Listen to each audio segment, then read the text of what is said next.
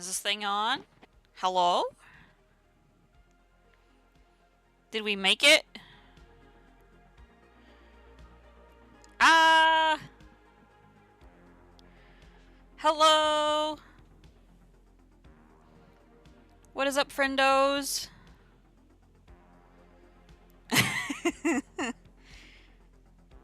Abeseche.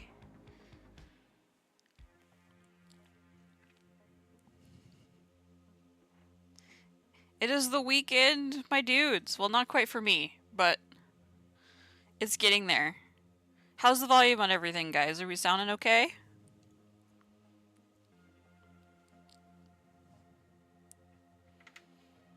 There should be some faint, like barely audible music in the BG while we're talking and doing some intro here. The cam is also doing cam things. I'm hoping that is something that's not going to persist. What is that cut finger? I don't want to talk about it. I didn't do it modeling, funnily enough, but I did it right before the stream, so if I was going to be working with any rubbing alcohol today, I definitely wanted to keep it covered. It's just like one of those tiny hairline paper cut style wounds. But I see Errol here, I see Rosjos is here. It's not quite the weekend for me, it is a lovely Friday afternoon now. But it is finally September. I'm very excited for September. Still stuck doing admin at work. Aw, man. Well, at least you're here on a day we're doing some models, right? We're gonna start things off a little slow today. I do want to show y'all something I got in the mail recently. I got some extra parts from, oh gosh, I can't remember what state they come from. I always like to include that little tidbit of like where they come from, because it's kind of cool to see like the journey that some like model kits make. But I got this fun guy, and this is a CP22 dual sniper rifle, is what it's called. And I got this from Girl on Fire on the Zoids Discord, so thank you very much for that. I'm not a fan of the paint job because the stuff I have in mind for it isn't going to work that well. It's in definitely some rough shape, to say the least, but the weathering on it is actually pretty cool. I'm not going to be keeping it, but I can appreciate all of the work that was done. So I'm definitely going to be stripping this of its paint, which I'm not very experienced with. It does look like the surface has been roughed up too, which is kind of cool. But I'm going to be stripping the paint off of this and giving it custom work. I'm never sure how I want to paint like guns and metallic-y stuff. Just because like you don't want it to be mega shiny, but you kind of want it to have that like matte finish that most firearms tend to have. But I'm very excited to have this because now I have one for each of my main Koenig Wolf models. You can attach it to other kinds of Zoids too. I don't know if Sword Wolf here has a attachment point. I don't think so, but in essence it would go on the back like that, and then flip over when it's being activated. And this rifle itself actually has a really cool mechanism with it too, that if you pull this back, you can see the bullets move in the chamber like they're being fired. So as the recoil hits, it's charging back and expending that round and loading a new one in, which is really cool. I think the new CP22 rifle that's coming from Kotobukiya has a similar feature. If anything, it'll be able to spin. I'm very excited for it. But I also got some missile pods. These guys are in really rough shape. They've actually had their pegs removed from them, so I can't attach them in the traditional way to the armor set. This is actually the armor piece. But it's seen better days. I think they actually tried to fill these attachment points here to make it look a little more seamless, but I like the military green.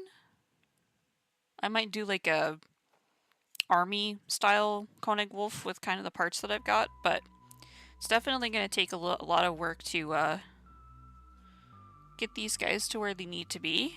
But I also got some spare parts for like extra shoulder pieces and such, because I have some my Koenig Wolf Mach 2 is actually missing quite a few like little here and there pieces, like it's missing a cheek panel. This is a heavy arms cheek panel, so I'm gonna have to repaint it. What in the seven hells are you doing? Sorry. My dog is allowed in here with me, so I can keep an eye on him. But he decided that he wanted to go like way into the corner where I could barely see him. I was like, where are you going? But I got new cheek panels for my Koenigs, which is kind of cool. Like, look at this, like, kind of candy green color. It's pretty cool. Someday I want to have a redeem good boy, but I always have to call him because he's always laying down. I hate to call him over just to, like, pet him a little bit. But I also got in this bag, actually I'm not going to take them out of the bag, I don't want to risk breaking them at all, but the Koenig Wolf has like a visor glass. Like there's like a little orange piece and a little green piece that are transparent in there. I've been, like, my childhood Koenig Wolf from way too heckin' long ago.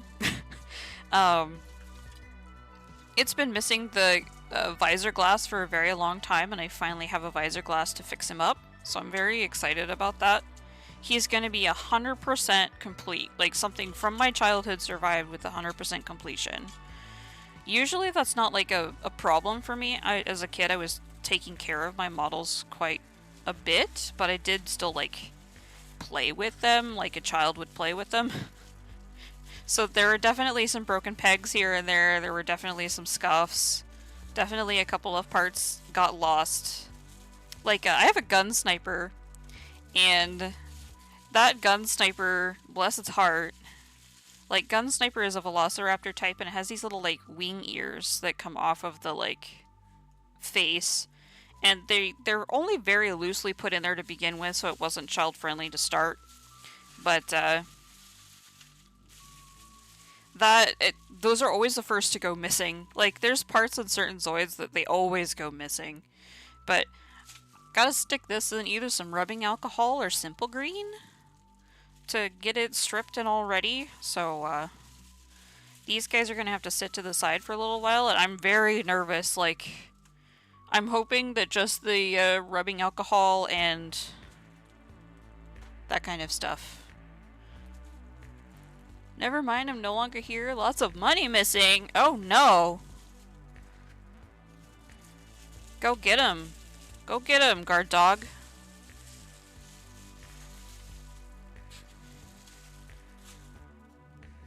But we're going to start off with something a little simple today.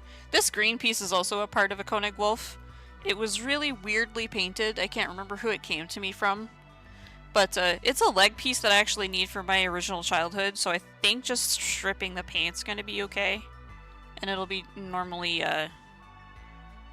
just a white piece. It's kind of interesting, they put the decal on, they painted over it so the decal stuck. But that's also going in the stripper pile. But for today, I think it's this one? No, it's this one.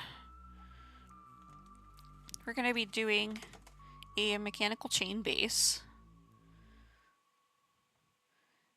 And I already pre-built one of them because I wanted to know what all it entailed and how long it was going to probably take.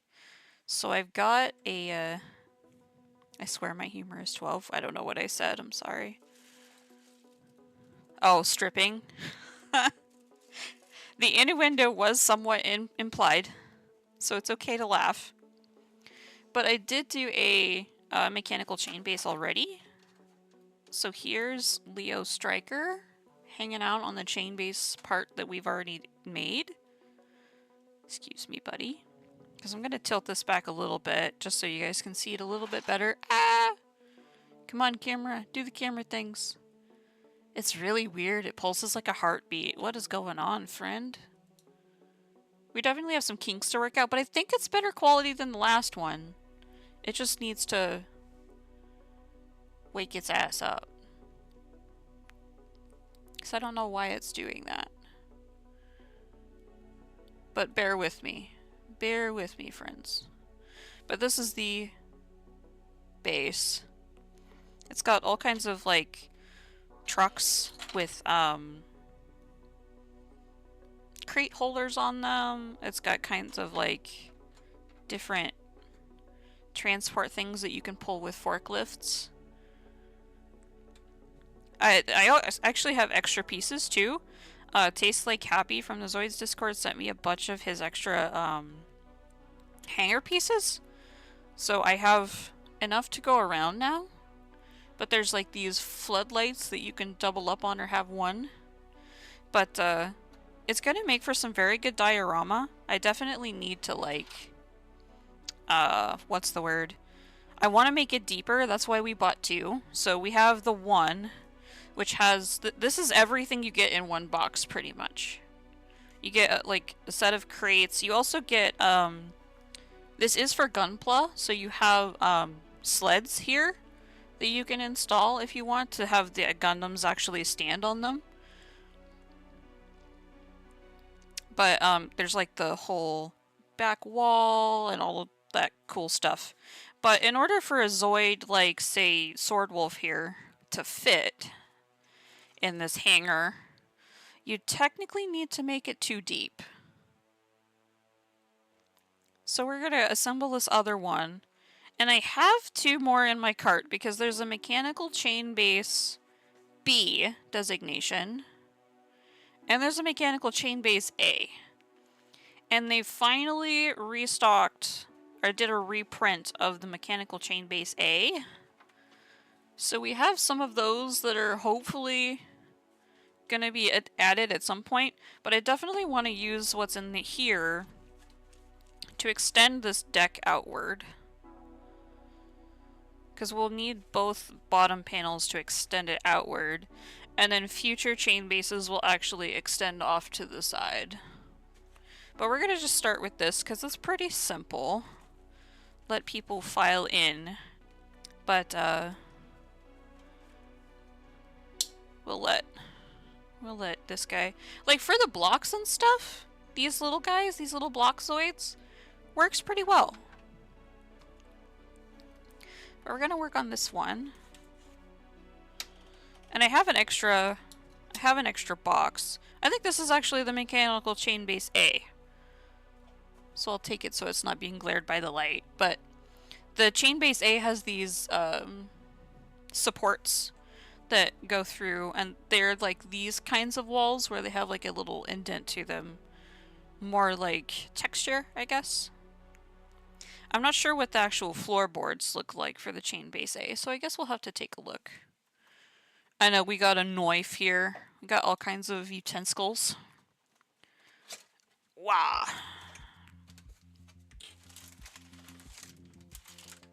I'll show you guys the sleds too. I'm not going to cut the sleds away from the sprues just because of, I'm going to keep them all together if I can, and I don't use the sled feet. So I don't want to have like a bunch of spare parts kind of floating around, but you get this lovely, completely in Japanese manual.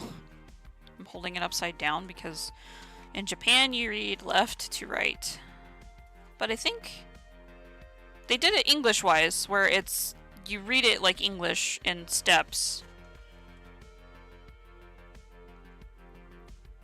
They're showing the mechanical chain base A stuff again. Because it also includes hardware to like connect them all together as well. But I don't think I'm gonna need this.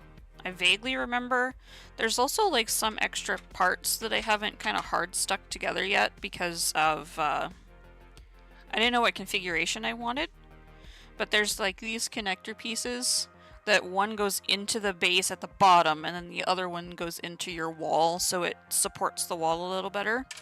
So once I kind of get into a final configuration, then maybe we'll it's these pieces right here. I'm gonna leave this whole runner as is, because now that I know what pieces these are for like attaching the chain base A, so I'm gonna hold on to these for now. Here's a couple of the sleds I was telling you about. These are like big sleds for large Gundam. These are some of the little crates that you can have sitting around, like just ammo crates or storage crates, whatever. These I'll probably build because this is the lamppost and one of the mounts the lampposts go into. So we'll probably grab these. And then these are some of the trucks as well as a little bit of the crates. So there's like a flatbed here. This guy has little prongs that you can put in so you can hold like a gun and transport it to your Zoid. There's like the little tuk-tuk that it goes with. There's the really large crates. More, this is like a forklift that this guy. That's this guy. So he'll like grabby onto your crate and move it around for you. Cute little monster. This is another set of foot sleds right here.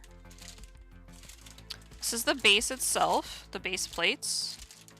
I think you get one floor plate and one wall plate per little thingy here. So we're gonna go ahead and rip these bad boys open.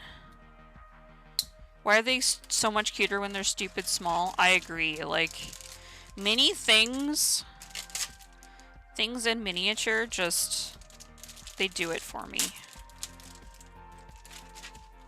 Which is why I want to do some diorama stuff. I want to get, like, some little, like, 1/72 scale crew members. So they can kind of be, like, standing in the hangar. Or, like, a pilot is getting ready to, like, mount into the Zoid and depart. All the happy chemicals.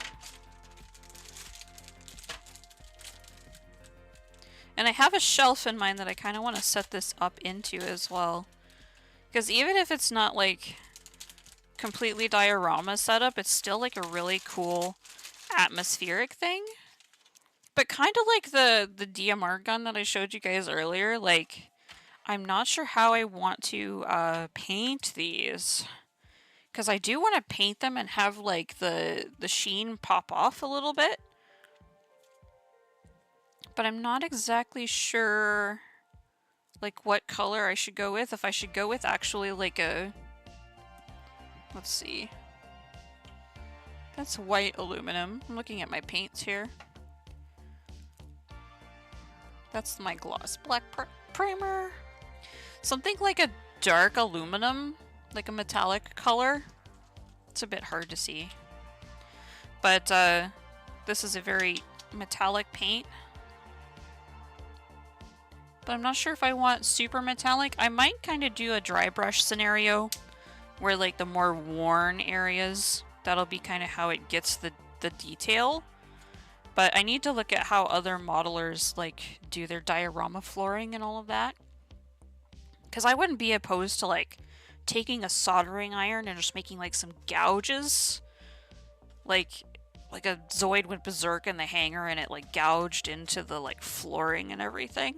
Because there are some big chonkers. Like, even if I put these two floorboards down, there's a couple of Zoids that come to mind that would still take up the entire hangar.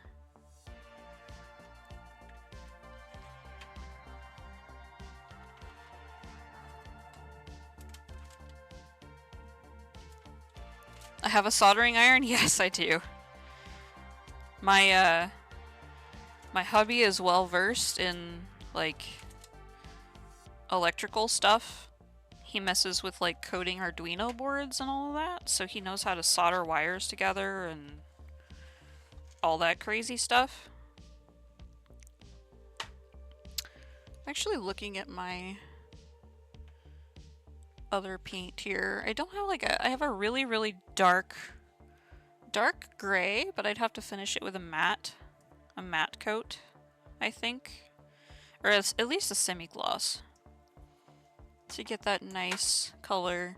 Also have some base aluminum, flat aluminum that I might do the dry brushing with. I might have to do some tests on oh, that'd actually be real smart if we take some of these sleds that we're not going to use and we do some paint practice on it. Kind of get the detail going before we move on to the whole thing. Same plastic, same color, same everything. That might be the big brain move. Alright, let's see. This guy is gonna have to slot in here.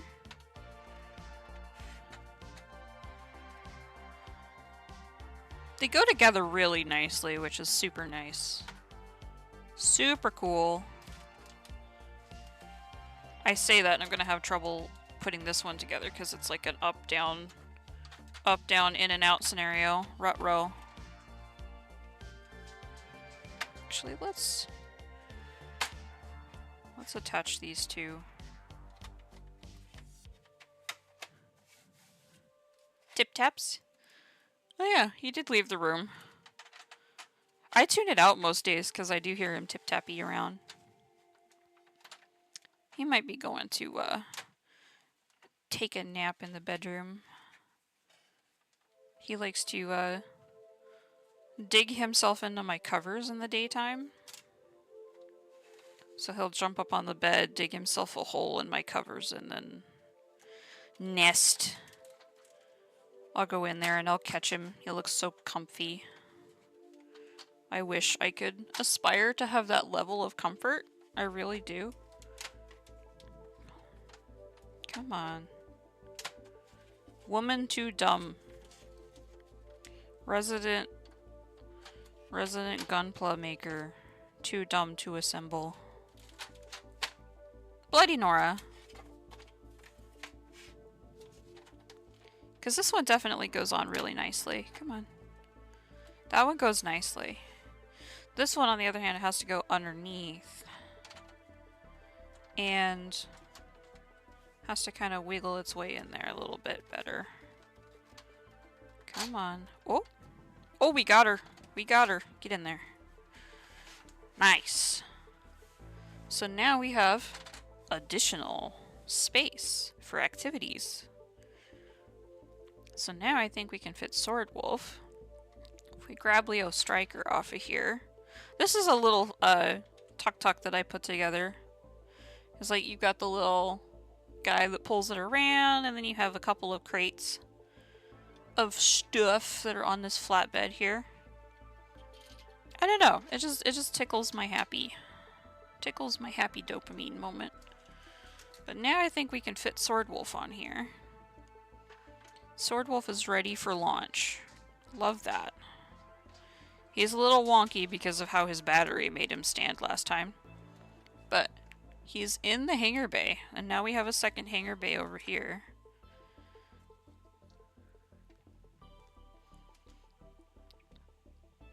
Nice. We can fit a smaller Zoid and a larger Zoid in the same space and still have, like, things going on in the background. Also, I apologize, Sword Wolf is very dirty. I have not cleaned him since I received him. He's actually a childhood Zoid from another person I do business with a lot. Varga, you might know him. He's a friend of the channel. But this is actually his childhood Sword Wolf. And I'm going to restore it a little bit. I can't decide... To go on a tangent, I can't decide what to replace the pink with.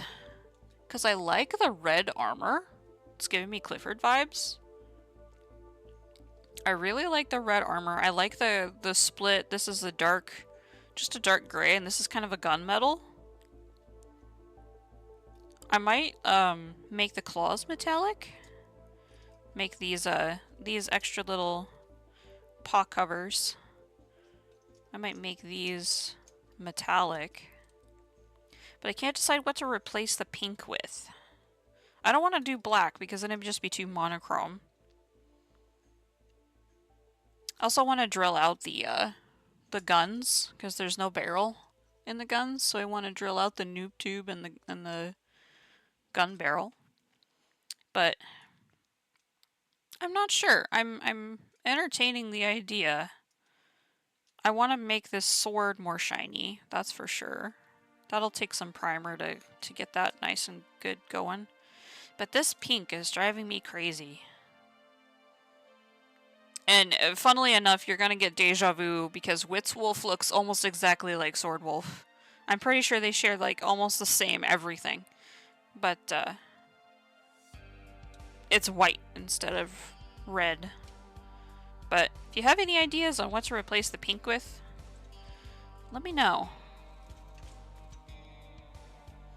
I'm setting up a Discord for you guys too, so we can chat about future projects. And these panels, I'm not sure what I want to do with. I don't think I want to...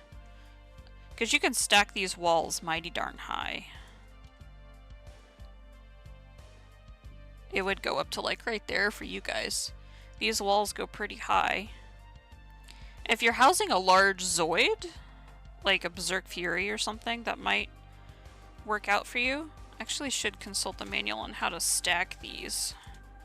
Because I know how to put the walls side by side, but there's like this grate up at the top here. So I'm not sure how to stack them one on top of the other. Securely, at least. I see a little door icon on this. Where'd it go? Right here. There's like this, and then it just kind of illustrates something wonked about it. Let's just try these two together. They're the same. They're the same panel. It basically just tries to tell you to, oh, they slide. They slide in. Okay. Okay. We're gaming. All right. So, Leo Striker, be free, child. We're gonna have to remove all of our little diorama friends here. At least the ones that, like, the crates are good. These guys are actually in place, so they shouldn't go anywhere. If I pull this towards me, on the back of these panels, are we enjoying the new camera? I can actually, like, show things appropriately, I say, as it fails to focus. Come on. Right here, loser. There's these grooves right here. And these grooves actually slide on to these little nubbins on the end. So they just sort of slide their way in there. I'm gonna block out the sun here in a minute. And these guys, I think, just casually... This is one of those, like, interlocking moments that it does, and then you kind of have to slide them together.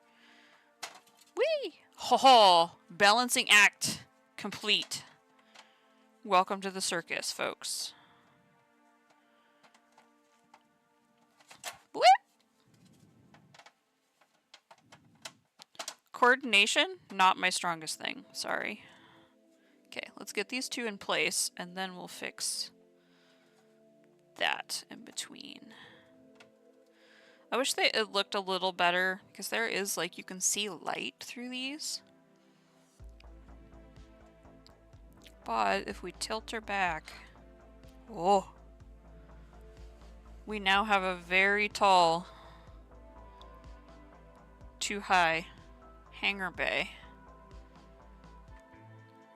And I gotta say, it's making me happy. I don't know why, but it's making me happy to kind of see it like this. It's super cool. I kind of want to get a big boy to show you that literally there are some Zoids that will take up this whole real estate. Actually, do I have Dark Spiner? Oh. Dark Spiner's here, he's just a little...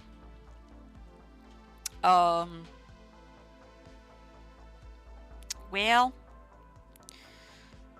Let's,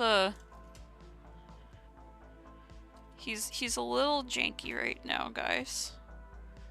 He's a little janky. I have been meaning to put him back together, but I was taking him apart to see. I'm actually getting some Spiner parts from Varga to make this guy 100% complete.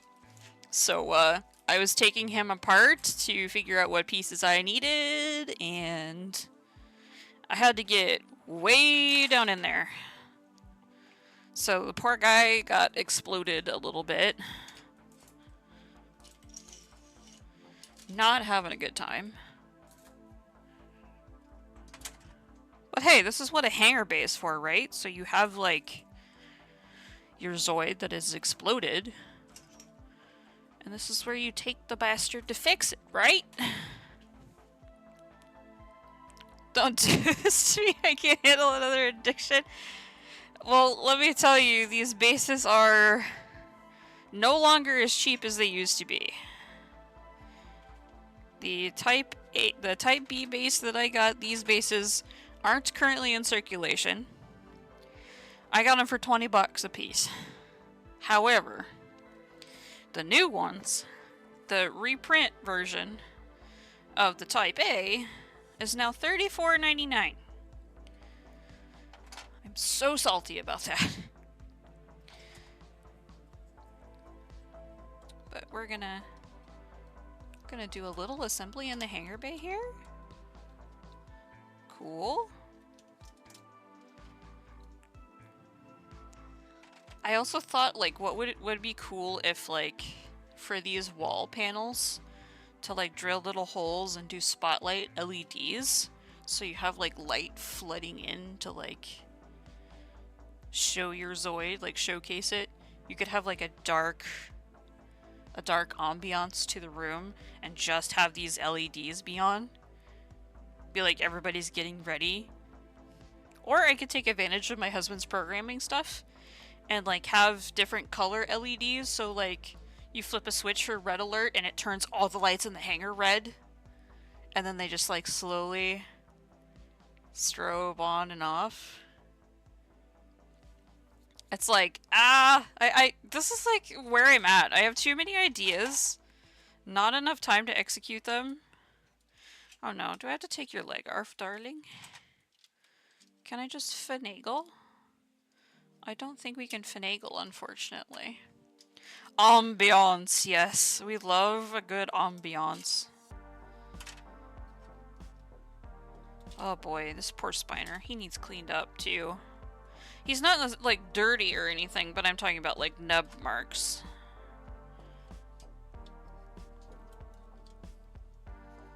Let's see. And his whole tail is apart.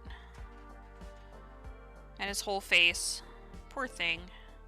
He's missing teeth, too, which is one of the parts I'm getting from Varga, this whole bottom jaw scenario. This side, but this side's missing it, so he's kind of channeling as inner toothless on that side, to be honest. Decided to chomp too hard on something that he couldn't eat.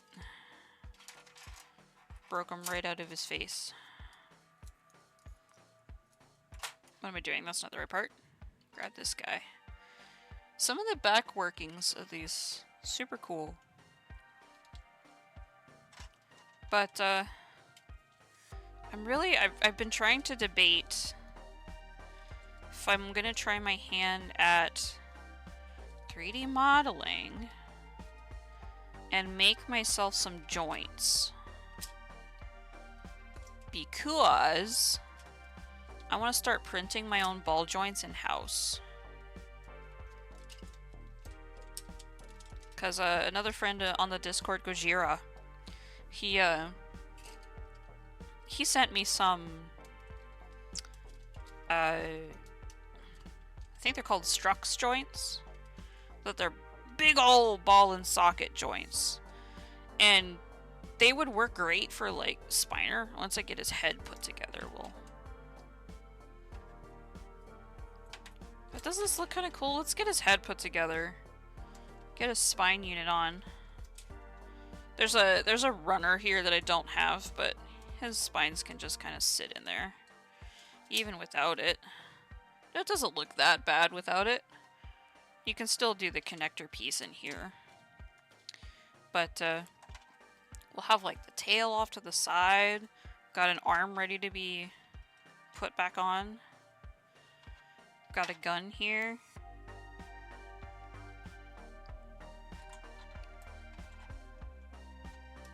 Do that. And then maybe, like, some ammunition in the tail had to be put back in. So we've got our little truck there delivering. We need some light, some floodlight on this guy while we're working, right? Here's our canopy glass. But let's start putting the face back together. Because it will look kind of cool in like a halfway stage if we get it there. Let's see. We need... That's another thing I need. I need the driver's seat. Or the driver's, like there's a little handle that they hold on to. Oh. Let's just do this first. The thing I learned about putting canopies together is get your head kind of started. Like get a little bit inside. And then kind of finagle your canopy glass in there before you pinch. Before you pinch everything together. So you get it started and then you can kind of gently finesse your way around the head. So let's put like this jaw on. Grab a little thing so it holds the jaw in place.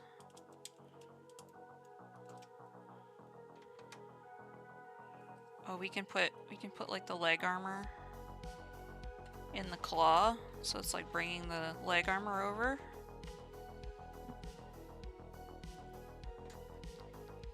And then if we have maybe like half the faceplate's on, and the other one's kind of sitting there. That looks pretty sick.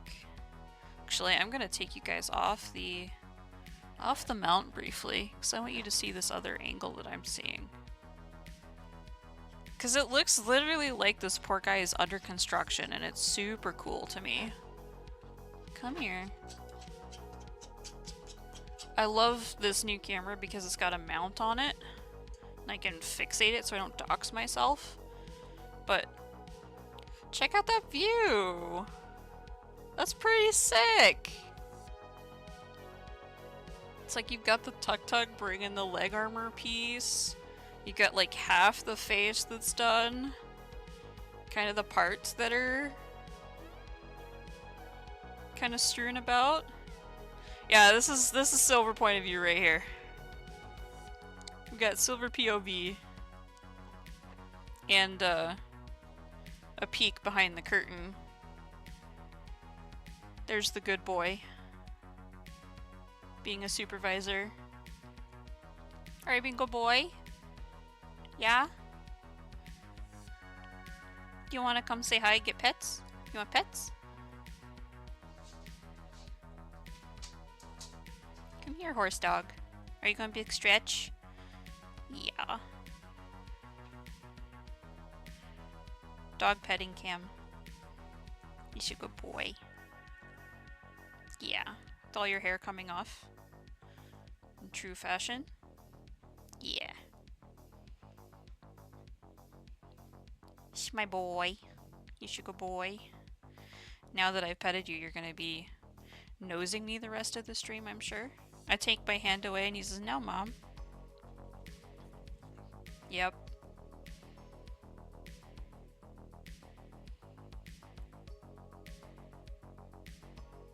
My good boy. Okay, we gotta go back to work now. Everybody has seen you. Ah! Everybody has seen you in your full hairy glory. We must away. We must away to work. Get all your hair off of me again. Oh boy. No, sir, we cannot bond in such a way. I am not a druid.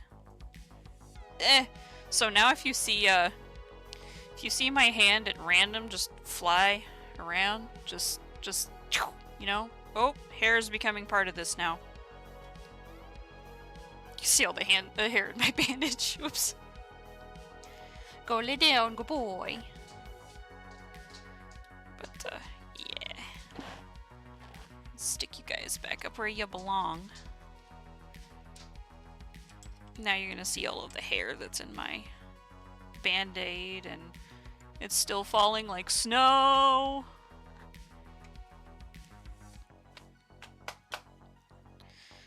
Get the cords out of the way.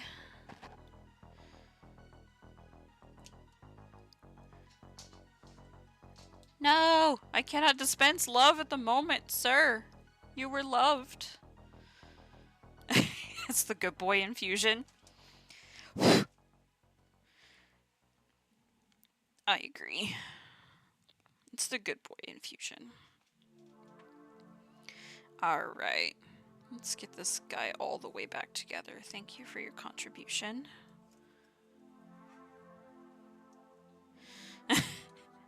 There's just a dog hair infusion in Guild Wars 2.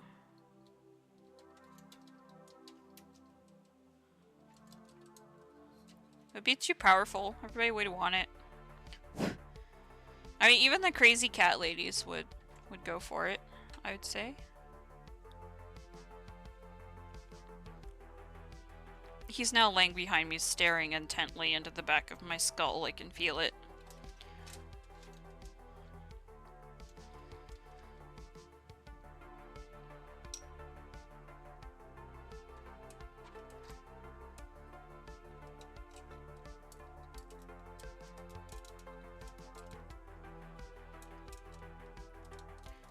Do I get my, my VA out for this? Do I get my inner VA out?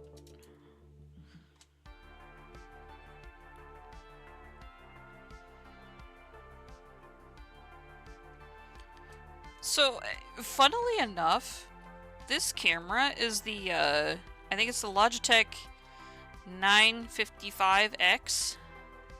It's one of the, like, starter ones that everybody kind of recommends. I think it's like a $70, I think it's a $70 camera.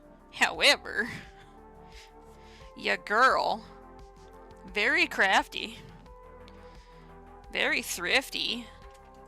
I found this sucker, this camera.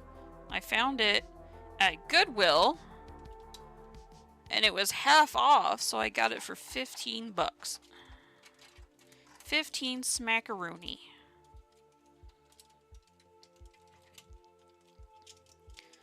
$15 capitalism coins. I would advise, like, hitting up your local Goodwill, honestly. Because they had, there was one that was, like, an off-brand that kind of scared me a little bit. And, I think it claimed to have 4K output. 4K at 30. But it claimed to have 4K output. But, about, I want to say 25 miles away from me when I go to the city. I live in a small commuter town, so I travel to the city for everything. But, about 25 miles away, we have a Goodwill that has a computer store in it. And there's, like, actually some pretty good stuff in there. I got some, like, they sell, like, retro games and things. Not, like, retro, but, you can find, like, old PC games. You just have to know what you're looking for, because some of the old PC games, obviously, their codes have been used online. Like, I've gotten onto them a lot for, like, literally selling a game that is advertised to have a Steam code, and once it's active on Steam, you no longer need the box. So they just donate, and then they throw it to the next person. But they totally scam you. So just kind of know what you're looking for. But I got some really, like, nostalgic games. from when I was a kid that I wanted to play again. Like, one of them was, I actually found a disc for Lionheart Crusader, I think.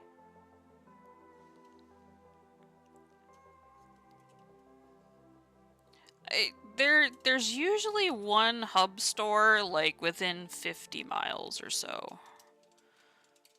Like, there are computer stores, but you have to, like, travel for them. I just get lucky that I live, like, I don't think that there's one in another large city, a big college town near me, but the other college town has it, so I just lucked out. Every couple of weeks I go in there and go thrifting and see if there's any real good deals, because, like, they'll sell, like, they know what's rare, so if you go in there expecting to find a Pokemon game, it will be, like, MSRP from 30 years ago. But, I definitely love the thrill of the hunt, and it's always nice when you find good things. I'm actually considering, trying to figure out which, oh, I'm missing a thing right there, too. Is that on my desk? Sorry. I'm missing an inside claw piece. And I'm wondering if it's hidden. I don't see it over here. I don't think I had it for this guy. And if it's not on that table, it's not there. Whoa. So yeah.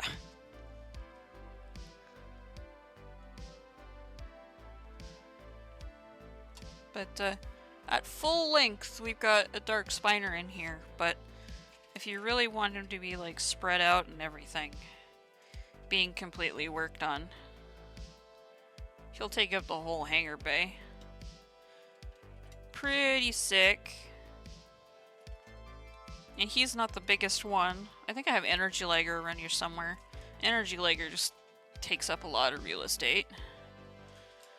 It's not free real estate.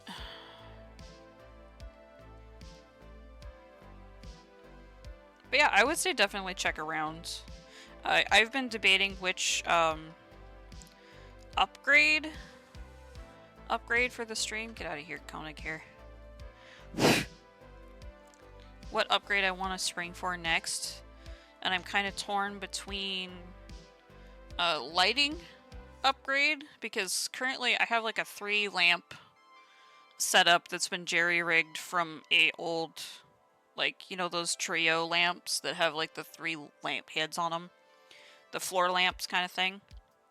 One of them burnt out, like the one over here, so that's why the lighting really sucks from that angle.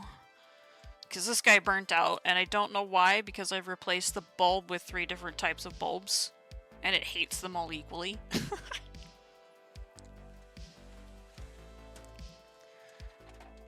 But I dare say we might need to take these guys off, because what's coming next?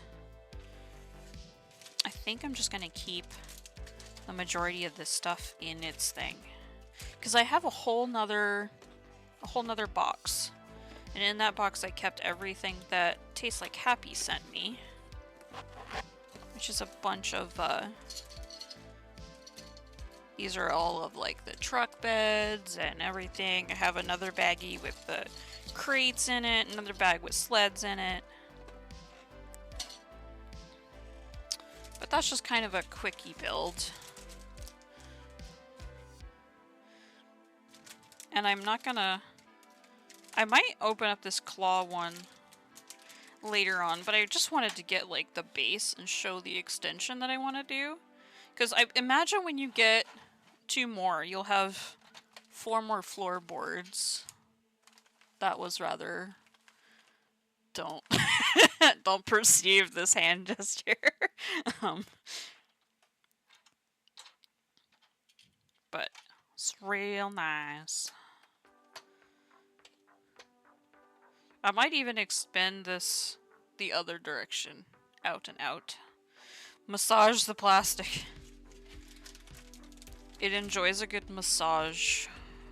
Alright, let's throw these other pieces back.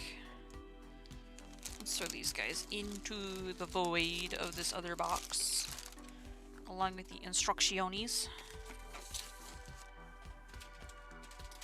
The only thing I think I might nab is these at a later date. Oh dear. Is the box not deep enough? Come on. Be the void you promised to be. Get in there.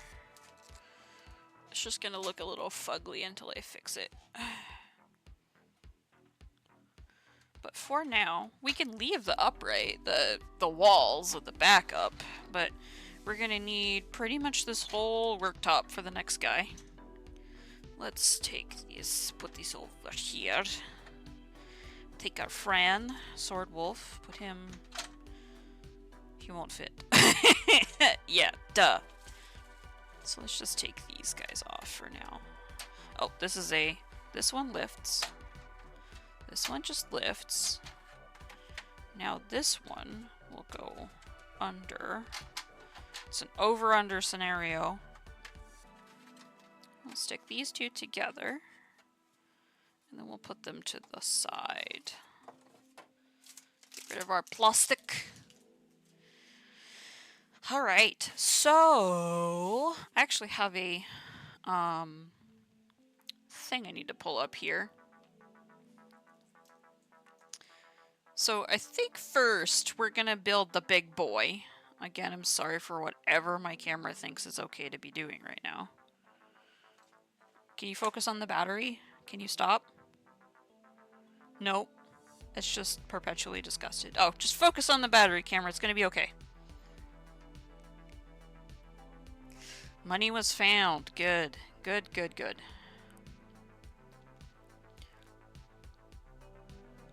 We're also going to play a little bit of translation with this, but we're going to start, since we finished the Whitz Wolf, or not, since we finished the Hangar Base, we're going to start with Whitz Wolf, and then we'll move into Savinga. So this...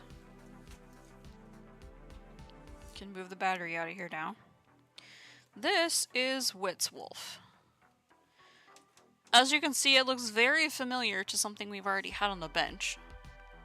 But white armor and a little bit of a gimmick. I'm pretty sure that Sword Wolf and Whitz Wolf could both do the whole thing that I'm having in mind, but Whitz Wolf is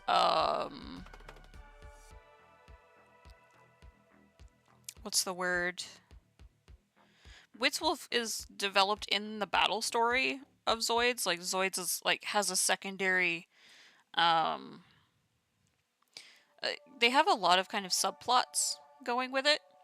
So for Whitz Wolf, I'll actually show you Savinga as well, so we can have some anticipation.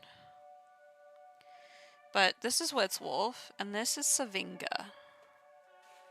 This is Savinga. He's a fun little flying fox, which is pretty cool. But they have a gimmick where they go together. So that's kind of where I want to get to today, is I want to build Whitz Wolf, I want to build Savinga, and we want to put them together into what's called the Whitz Tiger.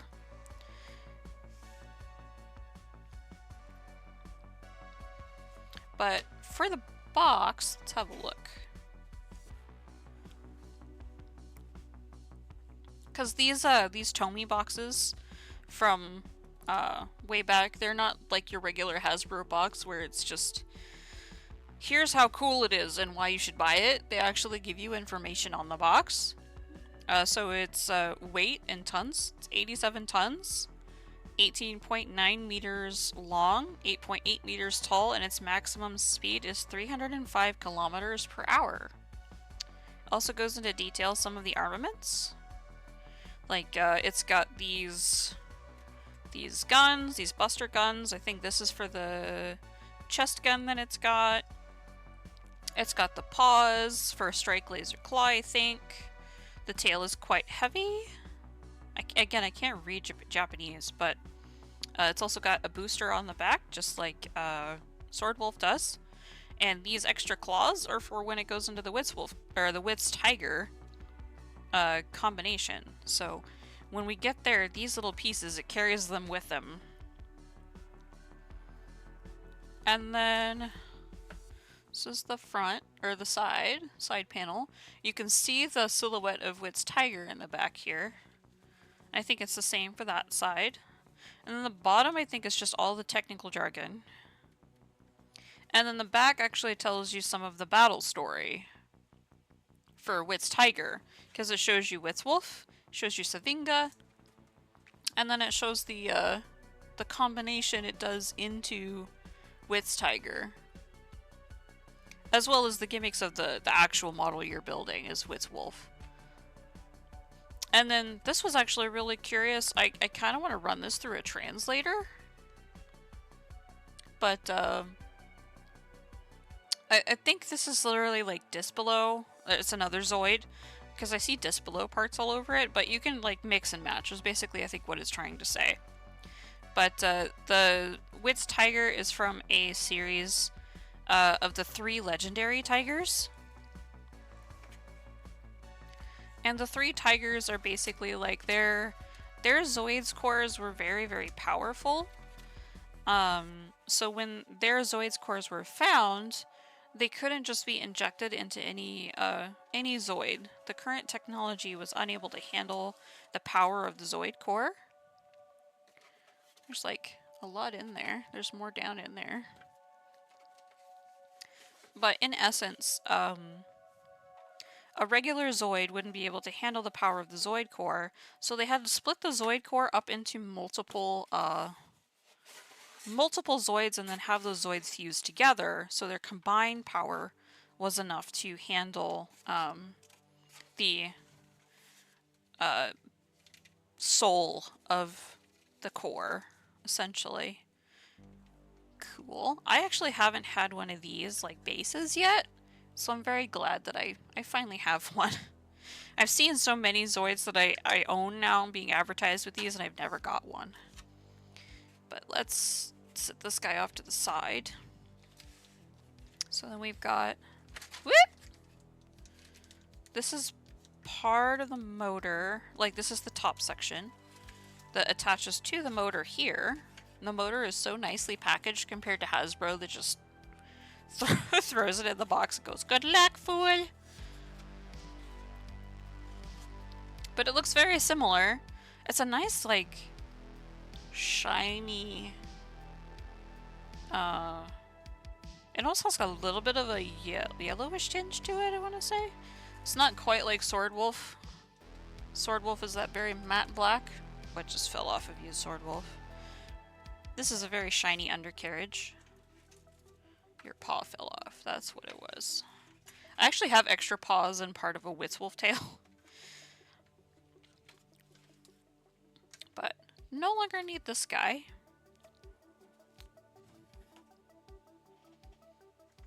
We'll clear out the box, because we're going to have to lay out the sprues here. We're going to take Sword Wolf away for now as well.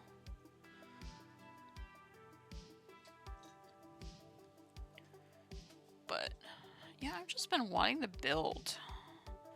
Been feeling the need to build.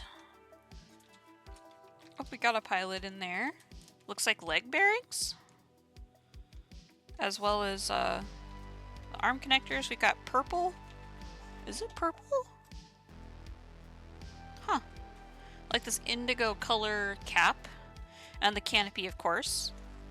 Our decals are stickers, which is unfortunate, but I think I'm going to scan these in and try to make vector water slides. That's a big project I'm working on. Is I'm doing I do a lot of things on the side, but I'm currently trying to redo a lot of these decals so you can scale them and print them on water slide paper rather than having them as a sticker that you stick on their water slides so they blend in better. All high quality, really high quality. I know model aircraft kind of do the water slides by default, and then high-end master models like the Kotobukiya Zoids, high-end master models, and a lot of Gunpla I don't know. I assume it's like high grade and up would have a water slide sheet with it. Let's open up this guy, because this is a fun mechanism.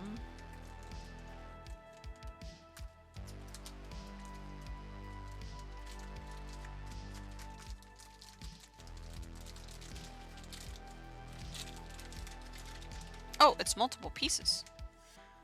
Oh, this part goes to the stand.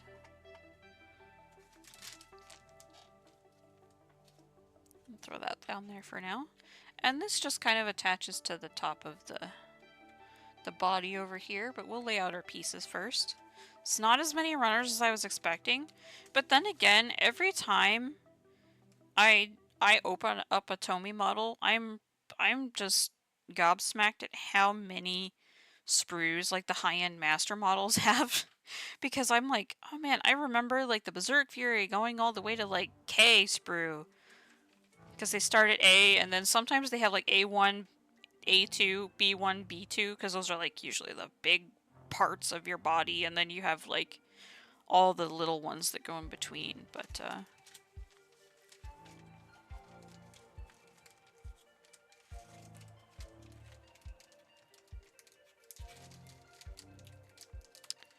the Tomy Zoids were a simpler time. And I miss that. Sometimes it's nice just to do a quick build. Here's all of our paws. Oh, they already kind of have this nice gunmetal finish to them. I don't know if Sword Wolf's actually had that. Get that bag out of the way. And look at this lovely armor. Look at how white that armor is.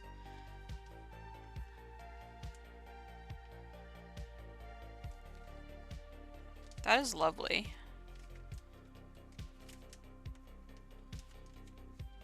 I almost half expected it to be faded over time, but the person I got this from, the person I got Whitz from, and a couple others. I think I got a Death Razor and a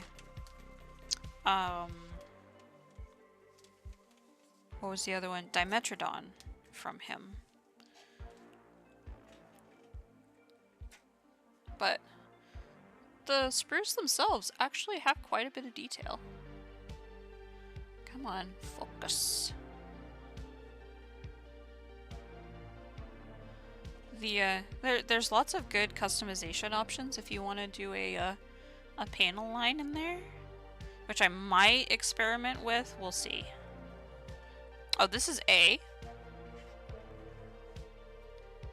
This is D. There's the sides of the head there. Oh, we got an EX manual. Or EX mag. Cool. This is volume 9. Official fan book. Oh, so it shows you the Whitz Wolf, Savinga, into the Whitz Tiger. Also shows you some of the block Zoids that are from this line. A lot of these Zoids, I feel like they didn't come to the West very much. Like, I don't think that there was a Western release of Jet Falcon. I know there was Western releases of Leo Blaze, Unenlagia, Moses Ledge, Nightwise, but I don't think I've ever seen like Cannon Diver. I don't think I've ever seen Despelo or Evo Flyer. The Chimera stuff, I think. I don't remember seeing Lord Gale. But I have the base Zoid, this guy. I need a Parablade, so I'll have the antagonist there. Because these Zoids were built by Zoitech and Z-Arms. That's kind of like your Republic Empire scenario. What does this fold out into? Oh my. Oh, this is how to combine it. Heavy Arms Whitz Wolf. So it shows you how to fuse it with this below, apparently. Gotta get my claws on a disc below, apparently. Oh, this is neat. Oh, and we have all of these.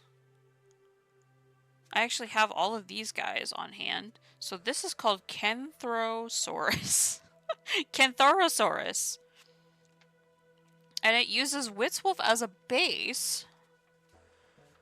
And then various pieces from Bold Guard, Demon's Head, Savinga, and Unenlagia to make up like this cool looking dinosaur. We might have to try that at some point. I have not built a Demon's Head. But after today we'll have Savinga, and then I have Bold Guard and Unenlagia completed. We might have to try that someday and get our hands on a Despalo. That's really cool. I did not know that. It's just with paint. Like, they painted everything the same color. It's gonna look a little wonky to do everything in just one.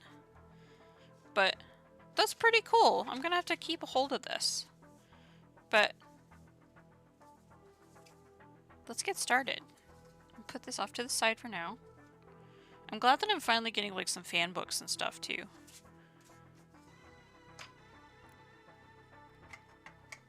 Put that off to the side.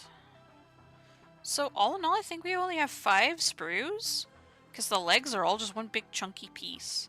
These are the boosters, the booster attachment that they sit on.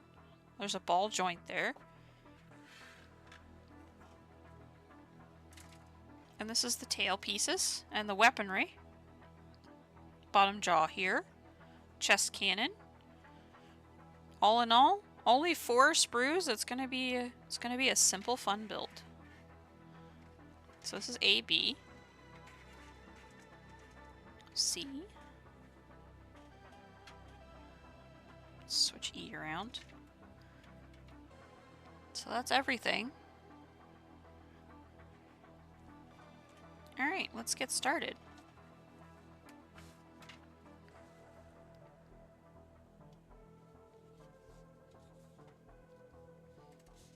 As we usually like to do when we start a build, we need to make sure we have all of our pieces.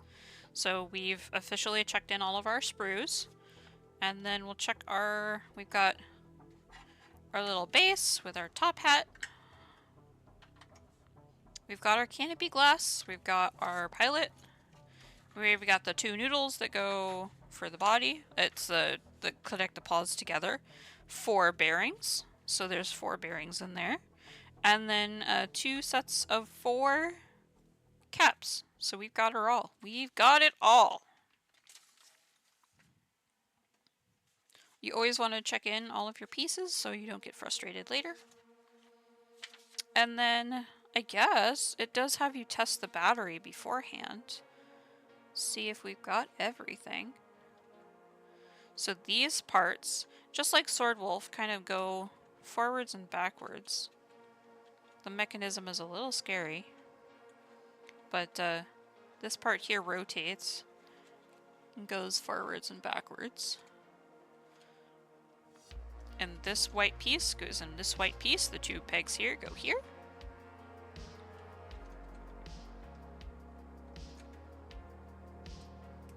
I think. Uh-oh. Are we dumb? We're majorly dumb, aren't we?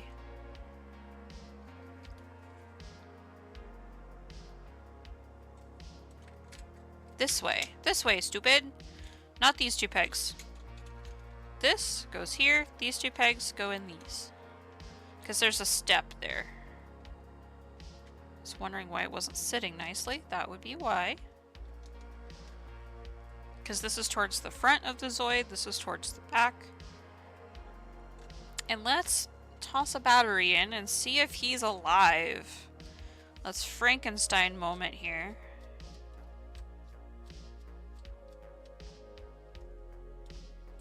Come on. I never go far enough. But I'm always afraid of, like, the screw coming out and me losing it forever to the void. Alright, this is a double A. Let's see if she lives. I'm not even gonna bother closing, but let's see. Uh-oh. She might be dead out of the box, Captain. That's crazy. Actually, let's just, it might take a while to actually get everything through the servos again. Let's actually double triple check that we got everything in the right spot. I might grab another battery just to make sure this one isn't dead. Negative goes towards the back. So we inserted properly.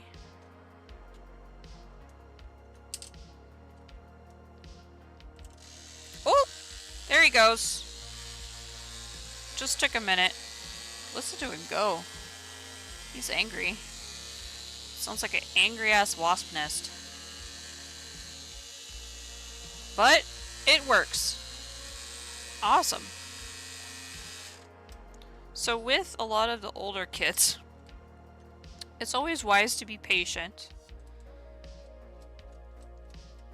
Because this Whitz has never been powered on before. The terminals are absolutely immaculate because nobody has even touched this thing before. But being that it's probably a 20-year-old kit, at minimum, I think. Because, I mean, Zoids came out in, like, the 80s. I think even previous, because we literally just had... We just had the 40th anniversary this year. So then that means that it came out in 83? Am I doing math right? I might be doing math right, but it is from the 80s. And, I mean, at minimum, this thing's like 1999. Gotta give the servos and everything a minute for all of the resistors and all of that to get power circulating through everything. Alright, now we've got A. We're gonna take our time. These are lovely. Just such a lovely crisp white. I don't think that... Oh, 1983. There we go. Through 2003. So at minimum, this guy's 2003.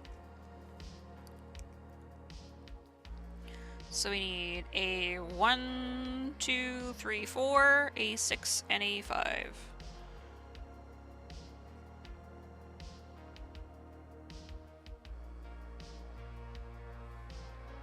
We're gonna use our hobby nipper.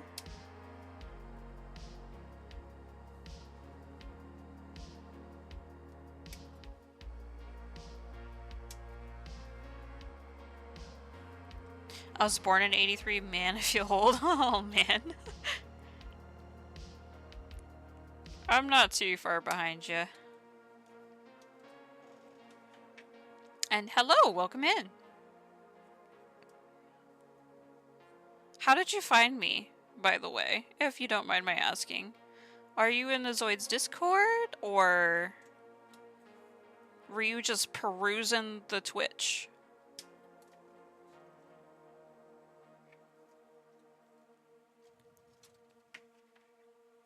You turned 40 in March? That's a lovely age to be. Through the Twitch Makers deal? Yeah, gotcha. Well, welcome. We do all kinds of things here. Oh, this plastic. It's thick.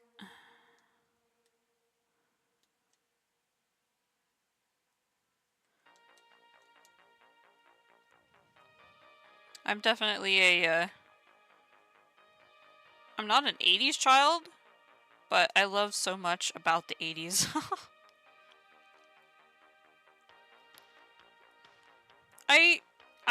I'm being safe, Timely. I'm pointing over here because chat's over here for me.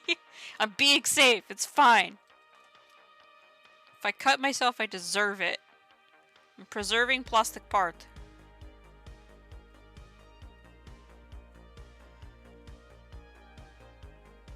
My first hobby is putting car models together? Yeah!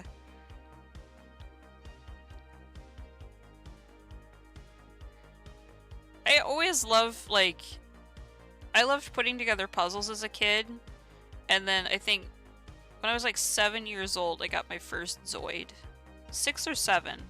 I was under the age requirement for the Zoid itself. And they were like, are you going to be smart enough to put this together? And I'm like, I'm going to dang sure try. Should have nipped this a little closer, but I didn't want to scar the plastic, so we're just gonna carve away. Just gonna carve our way to freedom here.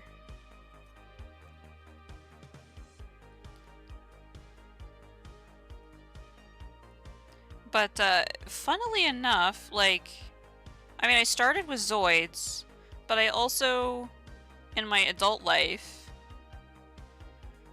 I realized that scale model aircraft was a thing. Like, I was used to the ones like I was raised by my grandparents, so my dad's version of a model kit was a balsa wood, like, Delta Flyer. Which I put together a balsa wood thing before. Those were fun when I was a kid. But Zoids were always kind of my models that I had. And then once I graduated to being an adult, I discovered scale model aircraft, and I recently got back into Zoids. Like, I learned that high-end master models were a thing when I was in high school, but I got one high-end master model. They took a look at the price tag and said, nope. And I had to become an adult and get adult money before I could play that stuff.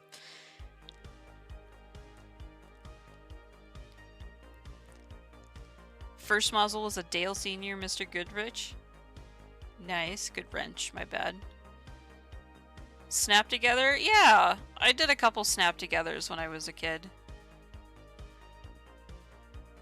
I think I had like a little car model that is like die cast, and you could use a little wrench and pull the tires off, and you could pull the brakes off, and like you could go under the hood and like take certain pieces of the engine cowling off and all of that, but I'm not by any means a gearhead. Model military airplanes, then by golly friend, you found the right place.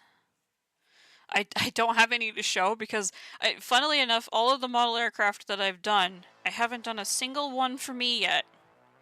All of the model aircraft that I have put out have been for other people as gifts. Recently I did a F-22 Raptor for a dear friend of mine for Christmas. And I did, in the complete opposite direction, I did a P-51 Mustang.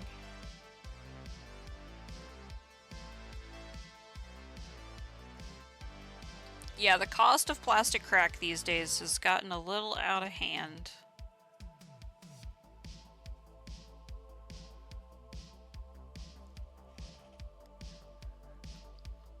But a balsa DC-10? Oh man. That sounds amazing.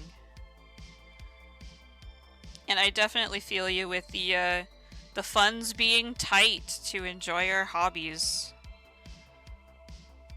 I may or may not be making a mistake by trying to turn my hobby into a profession, but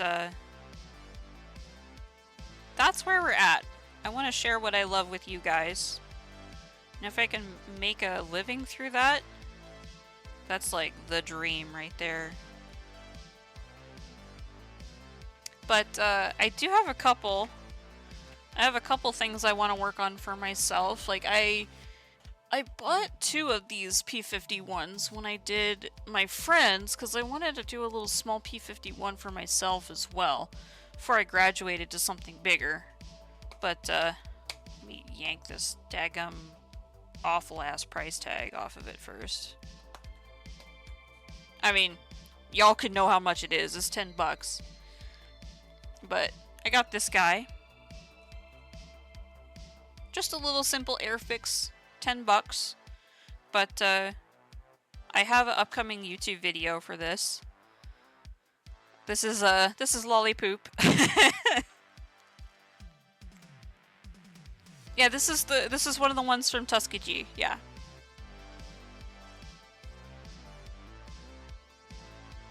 This is one of the ones the Tuskegee Airmen flew. And then I have above me I have a SR-71 that I think is going to be my next project. I can't decide if I want to do the P-51 as like a little funsy or if I want to launch myself into the Blackbird. But I have SR-71, and I also have this little guy, Supermarine Spitfire. I really love the shape of the wings, and I can admire them for their prowess in the air as well. And this this secondary, like this split coloration on the bottom is gonna be fun too. Lots and lots of projects. You knew several of them personally. That is amazing. I'll admit I don't know too much about them. Just because of sheer ignorance, honestly. I love aviation history, but I just don't have a lot of time to dedicate to documentaries and stuff like that anymore. I'm always doing something.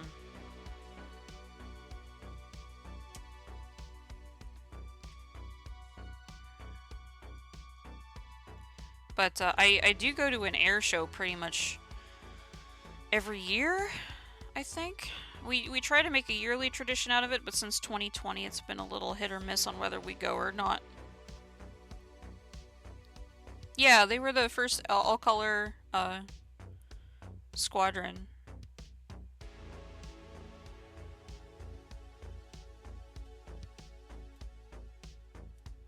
I didn't look up who flew Lollipoop specifically,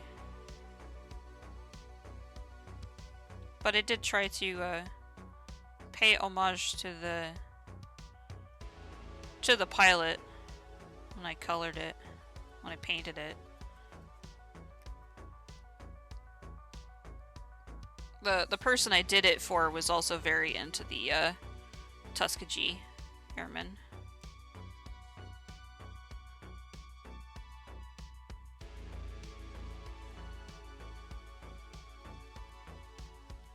But I grew up doing the... Oh gosh, what is it called? I grew up doing the flight simulators on the PC. Started with Jane's. Jane's and Pro Pilot 99. What was the other one?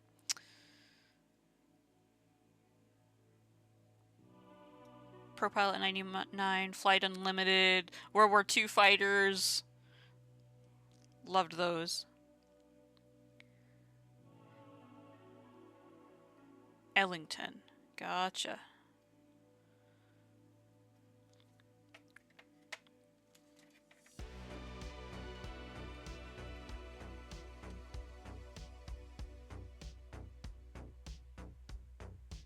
I've been spending all this time cleaning these parts, thinking they were A parts. It's off the D sprue. I got so into talking that I got lost. I got lost in the sauce. Let's actually grab the right sprue and cut out what we need. These look more accurate to what the hell I was trying to do. A1.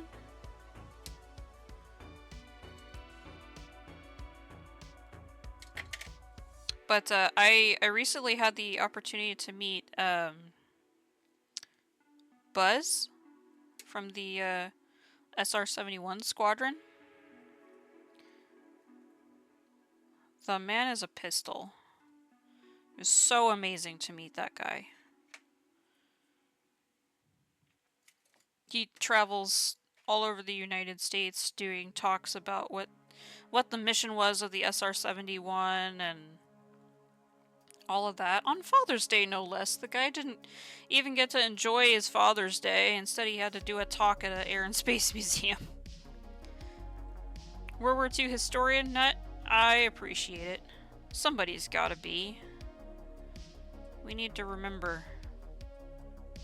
We need to pay respects to our history, lest it repeat itself, right? The American, system, the American education system failed me a little bit on that. I was not very great at history. I got very obsessed with science. So I wanted to learn why airplanes fly, or how they fly, instead of who flew them.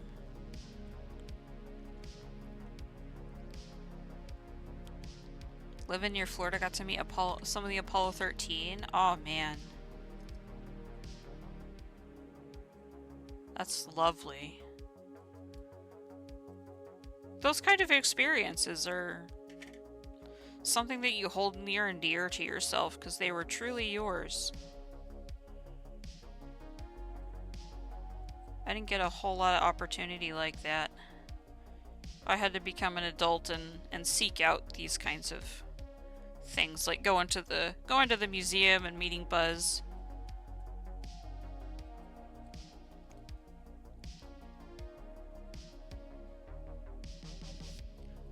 I would love to see a rocket launch live someday.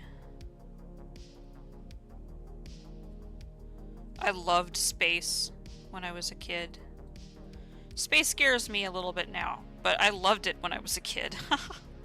Space and weather and biology. I wanted to be a meteorologist there for a little while, and then I saw how much hate the weatherman got and decided that was not for me.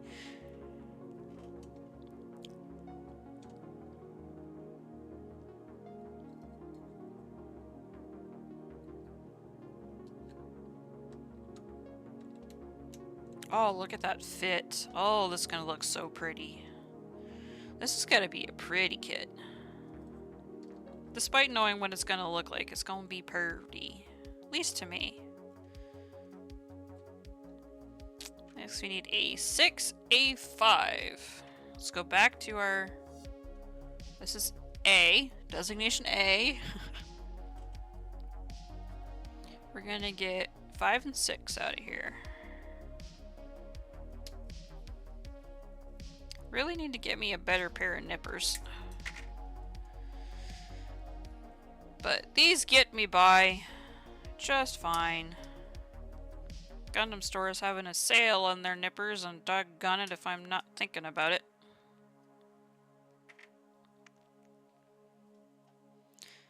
Yeah, I personally, the ocean is much scarier than space. At least we know what happens in space.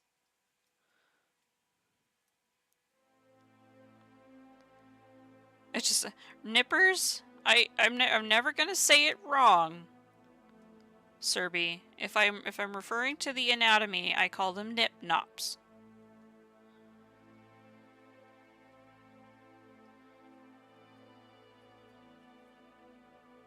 There will never be a slip up with me. Not when we're discussing nip nops versus nippers. I guess I could be mega posh. I could channel my inner UK and say sprue cutters. I need to get a new pair of sprue cutters.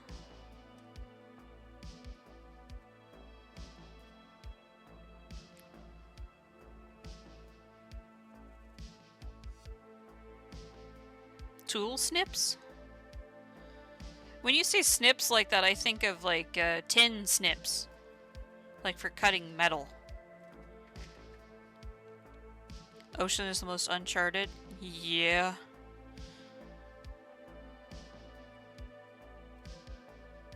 Definitely so.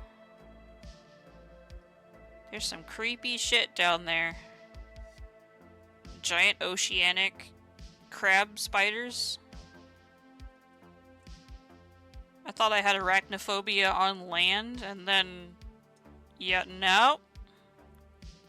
We had to just escalate it times 10. Our maker is just having a playtime fest down there.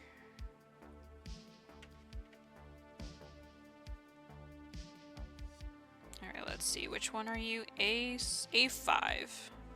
Good thing about a lot of Tomy kits, at least on bigger pieces, they have an actual marking on the inside of what number they are as well. For future reference. Oh, and there's only one way she slides in there. It's hexagonal. Come on, play nice. There's also a peg that goes here, so we gotta line up the peg as well. There we go. Maybe? Potentially? Oh, this one's not wanting to fit great.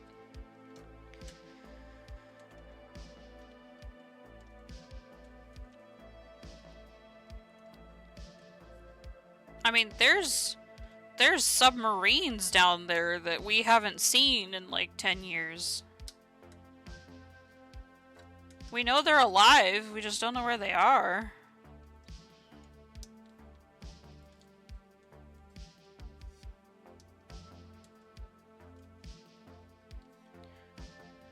Let's see what this other side has to say. Maybe we've just got some warpage or something. Yeah, because A6 goes on this side. That one went right in, and it's flush, so let's see. Let's see what the holdup is here. Might just be a little bit of flashing left over that is preventing it from sitting nicely.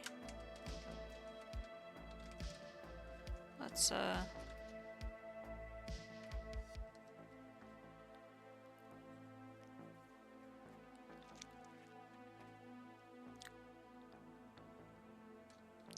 I'm just gonna assume you're in a meeting, Cerberus. I'm gonna hope for the best.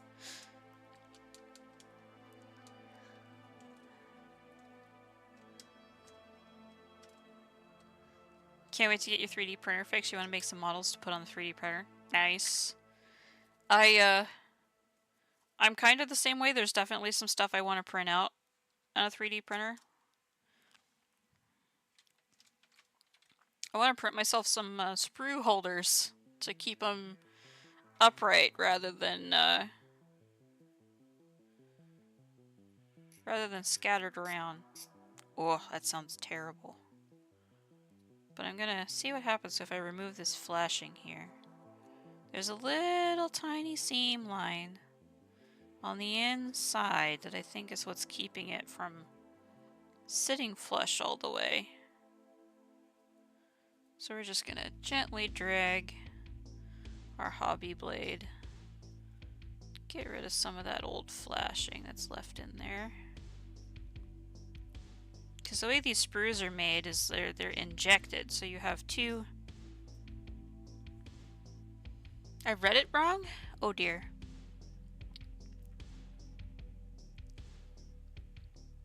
You're gonna make some models to put together. Well, that sounds fun. I need to learn some 3D stuff. I want to try to make like an art doll or something. North American P-51D-15 NA. Flown by First Lieutenant Spurgeon in Ellington. 100th Fighter Squadron. That's kind of cool it was 100th as well. 100th Fighter Squadron. Alright, let's actually do... Let's see.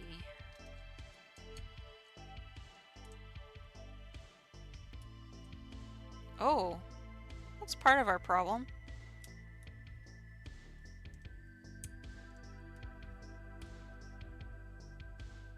I'm just looking at the fit here before I put it back on the model.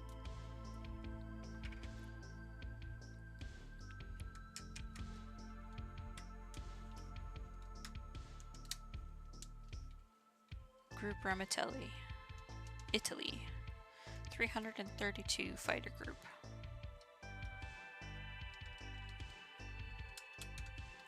There we go. I guess that flashing was literally it. It's sitting nice in there now. Got a 3D printer so I can stop spending so much on 40K, and then they release new edition. Oh god. I think I might make the jump to resin someday, but I need to do my research on how to be safe when using resin appropriately.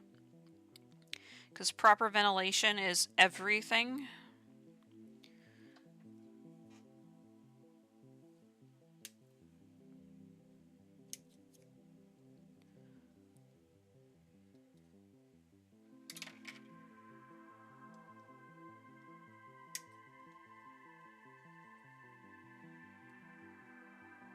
Because curing and air quality and all of that is definitely a step up from using just a regular PLA printer.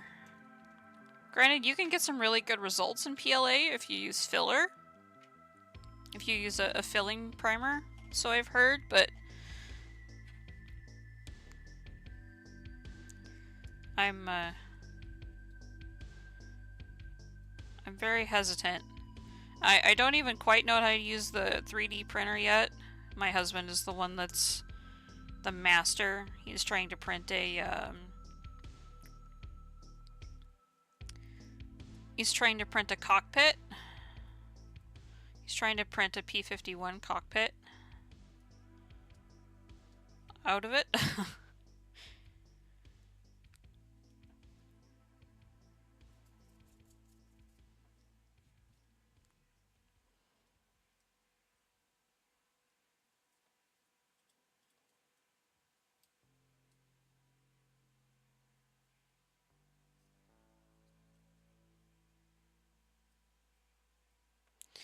And he's got the printer all dialed into his filament and all that, so I can't use it willy-nilly and use up all of the filament that he got. I do want him to print me those darn sprue holders someday, though. Thingiverse is a dangerous place for me to go.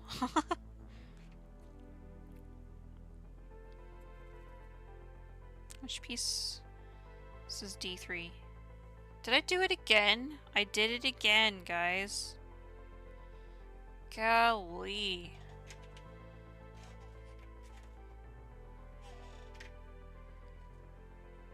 Hey! Hey!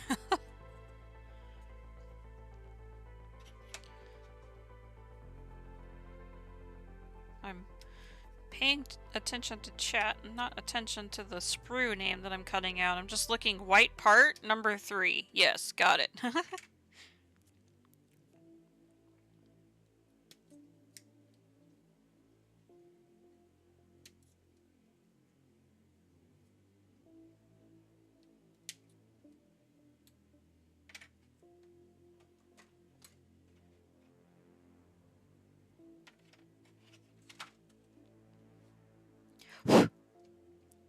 Put that over there so I don't get sprue dust all over it.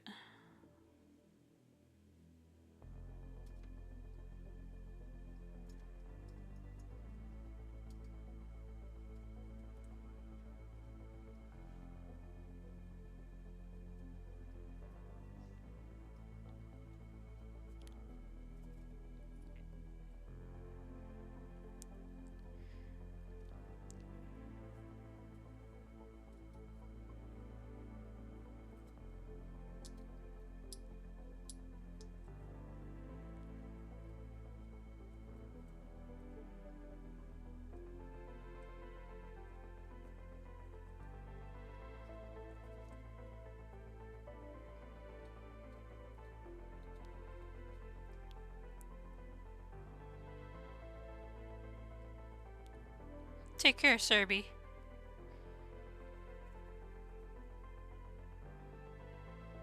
See you in a bit for missions, perhaps. Go to your meeting, bloody!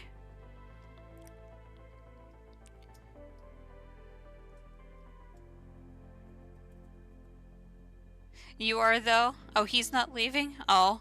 Sorry, I didn't, it's a little hard to read. But, thank you for dropping in, Modlight. If you think I've earned it, drop a follow so we can talk more model stuff when I see you next.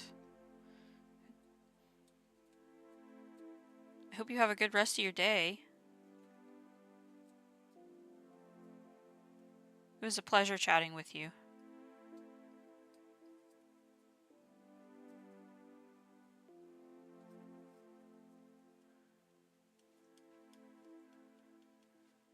Oh, you did? I didn't get a notification. I apologize. Thank you.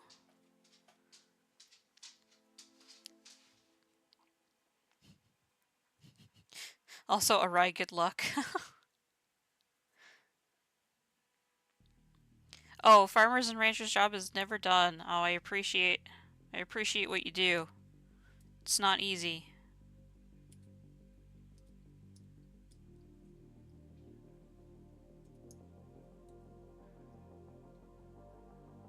And Arai, thank you for lurking.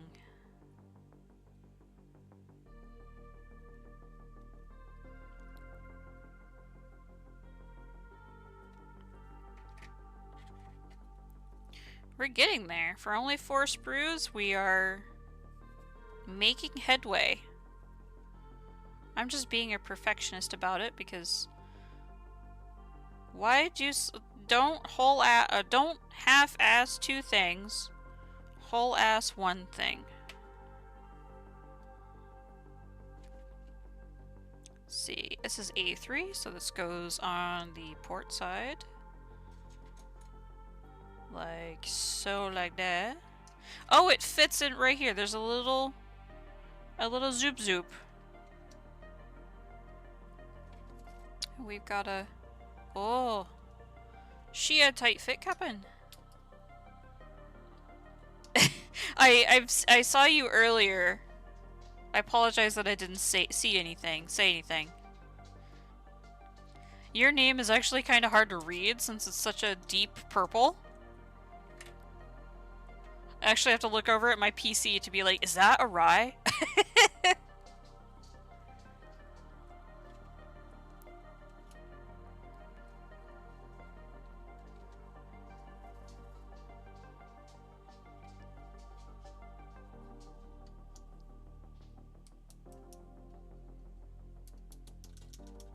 Also, I know a certain pink cat's gonna be going live soon, so I understand attentions will be diverted. Alright, we've officially made it through page 1.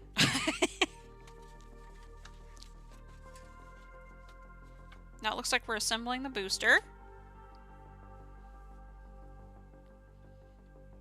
which is A7 and 8, C5, and every 6. And there's an exclamation there. I'm not sure what we're talking about, but considering I'm still technically working, the pink cat will be too loud.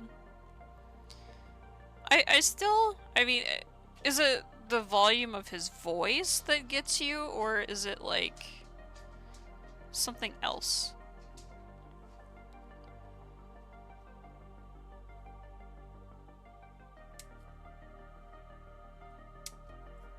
Because I feel like I try to, or I speak just as loudly as he does.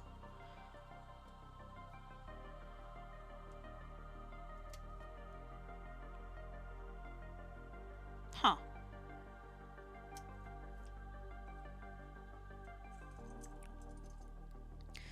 It makes me nervous when you say that because I'm speaking on a headset, which is what makes my voice for the most part very quiet.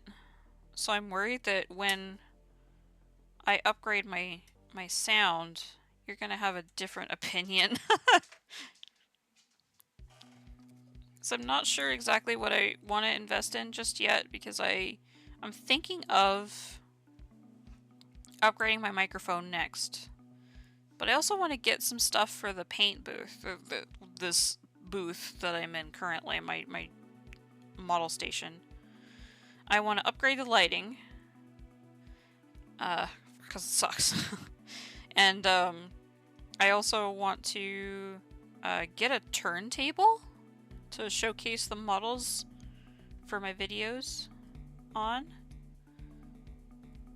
But the first and foremost, I think, is upgrading my microphone because my microphone is used both for gaming, when we're doing a game or an art stream, and here at the bench. So I'm looking into which microphone I should be getting.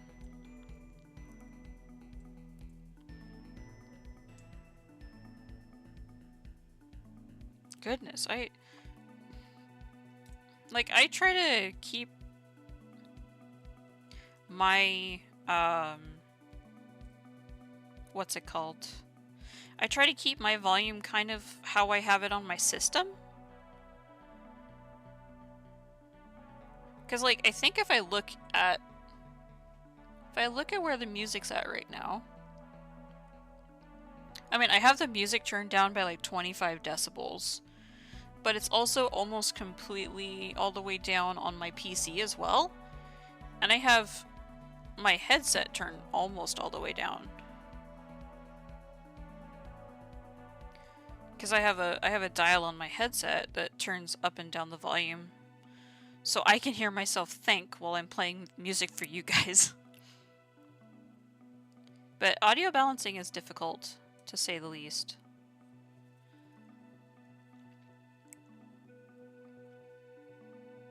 Yeah, I mean, I think everybody's OBS, like, I go by whether or not the, like the, what's it called? I go by the peaking, so I once I see it start to get kind of towards the yellow, or live in the yellow range a little bit at the high parts of my voice, that's kind of where I cut it off at.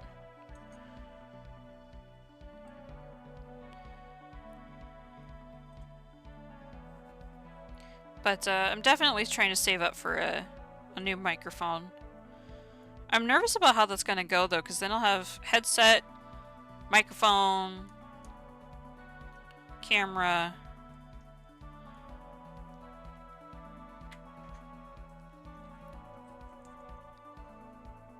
Rather than just having a microphone hanging out by my face.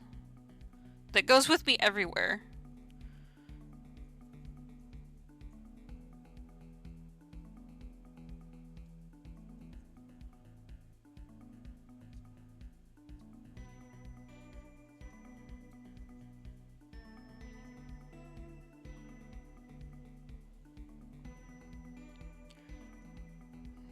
My problem is, I think, Razer Synapse.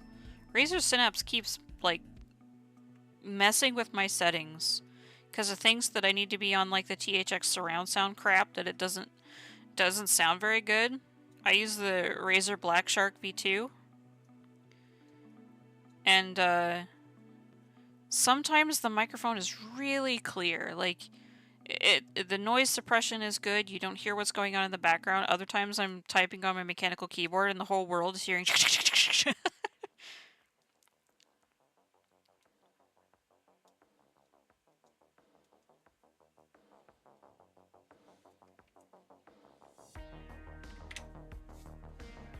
Alright, let's see.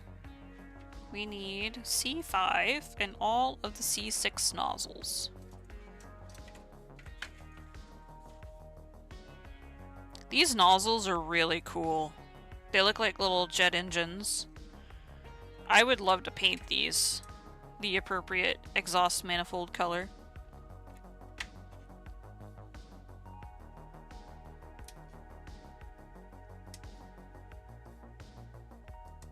And number 5, they said.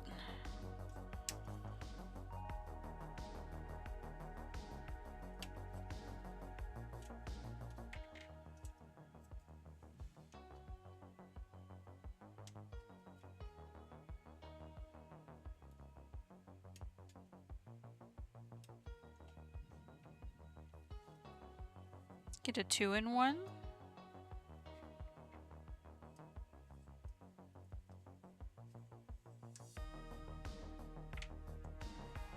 I love the sound in my headset, and my headset's very comfortable for the most part. But boy oh boy. I mean, I do get some pain if I'm got them squeezed on my head for too long. But I like the sound quality that comes out of them.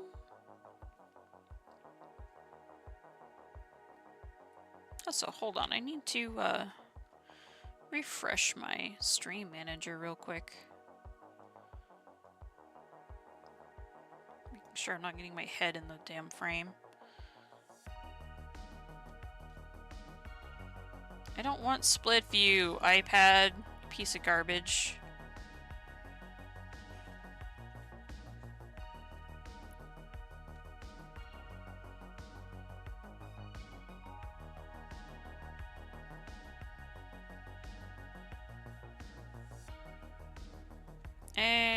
it's gone.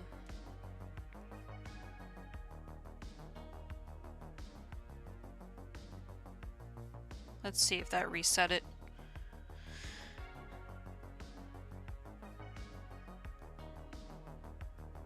Sorry, the stream manager's like driving me bananas right now. It's how I'm reading chat right now, but the other analytics that I'm trying to keep an eye on are just shitting the bed, not giving me information.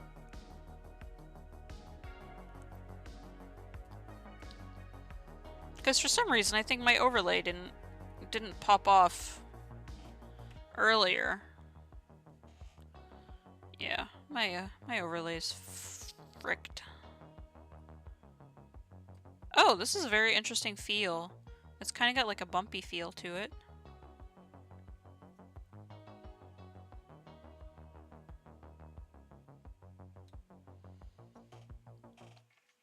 Well, my stream manager has shit the bed. Even my dog is done with it. He's out of the room. Come here, piece of crap. Ugh.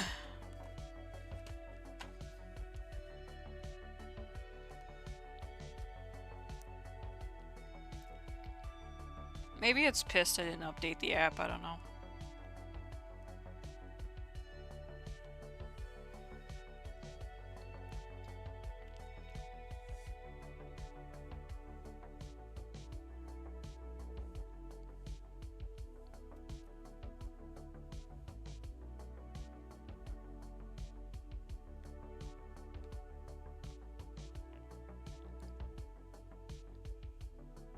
Yeah, huh. So weird.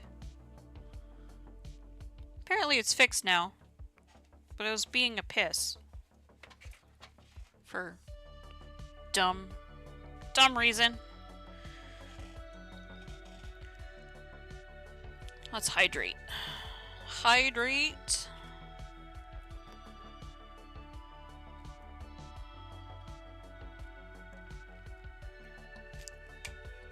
Ah, much better.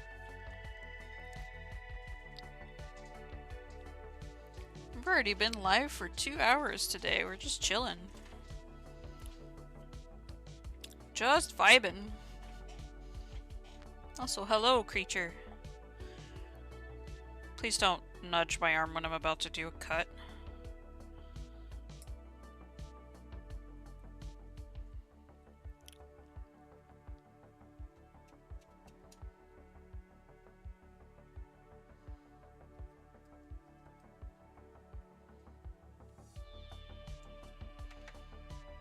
Let's see. Let's grab a glass file for this.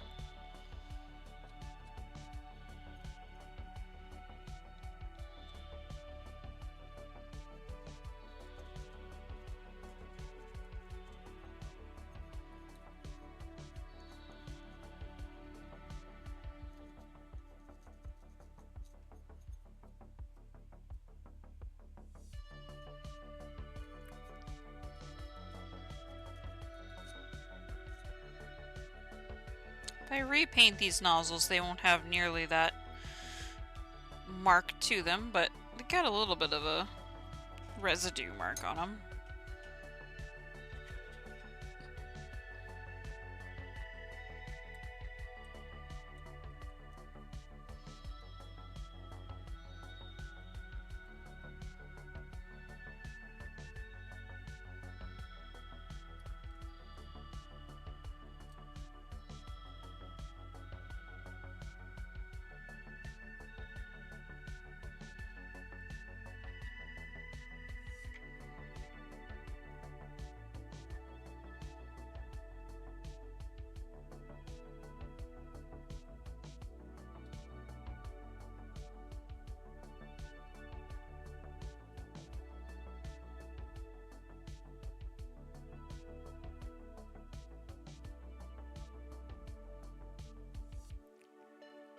Also, what's you guys' thoughts on the PNG tuber being on screen during a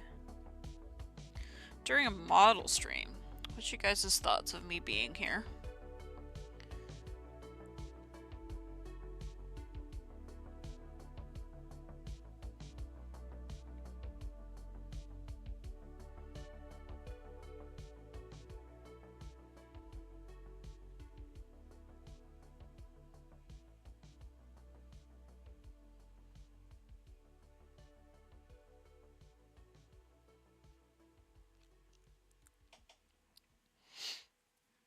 let's put this booster together. Whoa. Oh no. I don't know if you guys saw that. Did you say my lights flicker? What in the seven hells was that about? Let's not have a power outage today, please.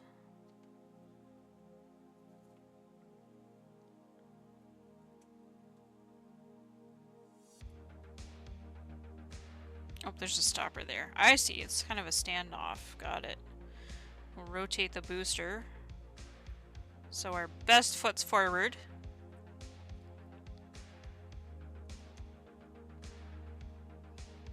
That looks so sick. Look at that.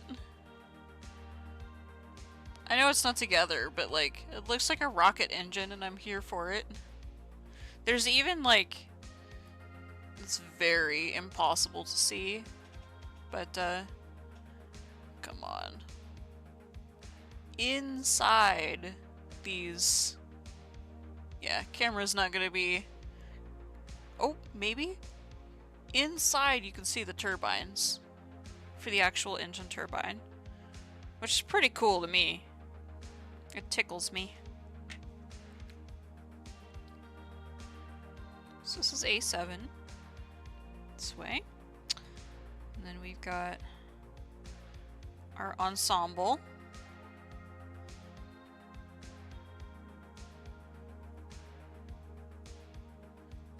Added into the cowling. That looks sick!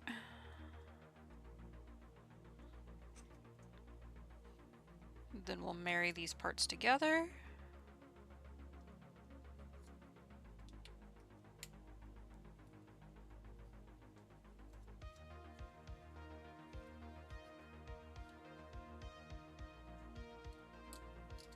Now that they're together, I'm gonna do a little bit of work over the top.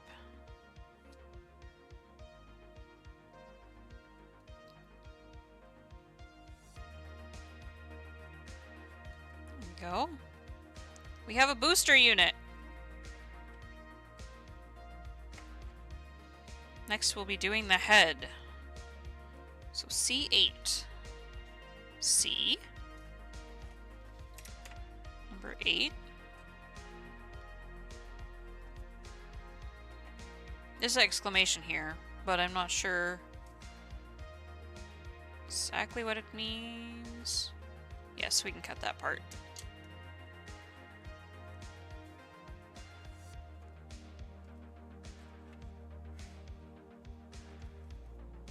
Come on.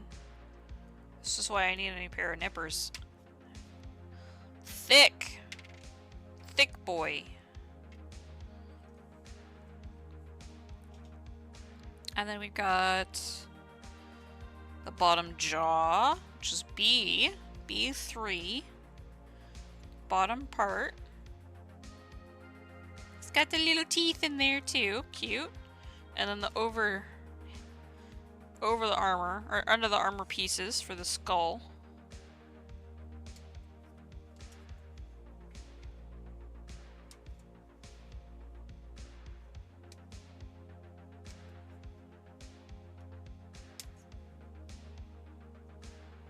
What doing, Puppo? What doing?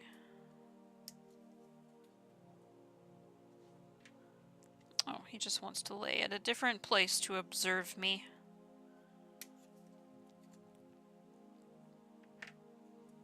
He's being a good coworker today, chat.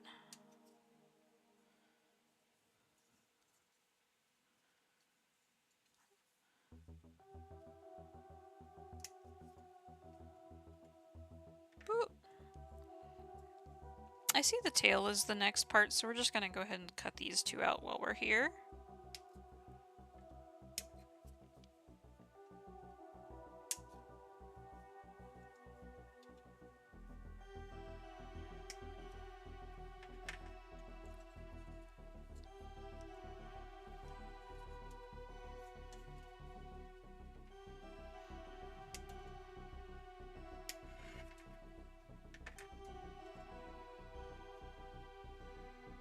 Don't wanna, there we go. I'm gonna set those right there.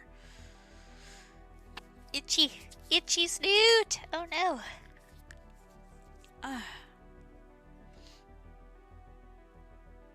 So what's everybody else working on today?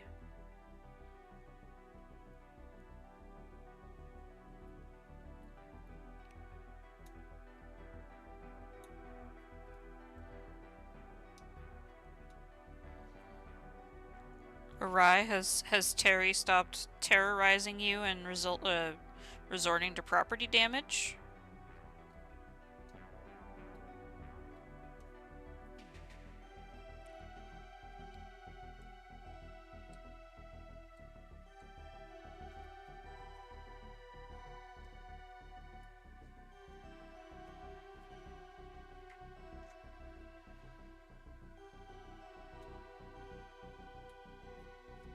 Yeah, we gouged the plastic a little bit there. Gotta be careful. Trying to do too good of a job sometimes when we gouge the plastic.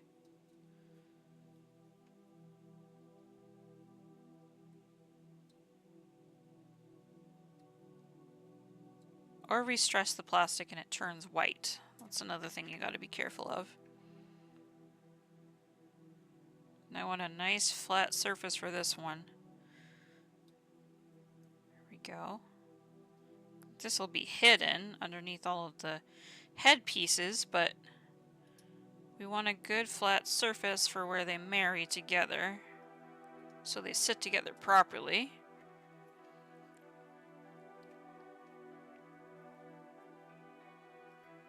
So I don't know what they're trying to say. Pretty sure it means to put the part like this.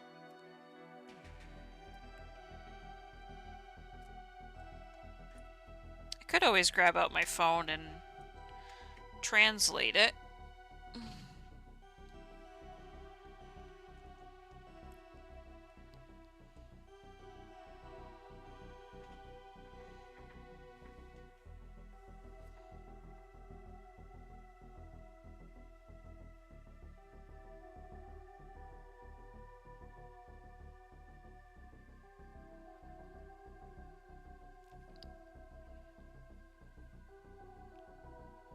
Gods, hang on, my phone is being a dinosaur right now.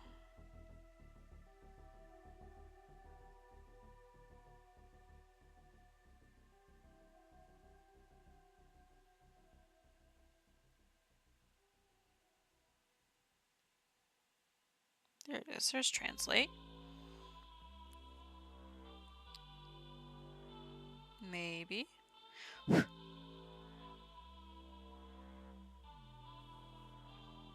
Let's see.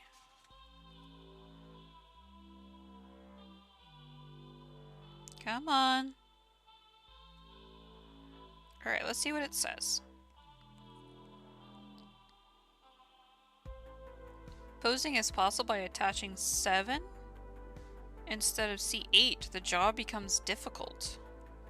Pay attention to the orientation.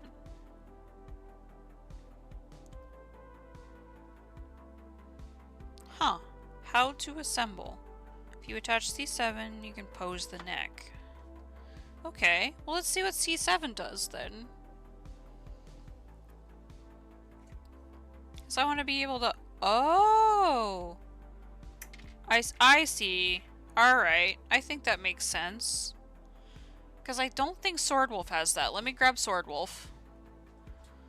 Wah! Come here, you little monster. So Swordwolf has the regular... If I grab his head just gently like hamburger. Come on.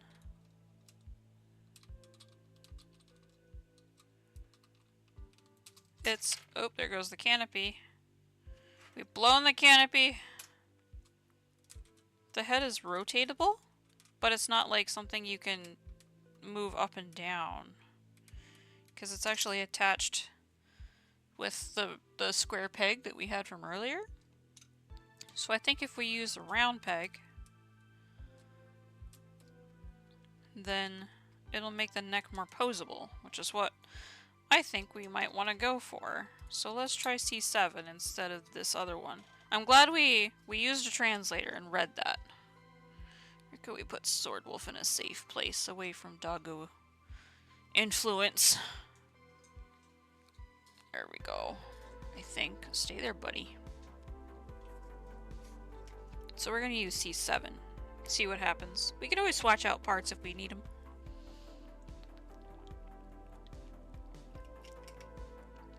If we don't like the configuration, we can just do a little surgery. No big deal. We just need to make sure not to lose this. We're gonna put it right over there.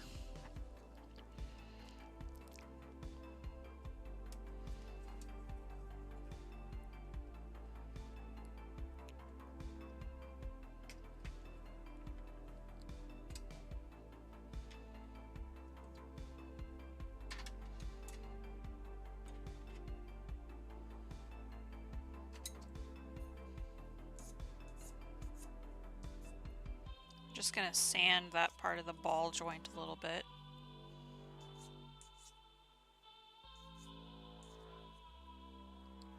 And then we're gonna make sure this side is flat. And we gotta clean up the jaw.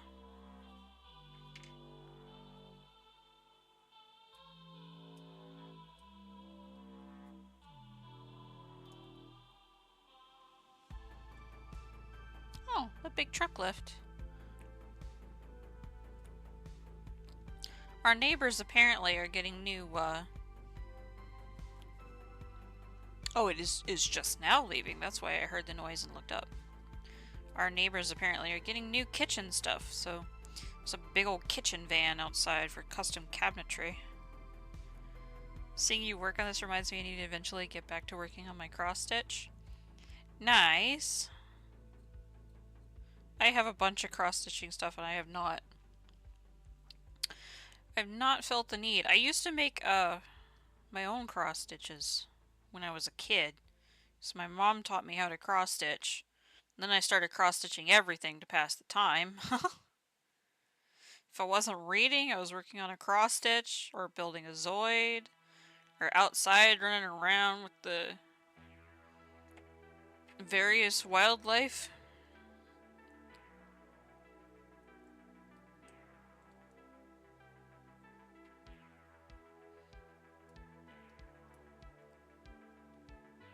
Get in there.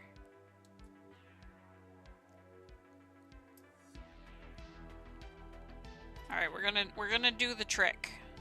Might not work for the ball joint, so let's get the ball joint in there, but let's do the canopy trick that we learned earlier today. We're gonna start to marry them together. Get it a little bit started. Get them kinda lined up. Kinda start to go together. We'll sneak the part in that we need to get in. Then we can pinch it together. Whoa. So angry. He scream.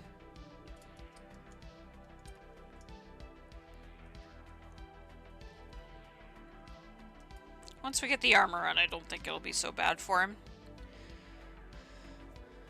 Alright, let's see. We need D9 and D8. So we're actually on to D-sprue now. D9 and D8.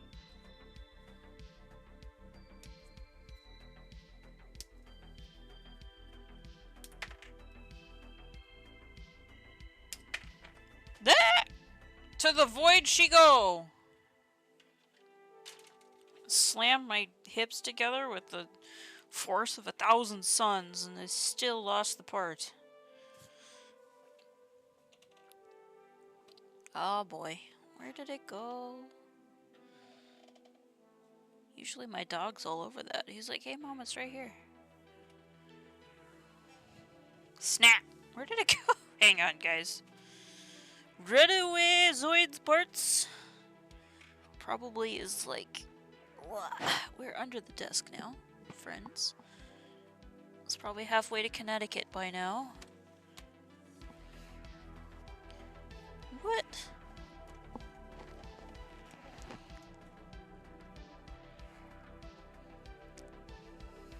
Are you completely underneath this? Come on.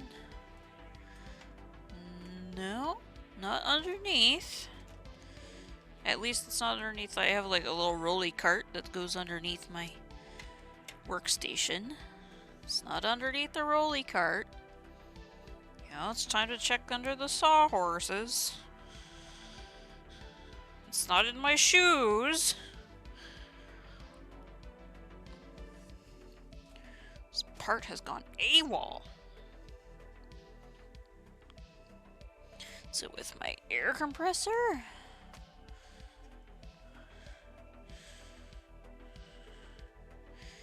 Hey Husky, do you see my part anywhere?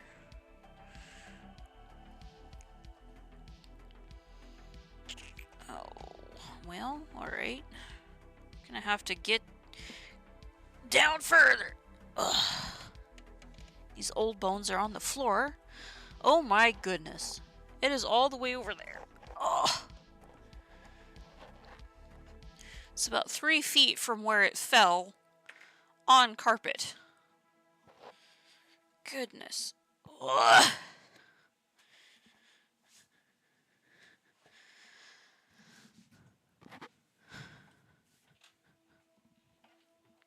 That was rude.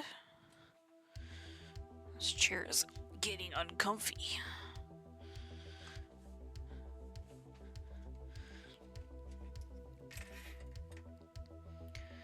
Alright. Now that we've cleaned off all of the dog hair,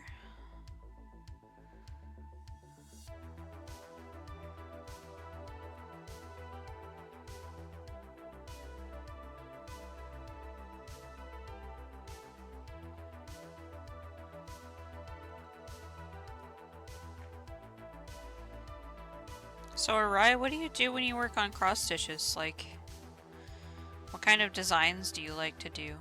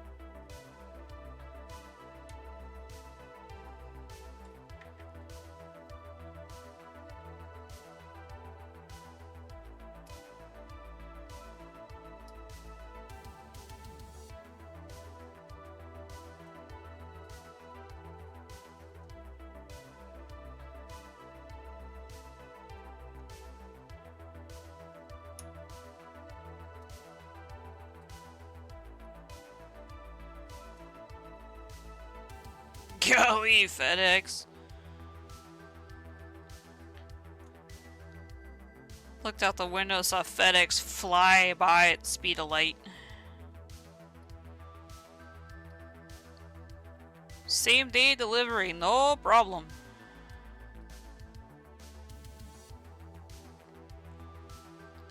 Hauling ass.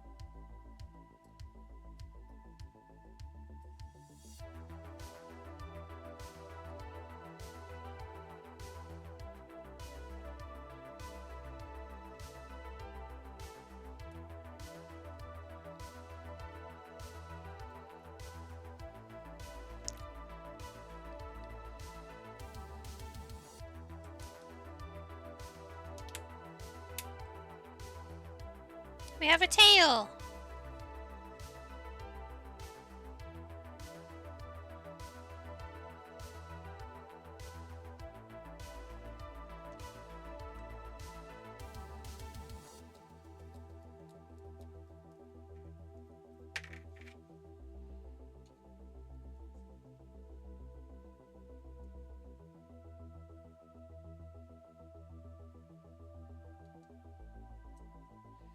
Gosh, a lot of these fits are really tight. Goodness.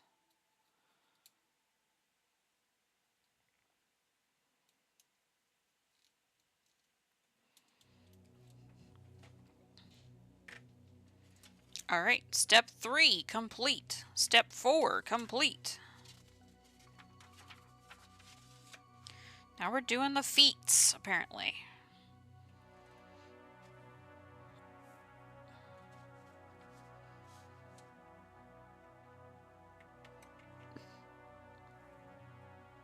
Let's do both B6s first.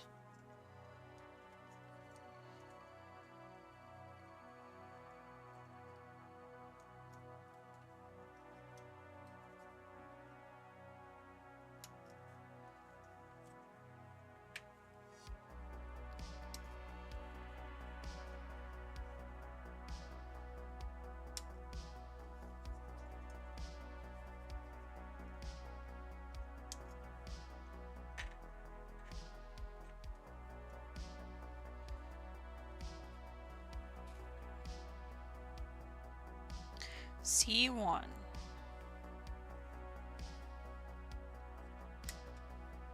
Huh, that's interesting. So, the metallic from the body isn't on the legs. It's reversed in the sword wolf. We'll do a comparison, but the legs of the sword wolf are actually this metallic color rather than the legs being this black the Whitz wolf is.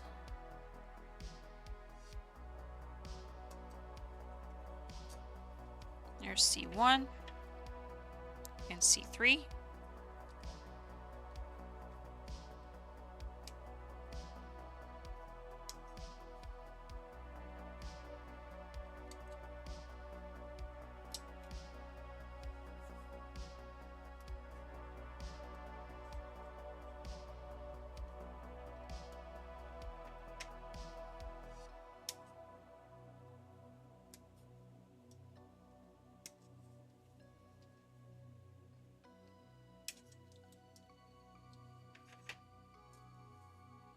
We're almost done with the sea sprue.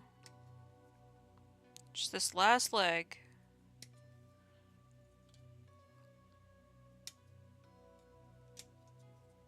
With that, we have one sprue done.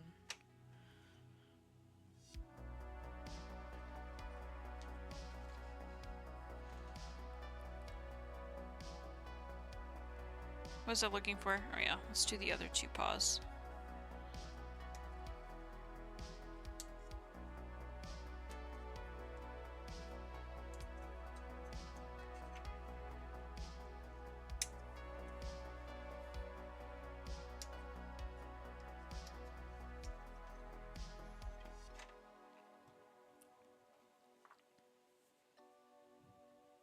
I need the bearings from our baggie, as well as the caps now. Dang, I wish... Oh, my scissors are over there, but it's going to be worth it to get them. I think, if I can reach them. We're going to use a paintbrush to reach our scissors. Because we're too stuck in our corner over here. Come on, skizzers. Got him. Used a paintbrush to fish our scissors that we've had since grade 3.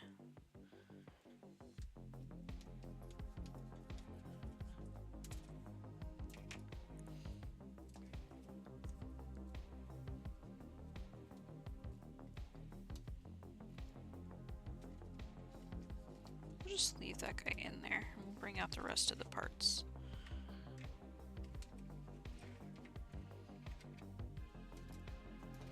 Leave our pilot and canopy glass in there for now.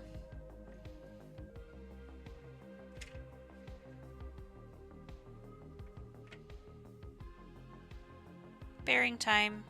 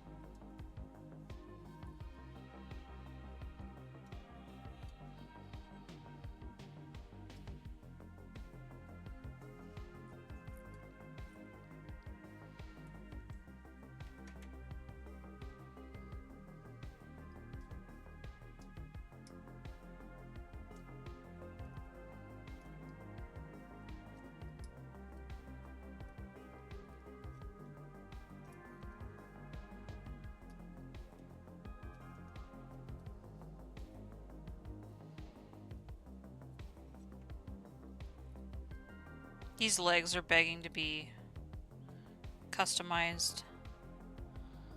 These tubes and pistons and turning knobs.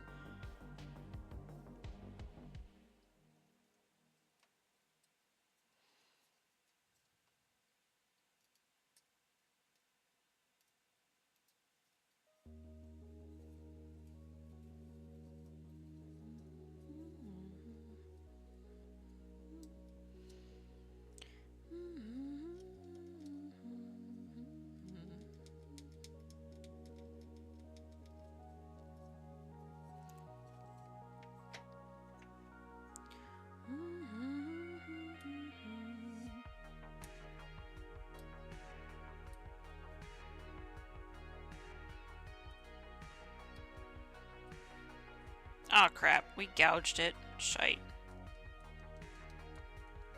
There we go. Sometimes rubbing it over with your nail will get the white mark to go away.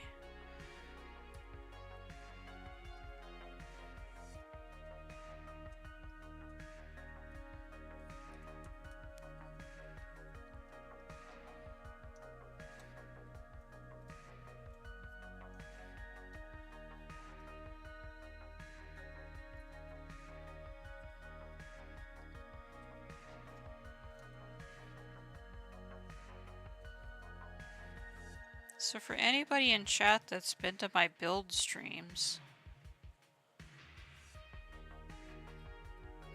I was gonna ask what is your favorite build, or what is the build you're looking most forward to, but I think I haven't done enough of those streams yet, these kinds of streams yet.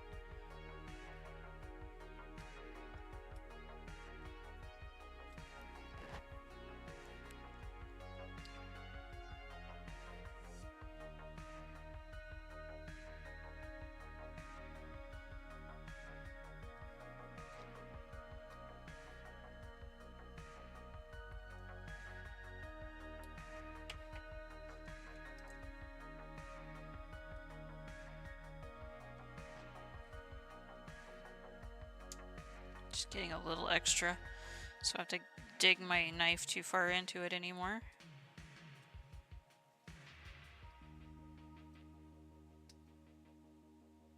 I need a different knife on this, or a blade on this, but we're working with what we got. We're being stubborn.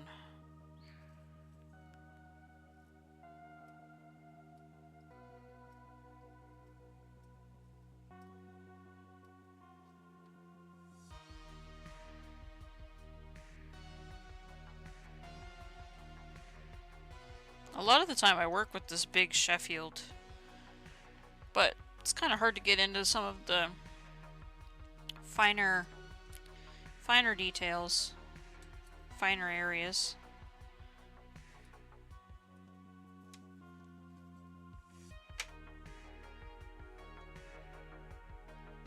Oh, that one just popped right off nice. Love to see it.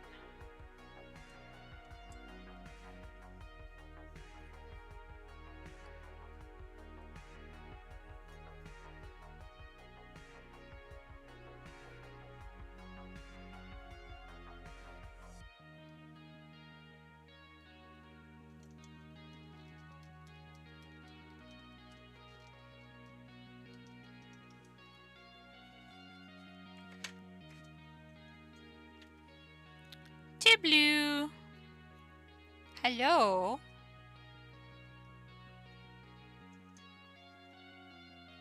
How we doing today? We're working on our first build of the day. Got another build immediately after this as well.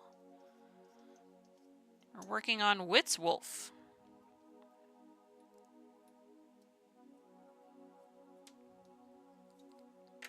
Why is an apple so good? I don't know. Why are you eating fruit? It seems unlike you.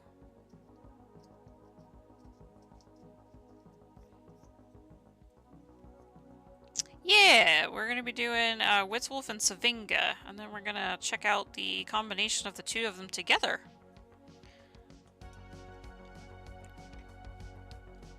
this is the lovely model we're currently working on. We're working on Whitz Wolf. And once we've got him built, we're gonna work on his partner, Savinga.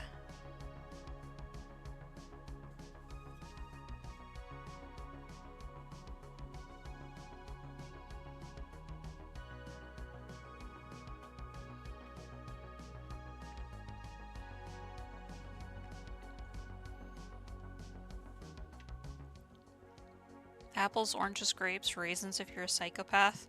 Hey, I like raisins. Usually the chocolate covered variety though. Sucker for chocolate covered raisins. But as of late, their quality has downturned because everybody makes real frickin' cheap chocolate anymore.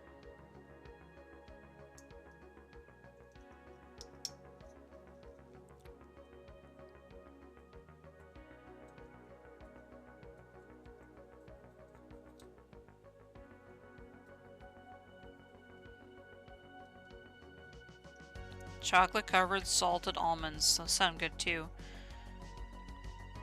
I got to the point where I could eat almonds raw and then my gallbladder was like, what are you doing?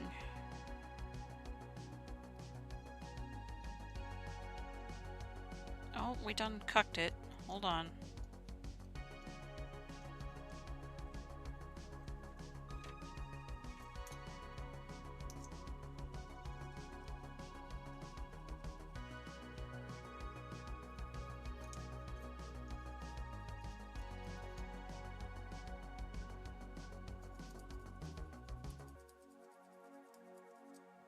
I wish I had some snackage. Also, Timely disappeared earlier looking for snackies. And she's not back from the store yet. Should I be concerned?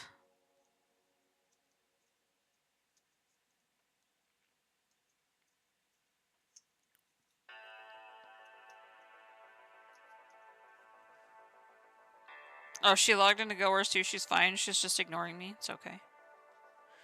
It's okay. Silver will remember that.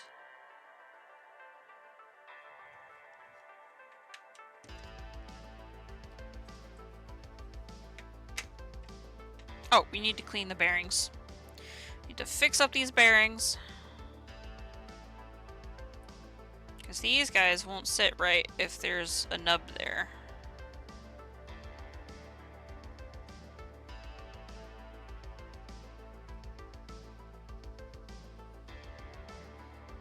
This is a telltale stream. Can tattle all you want. I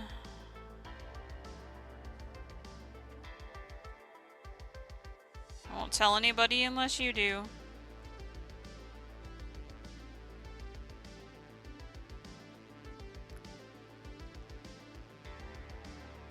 Speaking of, Arai is probably lurking in Errol's stream. What's he doing?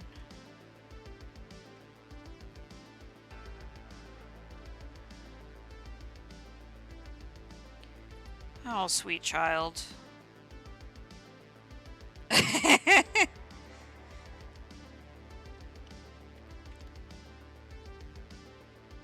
No way is here. Hello. We're having a blast. Building Zoids and stuffs. And Arai, we were tattling on people. I was wondering what Errol was doing.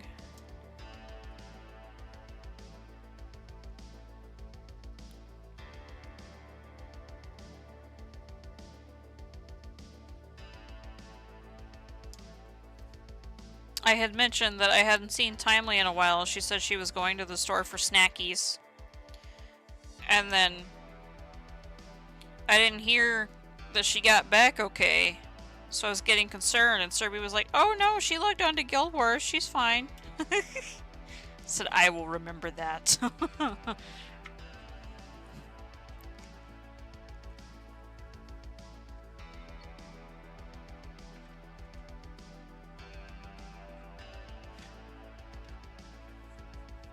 Oh, D.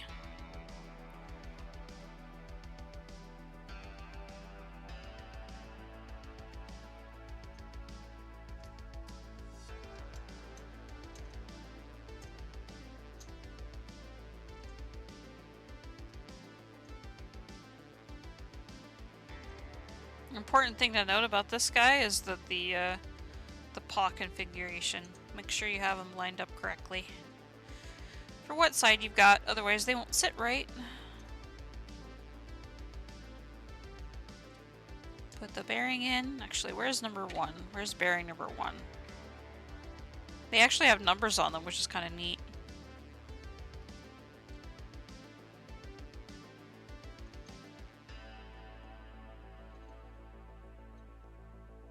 Bearing 1.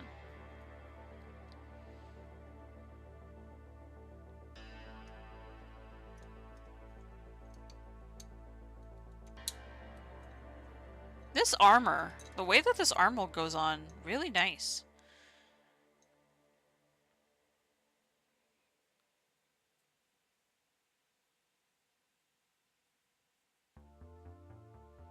Oh goodness.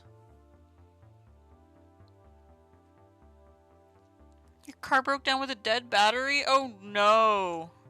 I was literally living that life not very long ago. My Jeep had a dead battery.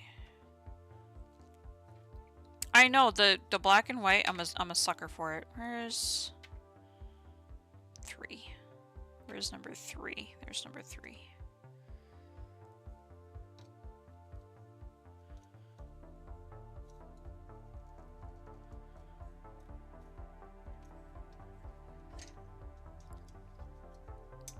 Errol hurt his hand, hasn't gotten it seen yet. He'll be fine. Decided to get into a fight with a can opener.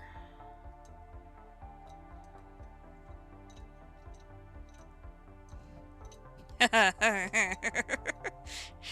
mean, Serby, it's kinda your track record, not gonna lie.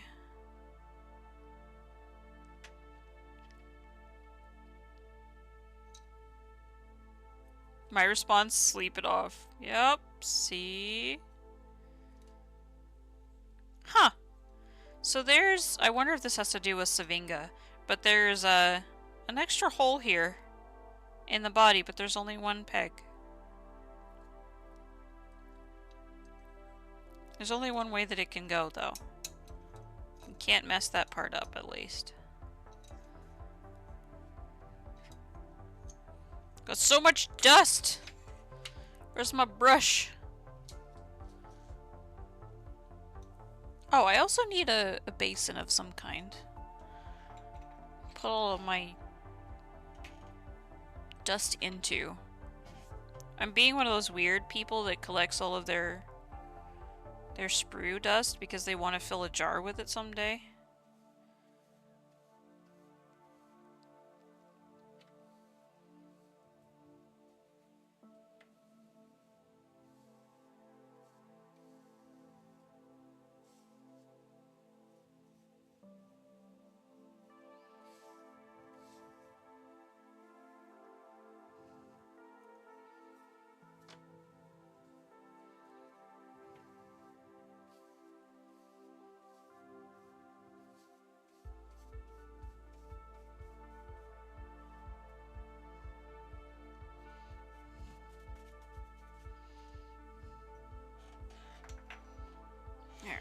It's a little better. You wait 3 days before to get nerve damage checked out and only went because someone at Discord convinced you aren't pulling a Serby. Yeah. You do have a nasty habit about that, bud.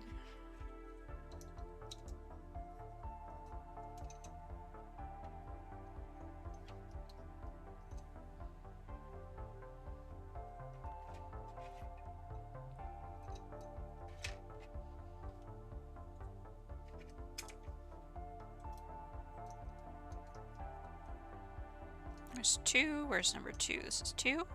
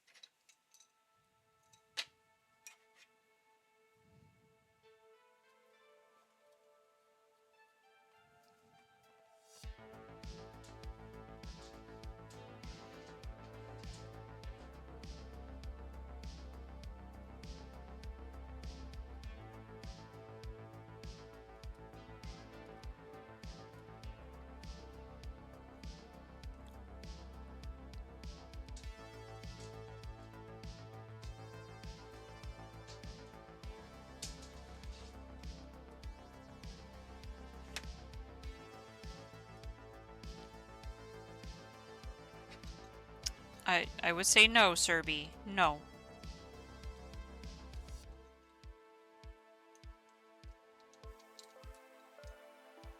Unfortunately, you were forcefully adopted into a group of people that care about you.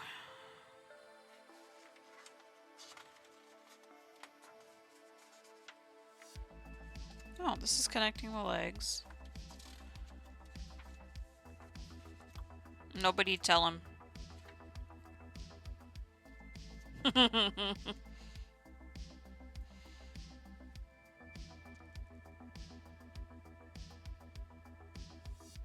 No?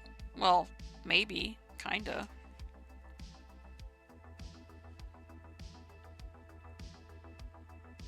Alright, I think we're clear to cut out literally the rest of everything.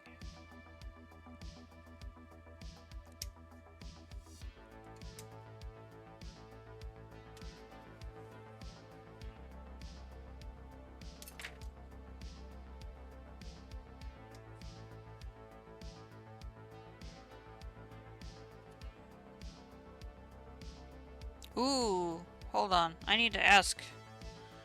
That just says D7. Okay.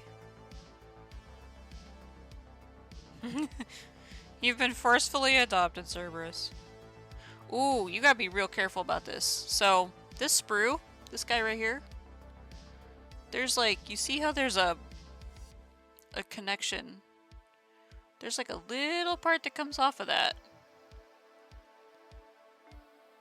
Little part that I think we've got to keep there. So I think that's how the jaw articulates. So we're gonna go in from underneath and just kind of pick our way through it.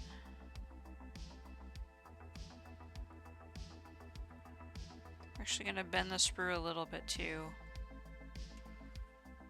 I think we need it. If we don't, we'll cut it off. I'm having my doubts, but part of me also says that could be used for the jaw articulation, so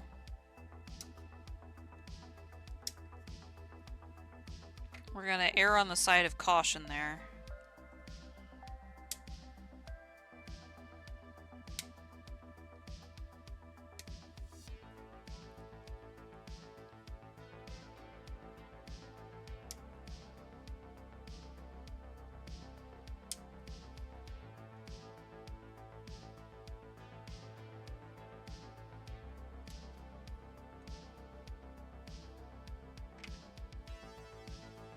Gosh, this white. This bright white is so lovely.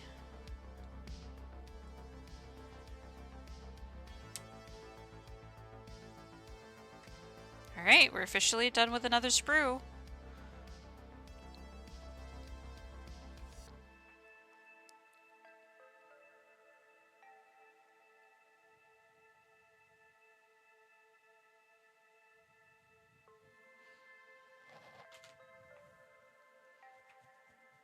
My cousin and said Hobby Lobby in their area got a lot of imported model kits. You know, my Hobby Lobby, all things aside about whether or not to support Hobby Lobby as a business or not, because there are a lot of circles that do not want to support Hobby Lobby, but they actually do have Gundam kits. At least the one that's near me has Gundam kits. I almost lost my shit because they had my local toy and hobby store. We're done with another one. My local toy and hobby store had Kotobukiya Zoids in stock on the shelf. I was like, I cannot. I almost bought them. I almost bought it because it was a dark horn. And I've been wanting a dark horn for a long time.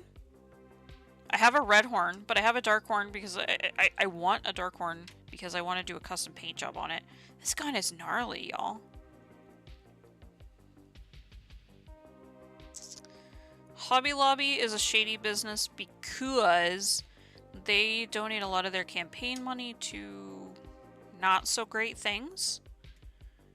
But I'm also in the camp of, like, if it's near you And it's the only hobby store you've got? And the stuff is cheap? Like, I have very mixed feelings. Like, I have a couple hobby stores, but there's literally some things that I can only get locally at Hobby Lobby. Last sprue is done, besides this guy that's got the paws on it. They have questionable actions.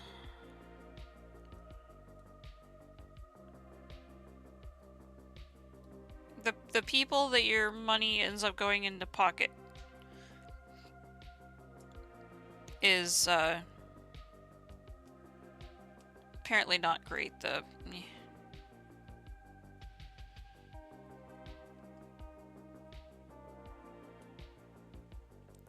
But at the same time, it's no better than supporting Walmart. No better than supporting, like, other shitty companies. All the companies are shitty. It's just which one do you think is the less shitty? So I tend to just say screw it and buy what I want to buy from the places that it's available to me. I cast my votes and I have no control over that kind of stuff. Like, there is no way by my decision, or even a group of thousands of people that decide they're no longer going to shop at one particular establishment, there will always be a market. There will always be somebody that doesn't know. There's always going to be somebody that doesn't care. Like, Amazon, no better. Apple, no better. Walton Family, no better. Fred Meyer, probably no better. I don't know any dirt on Fred Meyer, so I take that back. But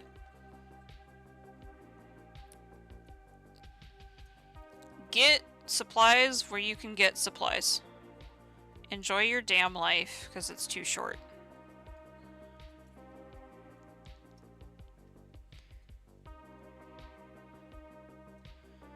I like to support local when I can. But, like I said when I saw that dark horn at my local hobby store, like, it's a small hole-in-the-wall mom-and-pop style shop, you know? But the markup was insane. I couldn't justify it. If I had disposable income, I would have just said, screw it, I'm supporting,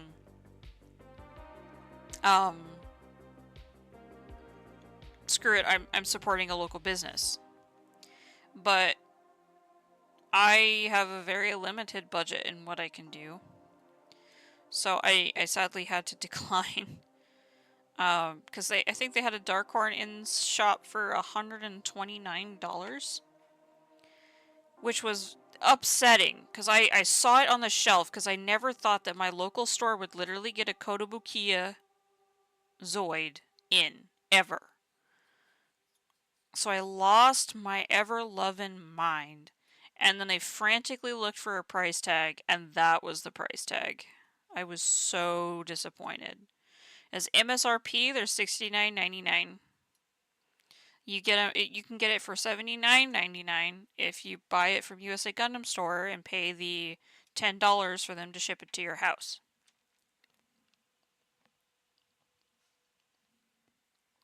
So it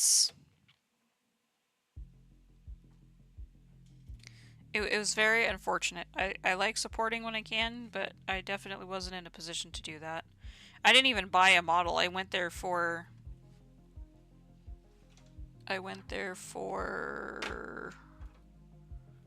this. A panel liner.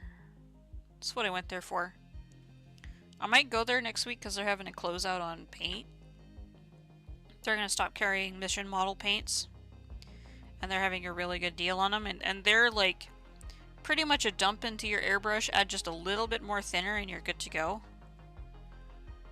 So I've been thinking about using those for some of my paint projects.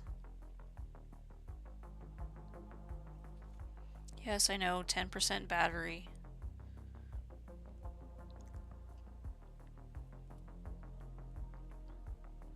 My tablet is very upset with me right now.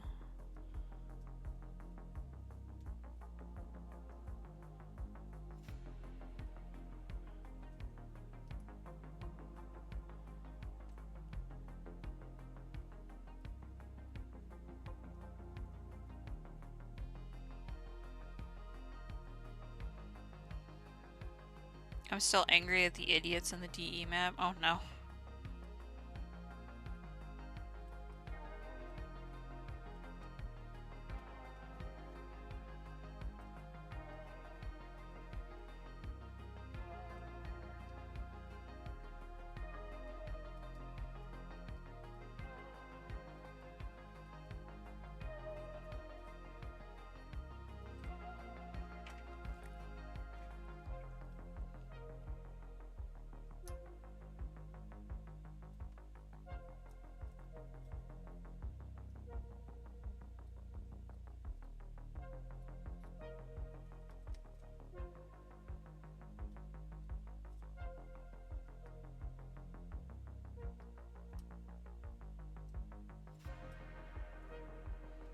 Got Panda Express for dinner? Oh man, that sounds good.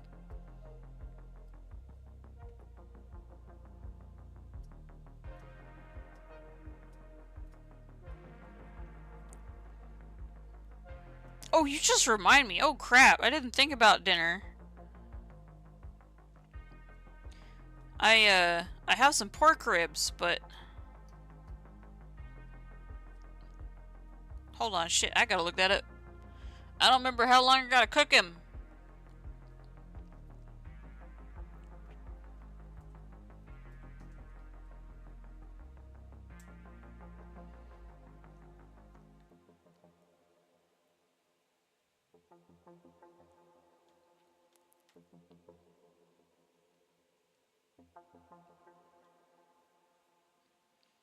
Oh, I ain't got that kind of time.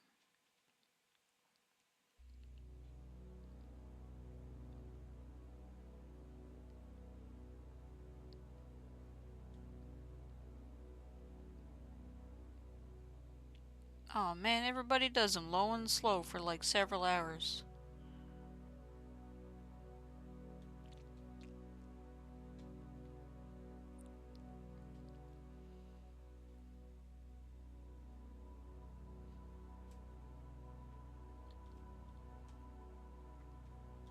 I'm really, like, we're just about done with Whitz and we're ready to start on Savinga, pretty much.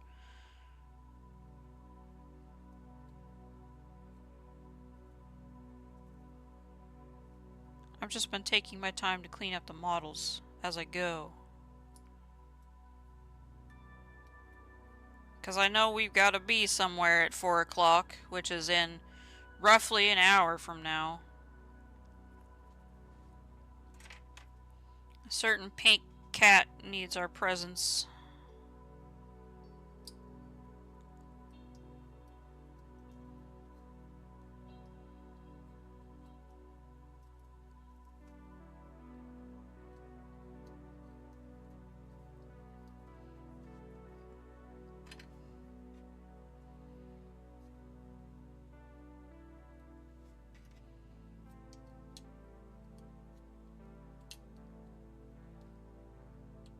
I'm gonna put these together and then clean them.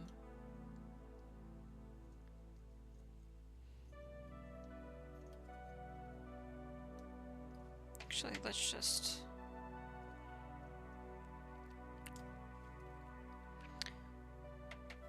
Where's the tail? Armor. It's the last rung that it goes in.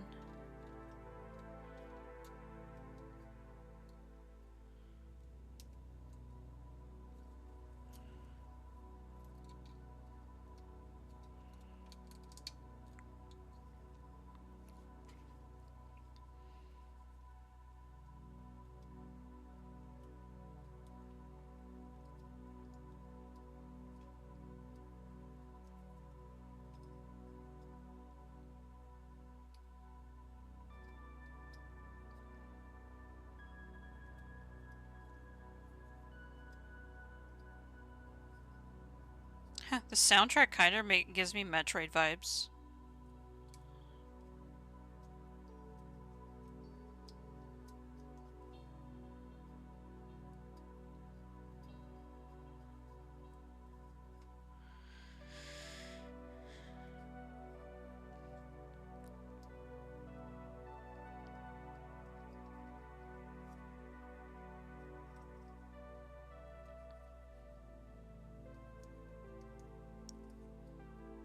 Walmart's cheap. Gotta do what you gotta do, fam. Let's see. Now we just need to get these guys out of the sprues.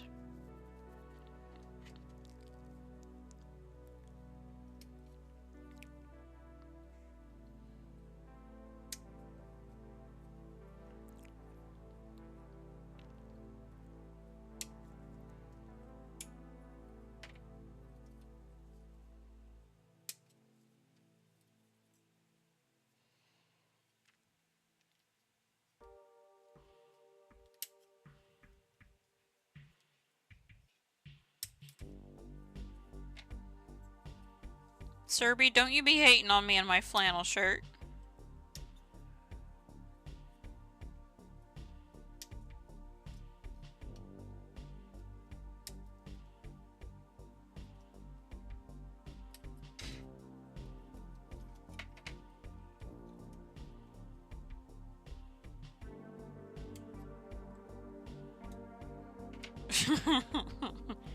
Alright, last sprue for Whitz complete.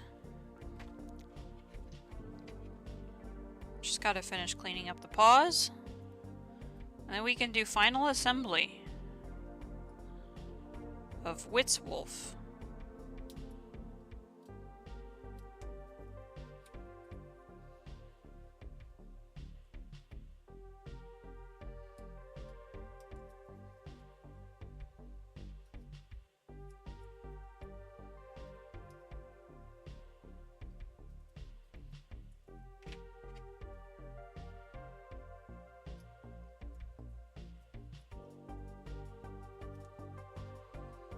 I think he's making fun of our flannel shirts. No way.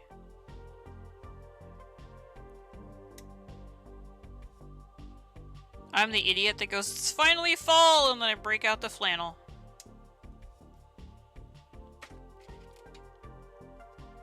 But it's also a very stereotypical Walmart thing.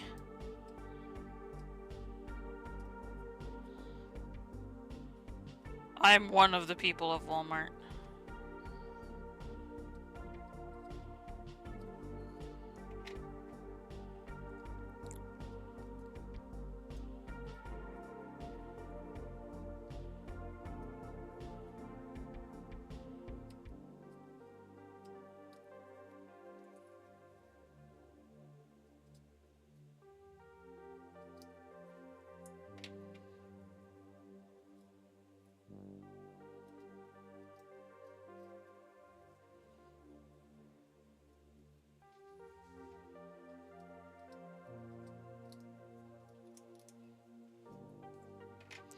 Getting to wonder if I'm gonna miss missions today.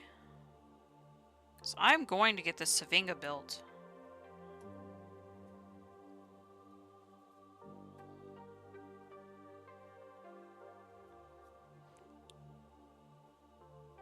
Alright, let's look at Sword Wolf.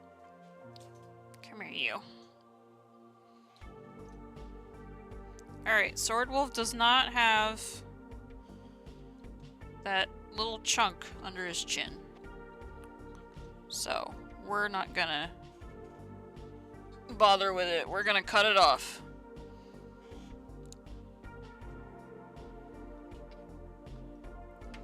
You wear a sweater year-round? God.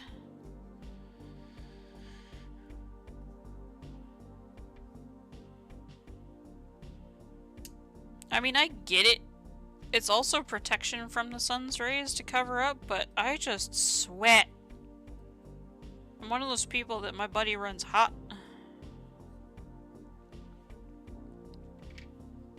It's probably also because of that. Wait, where did you go? Oh, came from Sword Wolf. That's a blue one. Alright, let's have a look, shall we? Got the tail. Guns.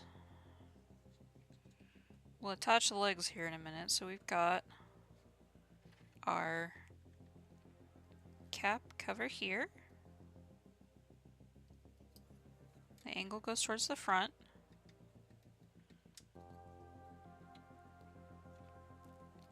And their guns mount to it.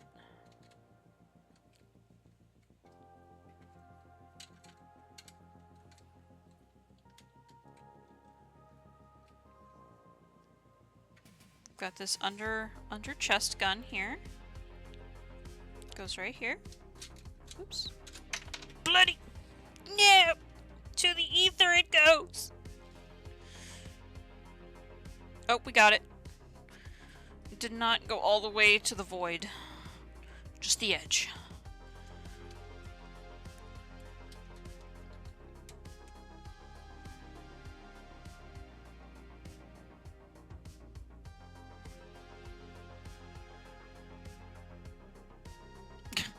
Jeez, Serby.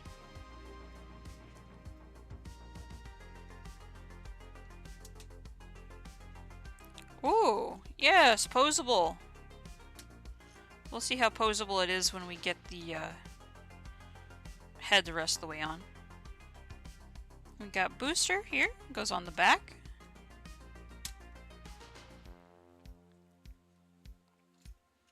Put the tail on. Everything about this one is a tight fit. Bottom jaw.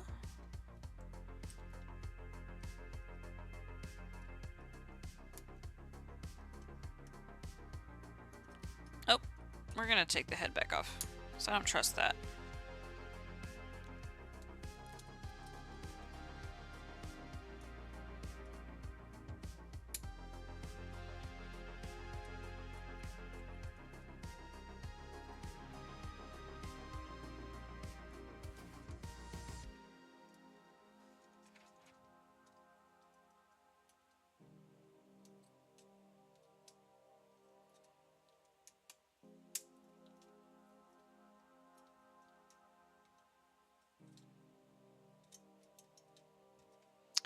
And then we'll get the canopy. And our pilot, sure. We'll get our pilot too.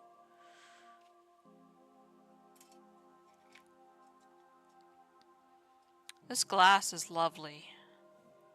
This canopy glass looks great.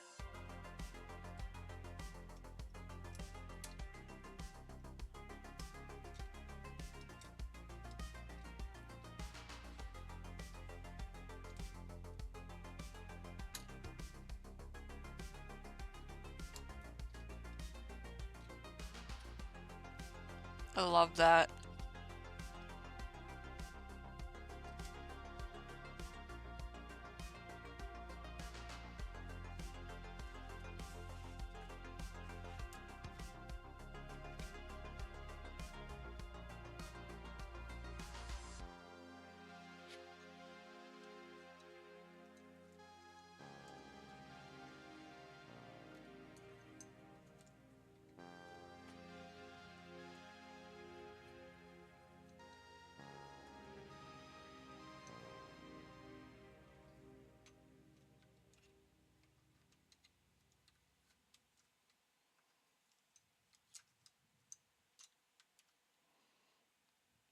Wait, where did my other...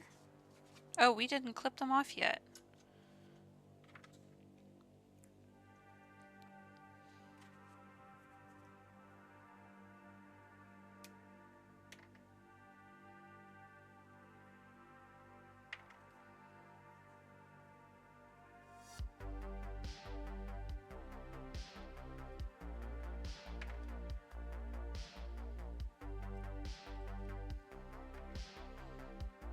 And Shark was that genius talking about food.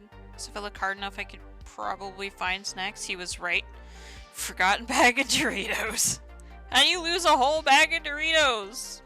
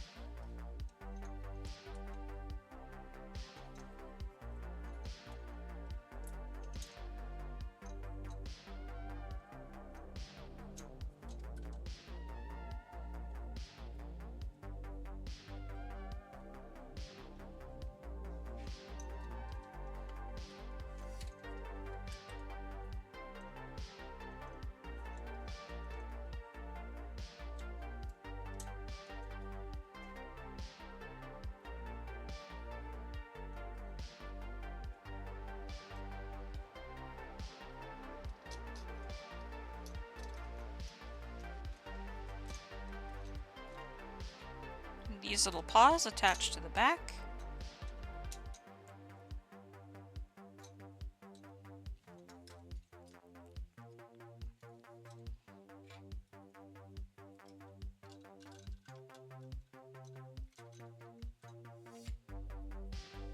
Actually, we'll grab the two back ones.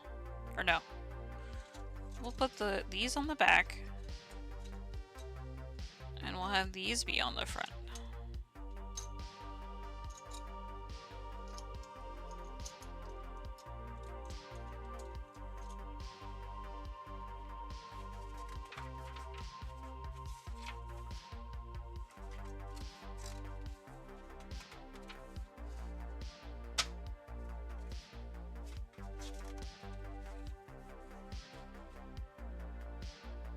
Oh, it shows you how to do Whitz Tiger in here.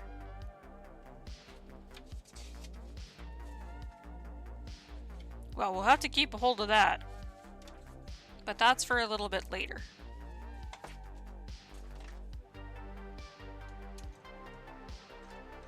We have Whitz Wolf.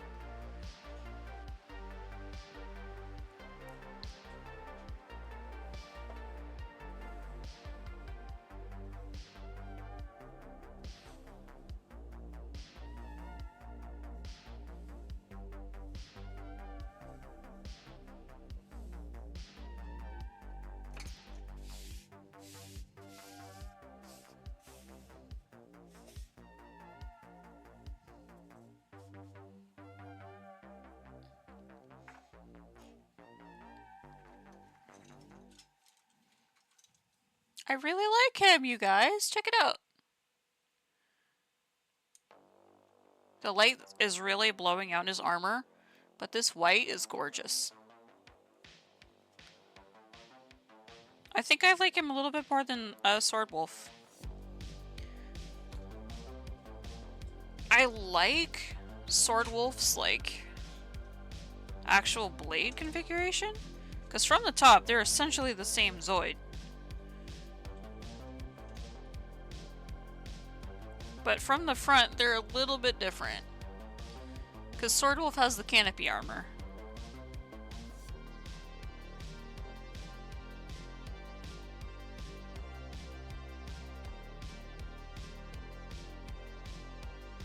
They're begging to be customized, honestly.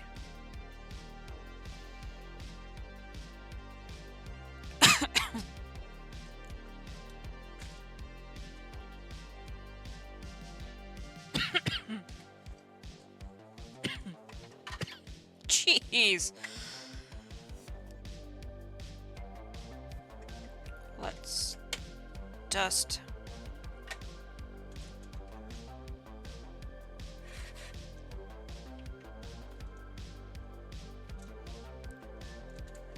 There's two little holes on the bottom. Go into these holes.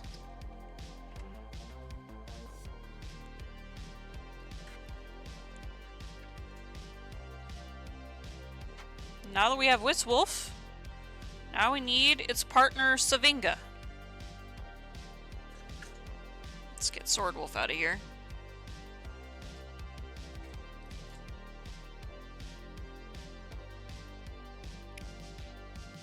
Now let's look at Savinga. The flying squirrel type.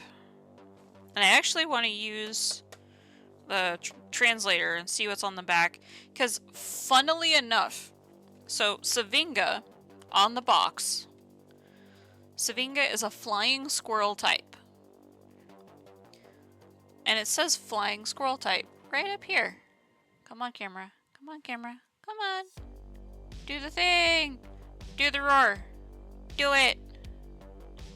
Flying squirrel type. On the back, there is a mistype. It says, come on, camera, do the camera thing. Fling squirrel type. There's a deliberate not deliberate, but there's a misprint on the back. It is a fling squirrel type.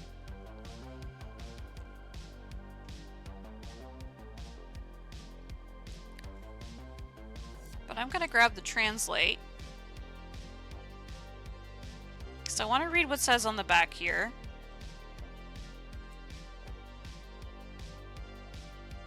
My phone is a dinosaur. Come on.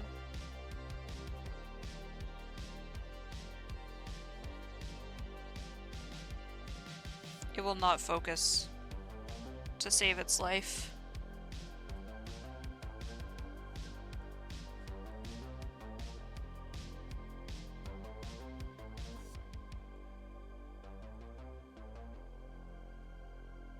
I can't make it focus, bro. What the hell? I'm disgusted. There it goes. Description. Converted into flying squirrel form, which specializes in splendor and flying. Oh, because it has two different face configurations. Its true ability is demonstrated by combining with the wolf-type Zoid Whitz Wolf, and transforming into Whitz Tiger. The Whitz Tiger is one of the 3 legendary ancient tigers.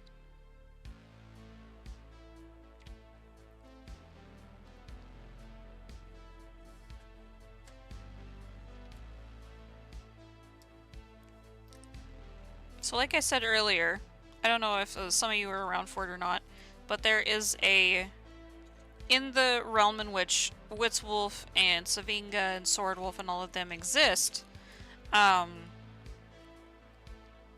are 2 major things that 2 major companies that create Zoids for battle in an arena setting. Zoitek, which is the one that makes the Whitz Wolf and the Savinga, and spacing it. Where is it? Zoitek, and it's on this manual somewhere. Z Arms, because Z is the planet. So you have the blue side and the red side. So Savinga and Whitz Wolf are from the Zoitek line. They uncovered one of 3 legendary tiger cores, Zoid cores. Oh, that new box. Oh, plastic crack. They uncovered one of 3 legendary Zoid cores, and in order to house them appropriately, they had to build a body, and they had to build another Zoid in order to house the Zoid core of the tiger. So they had to essentially make 2 Zoids in order to harness the full power of the Soul Tiger. Not the Soul Tiger, the Whitz Tiger. There's the Soul Tiger, the Whitz Tiger, and what's the third one?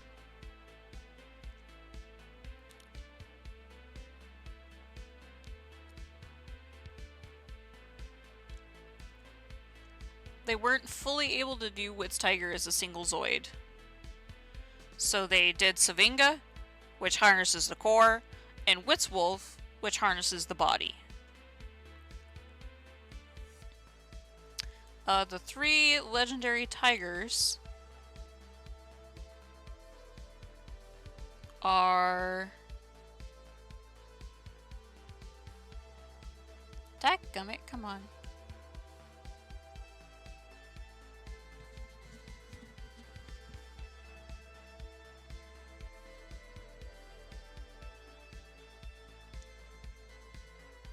Also known as the... Whitz Wolf is also known as the Res Tiger? We're learning.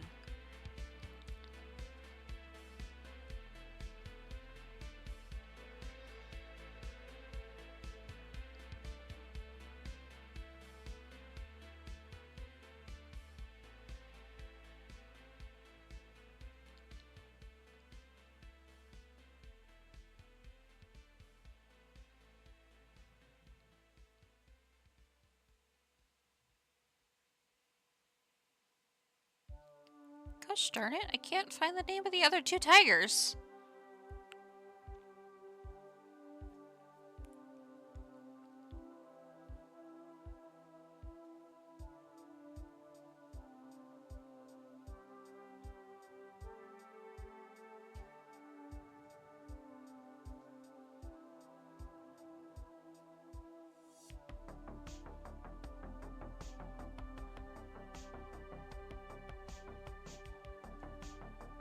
I'm losing my mind.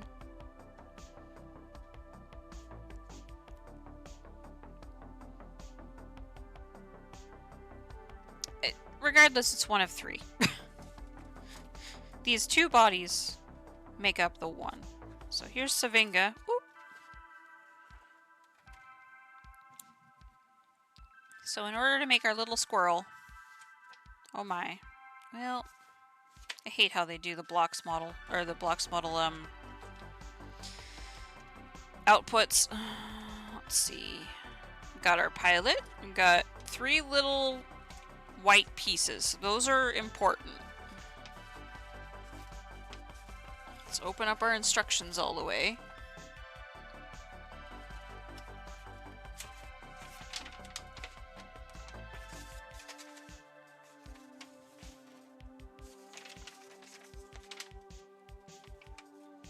Alright. So, we've got all of our goodies packaged nicely here. There's something very endearing about Zoids blocks to me. I always love building them.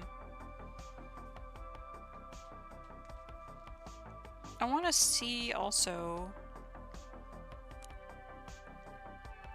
if it's a one or the other situation with these heads. Because Savinga comes with 2 head configurations, and the reason for that being is that there are different sensory units attached to each one. So one is kind of a battle mode, one is kind of a recon mode. Very fast. My phone yet again is failing to do even the most basic of tasks.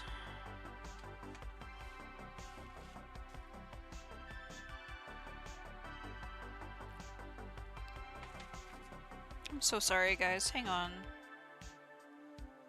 Even tapping on the screen to make it focus will not allow it to focus when it needs to.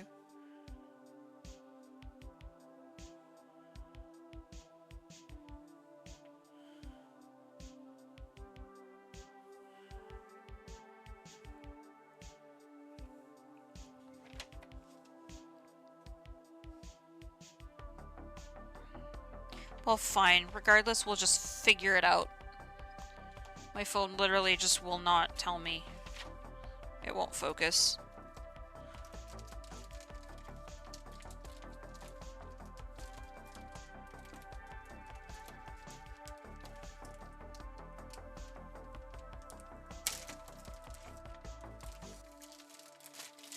But the first thing it has us doing is assembling the head. And we're going to be very careful with these clear parts as well.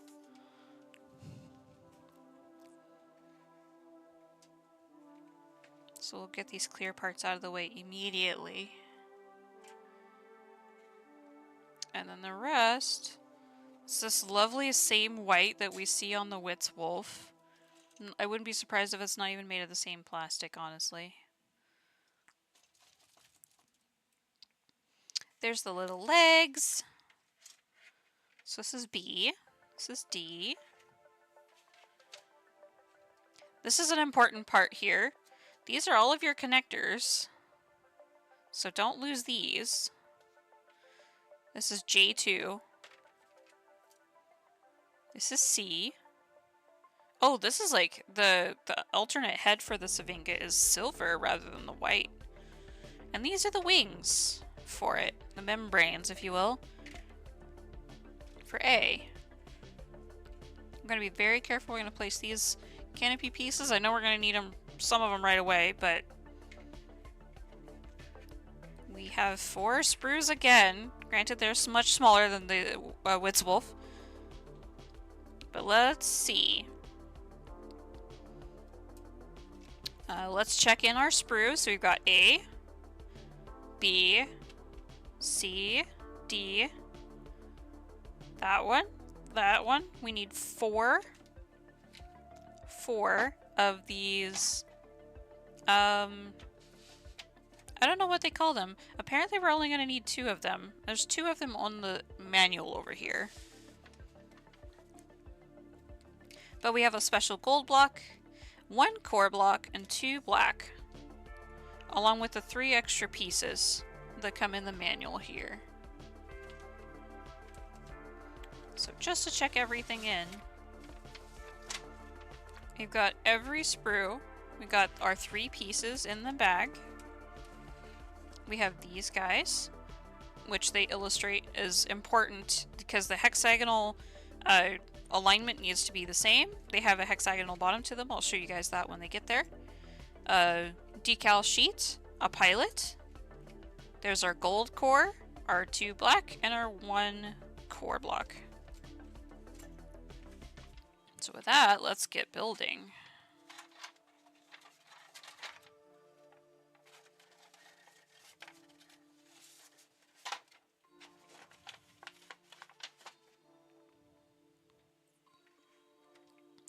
Alright, immediately off the bat, we're going to need a couple connectors. So J2. There's our nippers.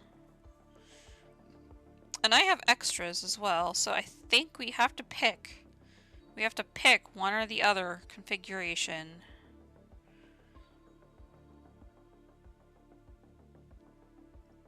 But what they don't know is I have extras.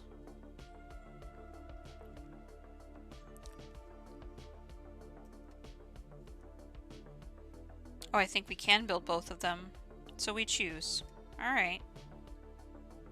This is a very thick black plastic. I wasn't expecting that. Got it.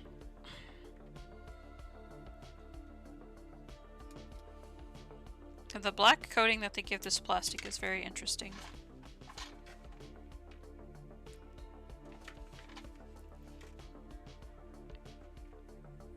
Alright, so D, 1 and 2.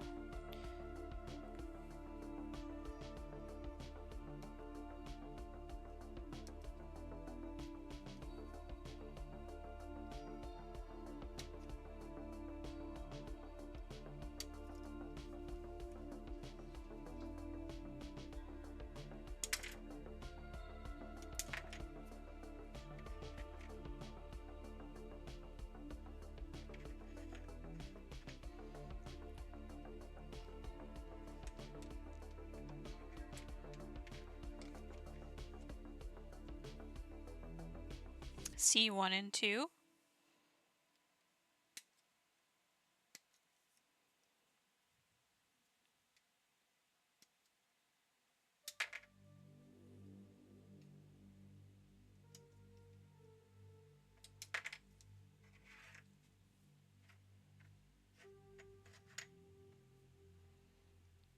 E1, C3.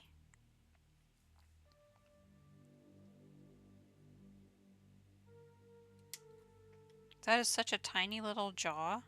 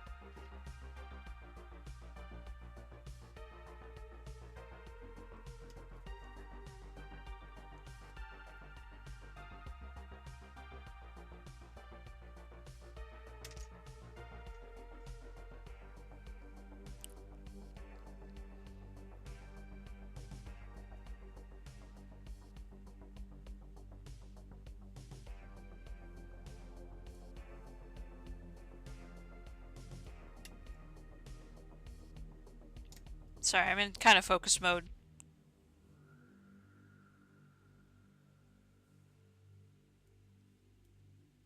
We are starting on Savinga.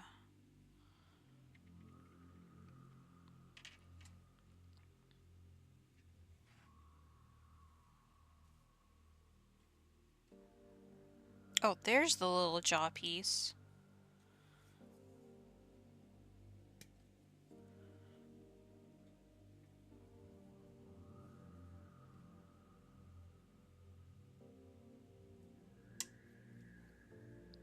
Oh, also see that my man is home. We're not stopping until we're done, chat. We're not stopping until we're done. Let's clean up our pieces.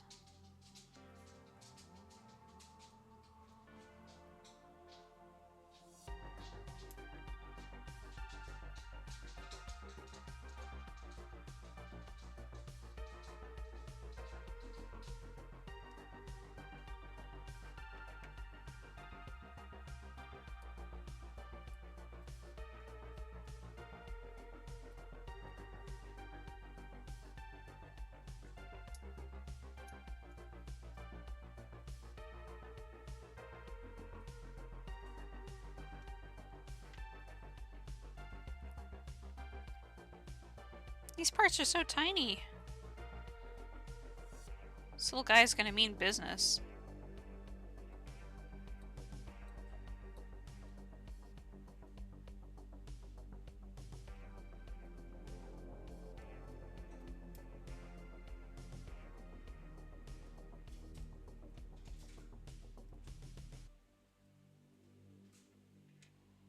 This is the part I'm worried about, is this plastic glass. Getting this nice and smooth is going to be interesting. Especially since it's already got some residue from where it was removed from the sprue. Clear parts usually never come off of a sprue nicely.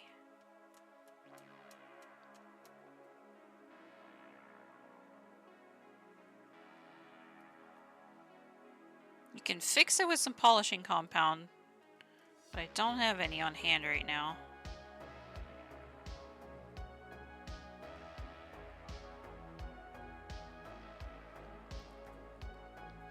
So we're just gonna get it as close as we can.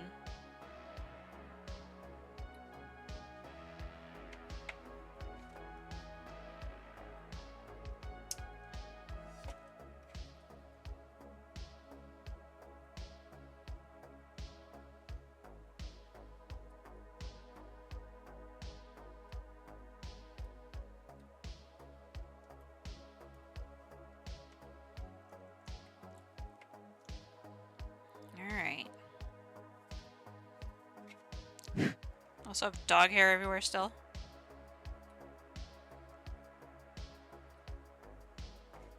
Alright, so for this guy, this configuration, we've got our little ball joint in there. We have this canopy section, or this part of the head.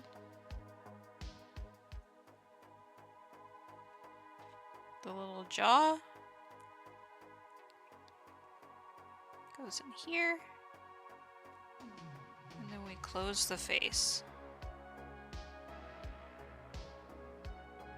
Come on, little man.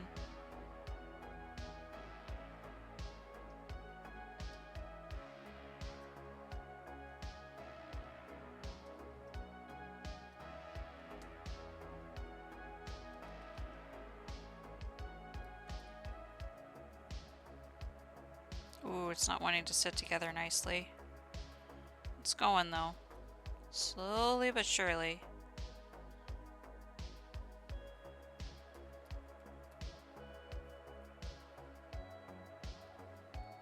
There's a bit of a gap at the top of the head. There it goes, I think. I'll have to fix that on my own time. This isn't the head we're gonna probably be using. There's one. Come on, focus. It's It's got like a cool array on top.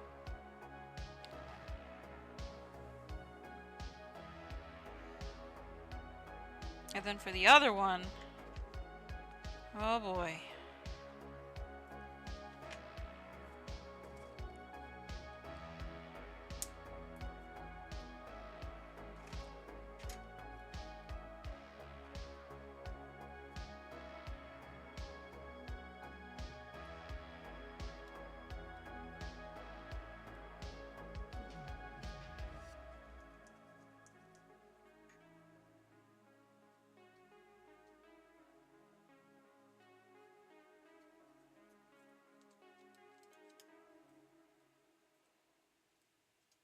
I don't know why that's rough, but we're gonna fix that a little bit too.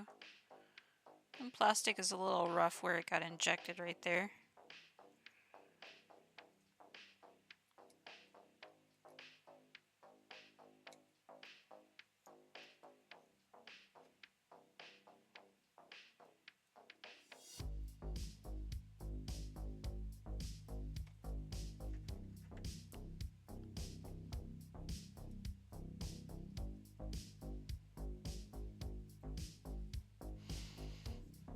Posture check, everybody. Are you sitting up straight? Or are you shrimping? I caught myself shrimping.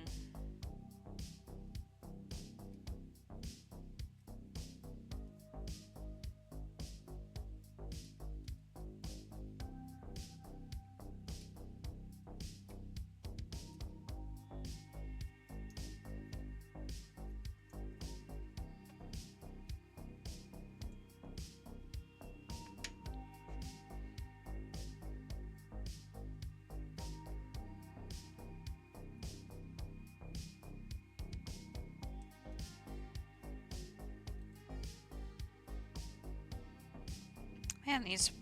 I wish they would have just cast them differently. At least these eyes aren't going to be too hard to get cleared.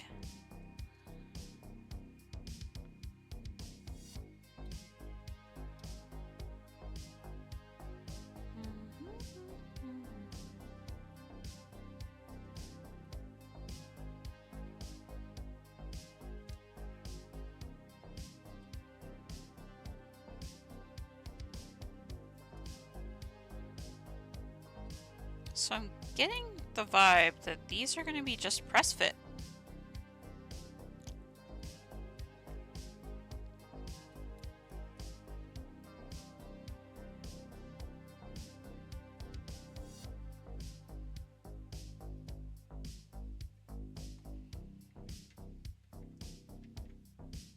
Which doesn't make a lot of sense to me.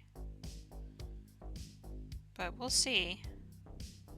See if they really are press fit or not.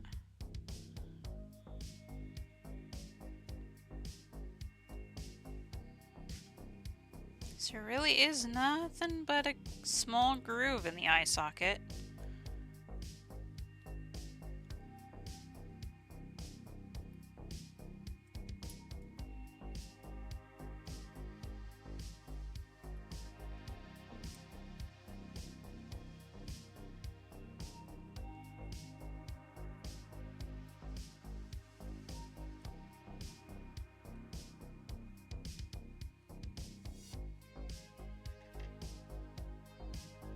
Little jaw, so tiny.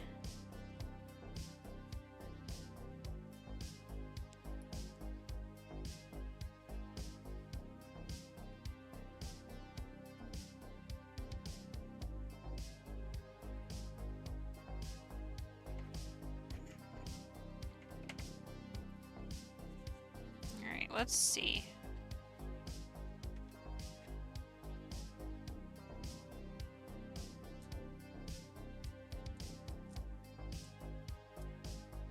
Oh, well, they do just sit in there.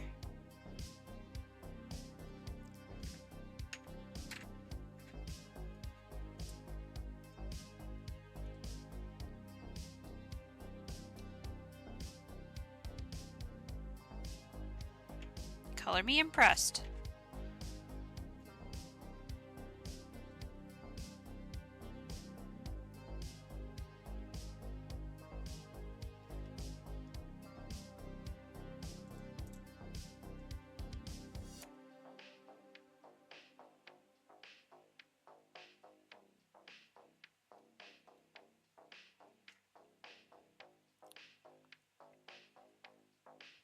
The long part goes towards the back of the head. This little canopy piece is strange. Wait, how does it sit? Aha! Like that.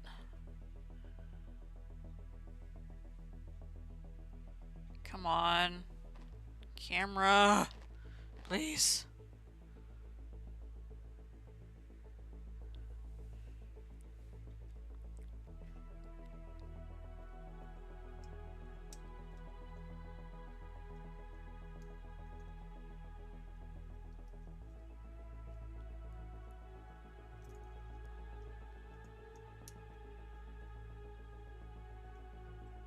Oh boy.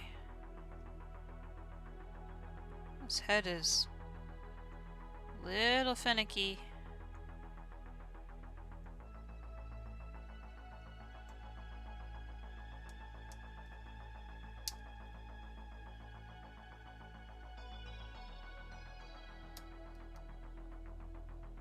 There we go.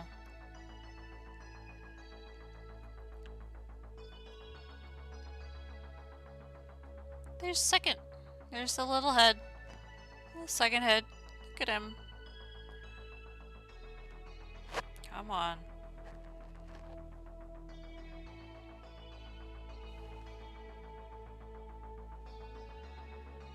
You had it for a second there, camera.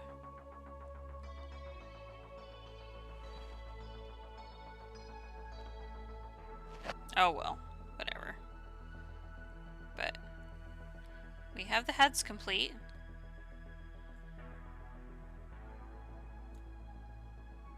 It's very cute. Very cute. So we have like super cute, and then we have super aggressive.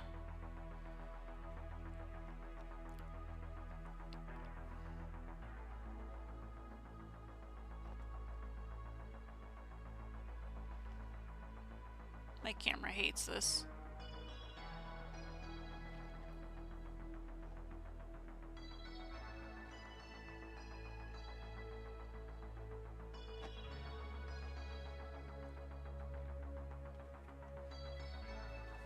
Now we're making the canopy, looks like. Be 5 and 6.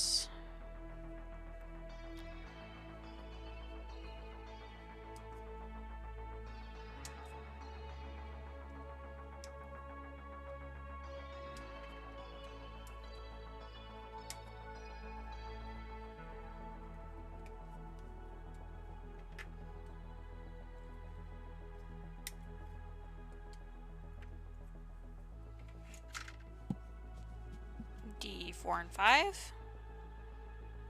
Which, these look familiar. These are definitely the sides of the like cheek panels for the Whitz tiger.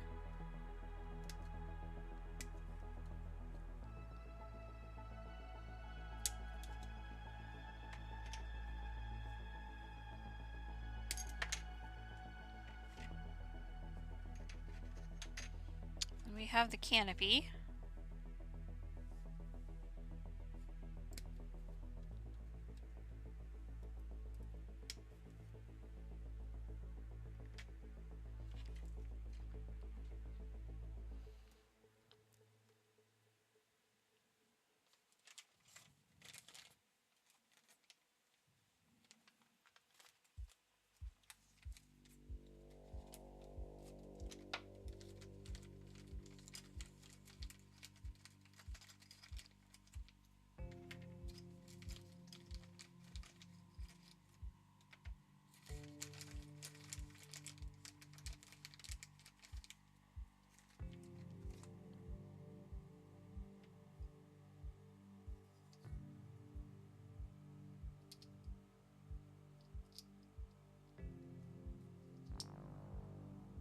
This looks like a jaw of some kind.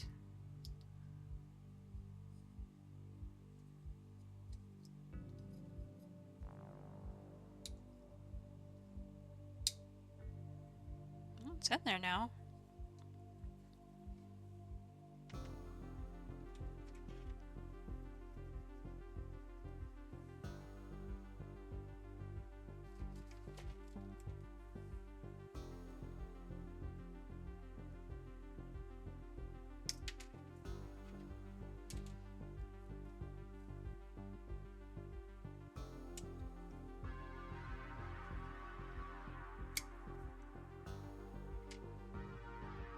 We're all done with the clear parts.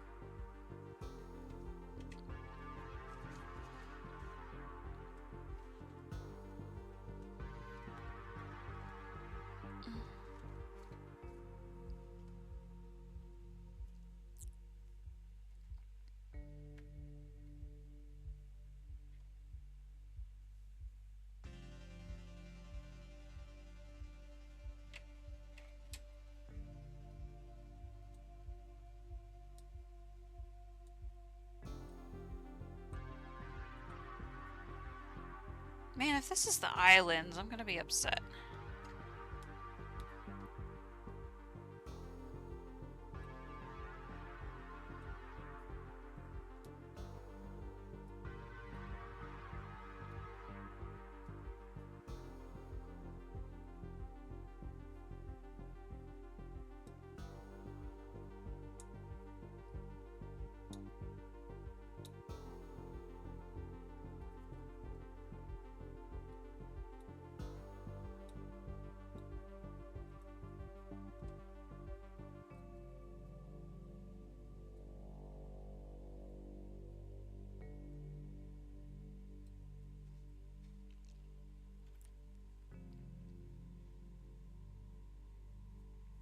This is definitely the canopy for Whitz Tiger.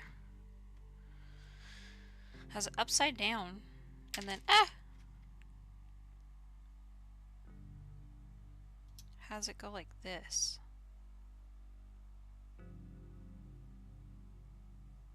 Slide on, like so, like that. And then that connects to the underside of this.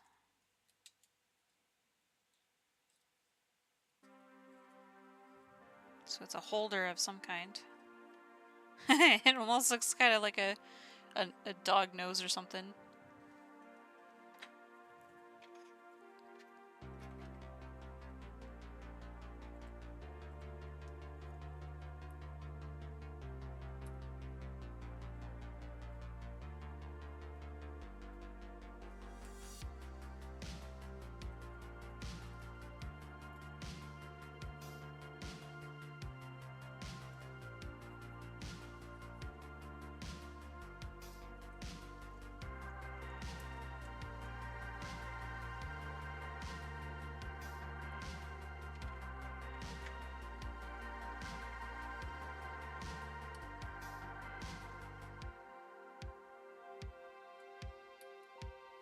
Oh goodness.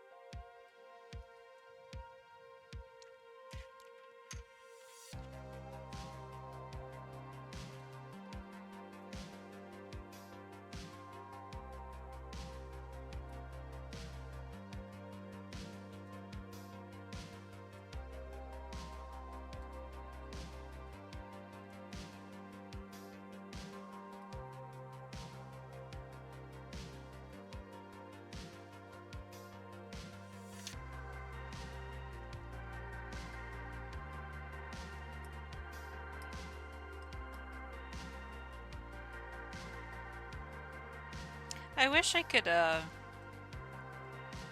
mean, maybe I could. I don't think that my Guild Wars 2 is up to date, though.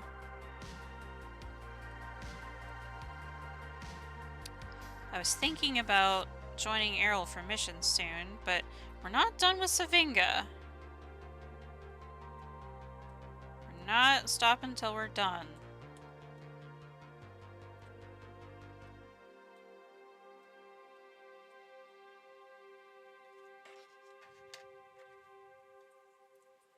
And we're gonna do it right.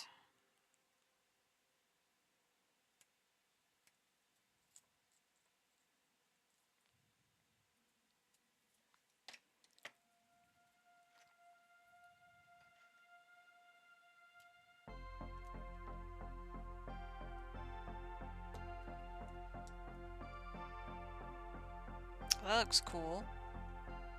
The canopy is really pretty.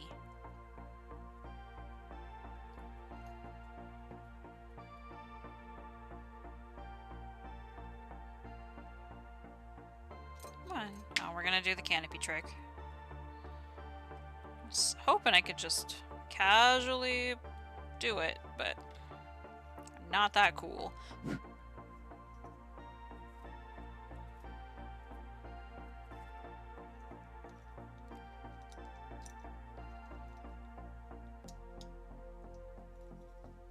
It's not separated enough. There we go.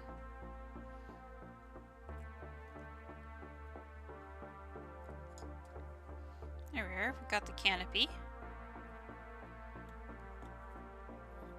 And then we've got these guys, which I think are like this. Let's do the one that we can see clearly. Let's do this one. It's upside down. They just kind of sit. Oh man. Okay, they go in that. And just kind of sit there. Oh my goodness. The fitment.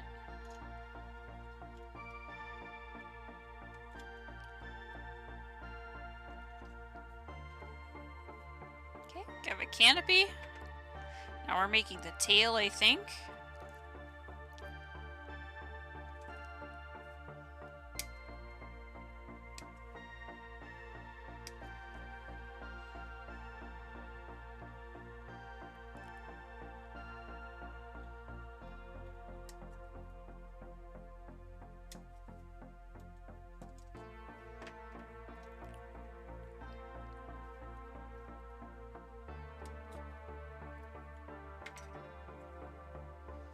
And then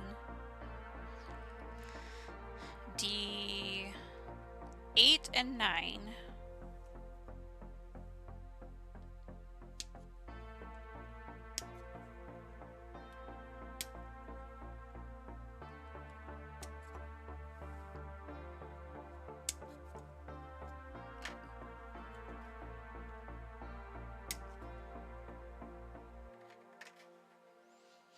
And to get them off the sprue, let's just get these out of the way as well.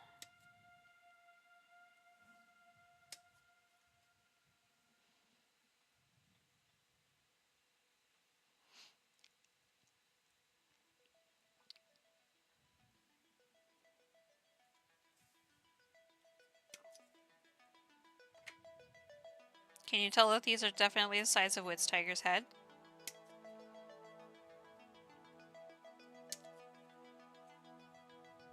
It's a little tooth. Hey, there's one other sprue done.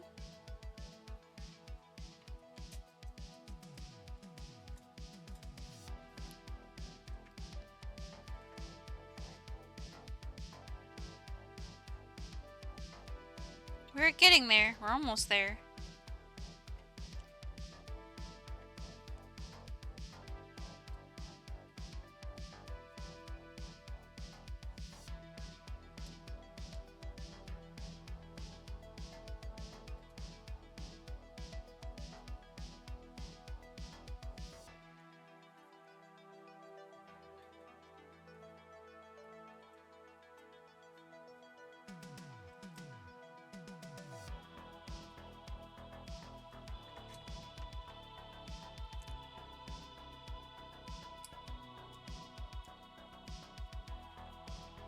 might be taking a brief intermission here. If Guild Wars 2 downloads in time, we're gonna join Aralozen for our guild missions, and then we'll finish Savinga. And get going on Whitz Tiger.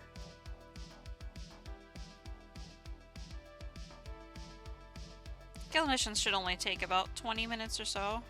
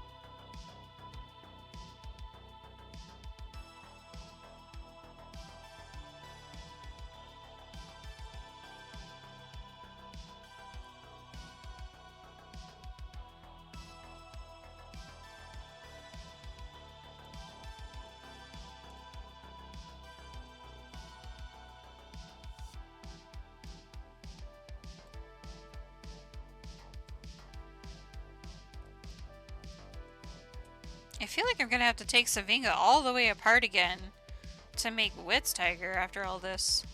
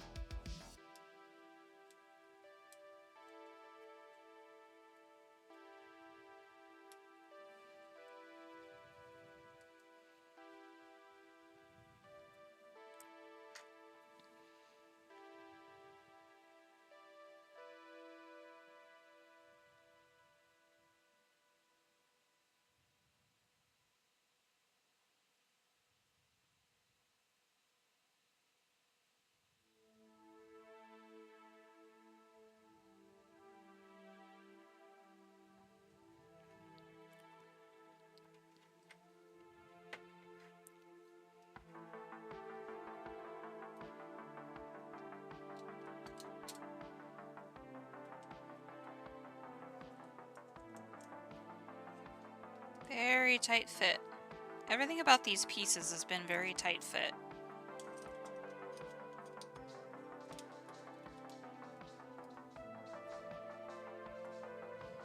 Tail! Now we're working on the feet. And while we do that, I'm gonna be right back. I'm gonna grab my mouse so that we can actually join Arrow for missions, so we don't have to trackpad our way through Guild Wars 2. So we'll briefly be changing over to Guild Wars 2.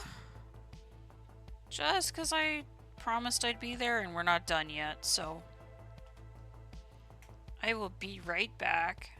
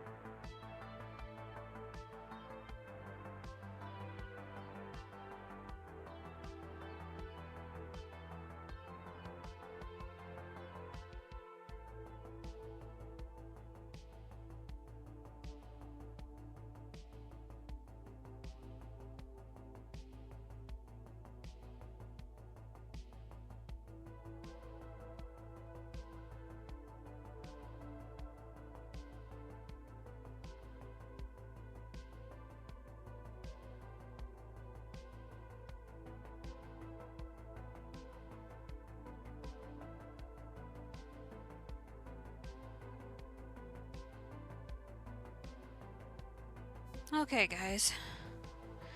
Bear with me.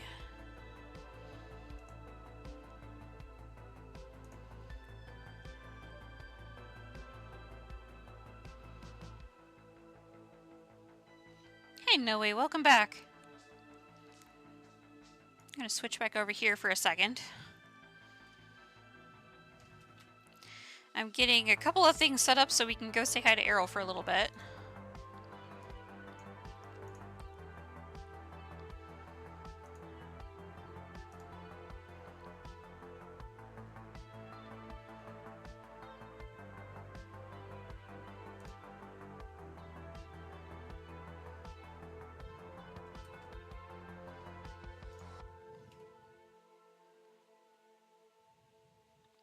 I'm gonna go ahead and add the source, so you guys are gonna see Guild Wars for here. Guild Wars here, just a second. Game capture. Guild Wars 2. Specific window.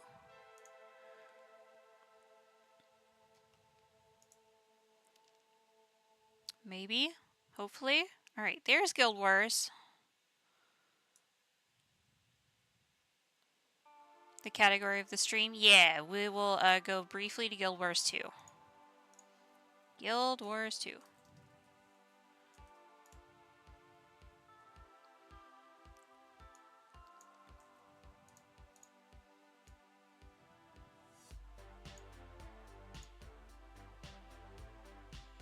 I don't know if we're gonna need to, oh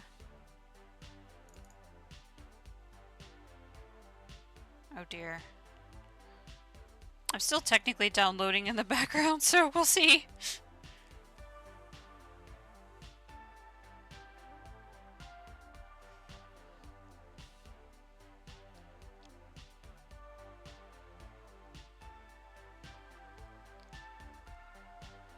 Oh, hi, Twilight. Join your stream for the first time, so you're crafting. Even more excited because I play you. Yeah, that's awesome. I fully finished Secrets of the Obscure. Are you all the way through the story?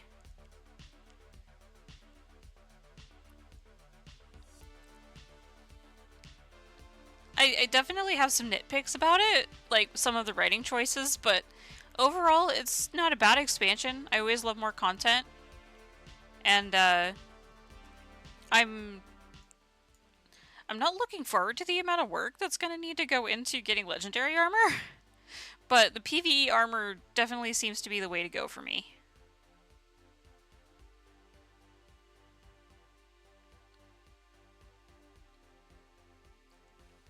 It's solid, but I wouldn't say they knocked it out of the park.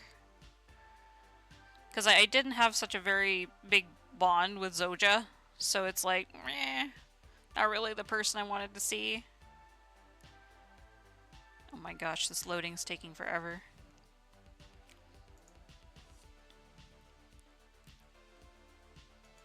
Oh, we're gonna go to the Void for a second. I need to add an audio source.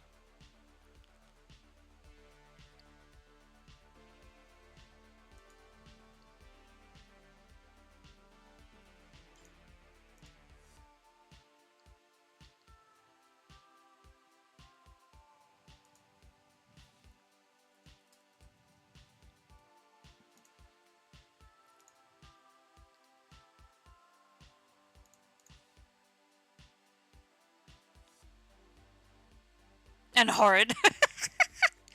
I can respect that. I can respect that sentiment. Yeah, Flunt is a little, more than awful, I'd say.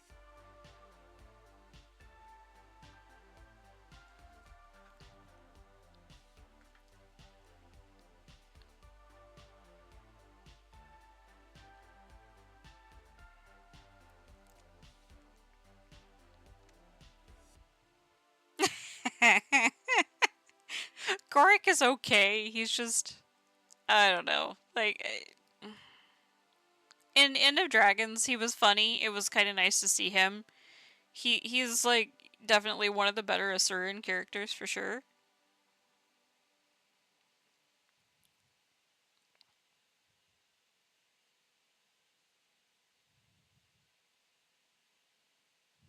Yeah, there's like a whole nother NPC in what's it's called? There's another NPC in the Skywatch Archipelago that talks about use your sky scale, bring that sky scale over here. It's, oh my god.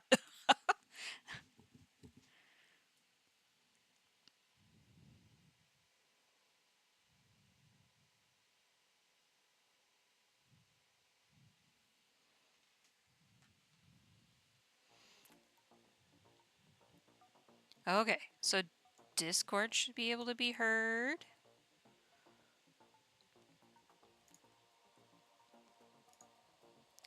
Cleaning up a couple of things here.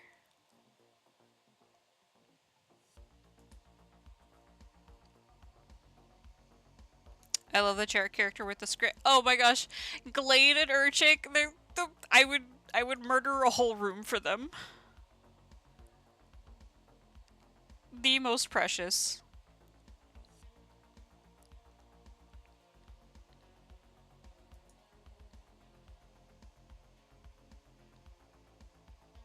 Yes, I was like, wait, they made him mute and mostly deaf? Oh my god. A sign language character. Wow.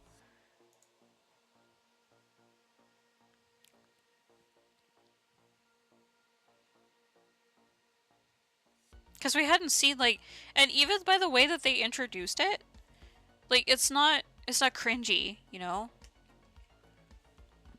It wasn't like poorly implemented.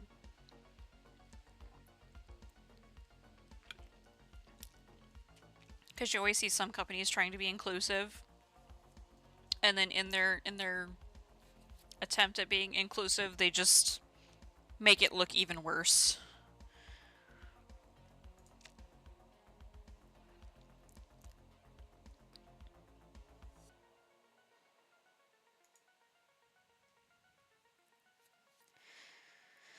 All these loading screens are gonna murder me. In cold blood.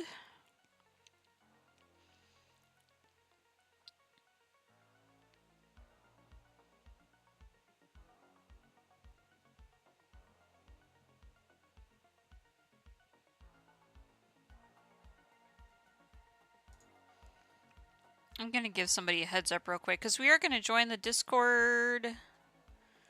Our community. I'm. Yeah, my loading screen isn't worth it. Yeah. It doesn't help that I don't have everything fully downloaded on this laptop. Not only am I streaming from it, trying to play a game from it, I'm also downloading the update in the background, so I'm triple screwed.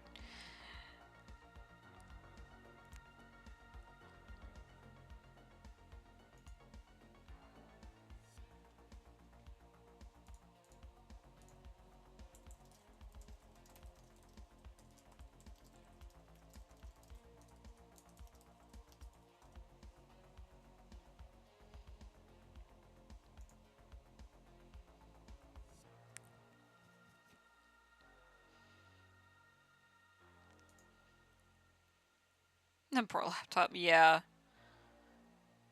It's definitely it's definitely getting warm, and I'm out of USB ports, so it's just gonna have to not have its fan on. I have like a cooling mat for it. The fans are supposed to blow onto it and cool it off. Oh, you're in the Pacific Northwest too? So am I. We finally got rain yesterday, and it was like overcast today, and the day before that, I was like, yeah, so nice. I'm so glad Oregon is starting to act like Oregon again. Arai, I really hope so, because holy crap. I'm in loading screen hell right now.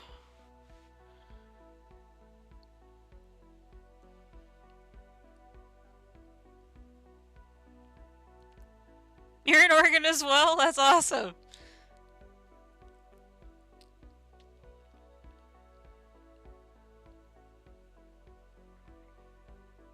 That's alright.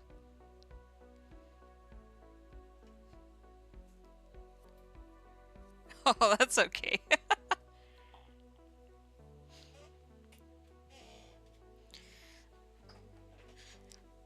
Nothing weird. We can just sympathize with the regional occurrences at that point.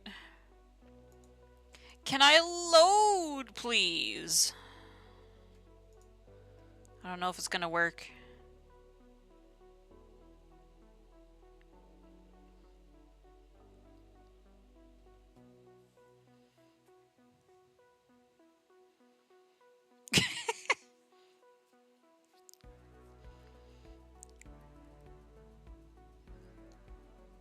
That's what happens when you're in a voice chat and a stream at the same time. I'm also stalking Errol's stream. Apparently DBS just finished, but I think by the time that I load into Windswept Haven, missions are gonna be over.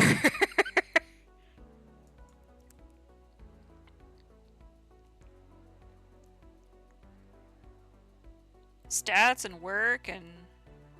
awesome.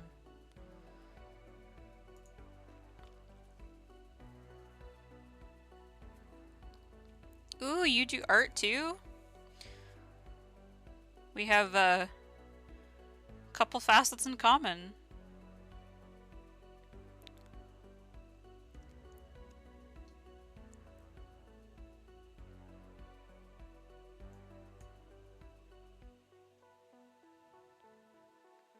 Oh my gosh, I feel like I need to crash this game and restart.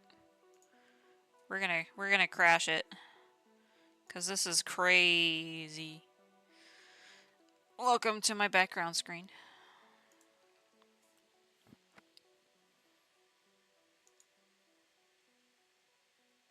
Oh my gosh, you do chainmail and scale mail? That's amazing. I envy your patience for such things. I say as I do the models. Oh, I guess I'll just go back over to the workbench while we're waiting. Over here.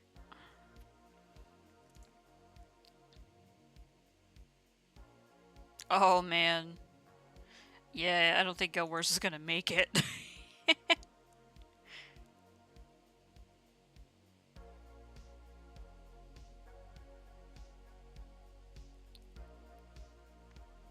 Hyperfixation mode, yep. Makes it much easier.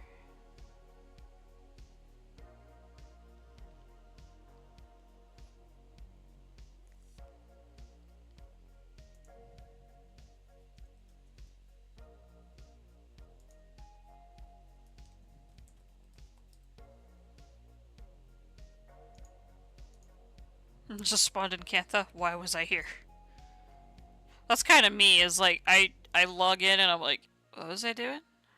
What was I doing here?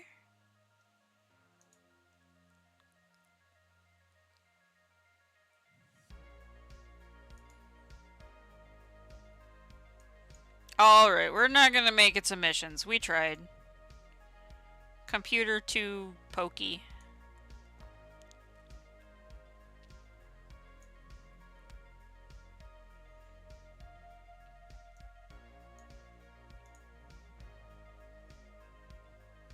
Serby, I haven't downloaded Secrets of the Obscure on my laptop.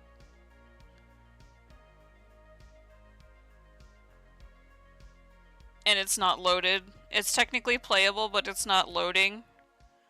So not only am I running a stream, I'm downloading and paying attention to Errol's stream.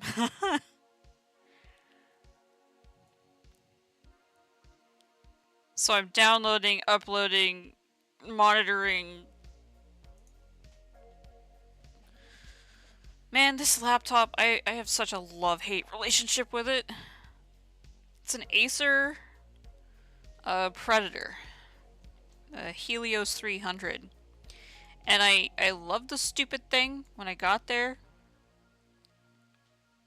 Oh, I am trying to get one set up, Twilight, but for right now, it's mainly Errol's Discord. Errol is another streamer, is currently live right now. And, I'm working on a Discord for me? Hopefully. I tried to promise my viewers that My main streaming schedule is Tuesdays and Thursdays starting at noon Pacific Standard Time until whenever the hell we're done. So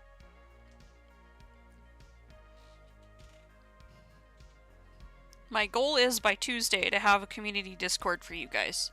So at the very least you can get in there and have notifications as to when I'm going live and sneak peeks to projects, all of that kind of fun stuff. But in the meantime, I can also recommend a very good Guild Wars 2 community if you're looking for one.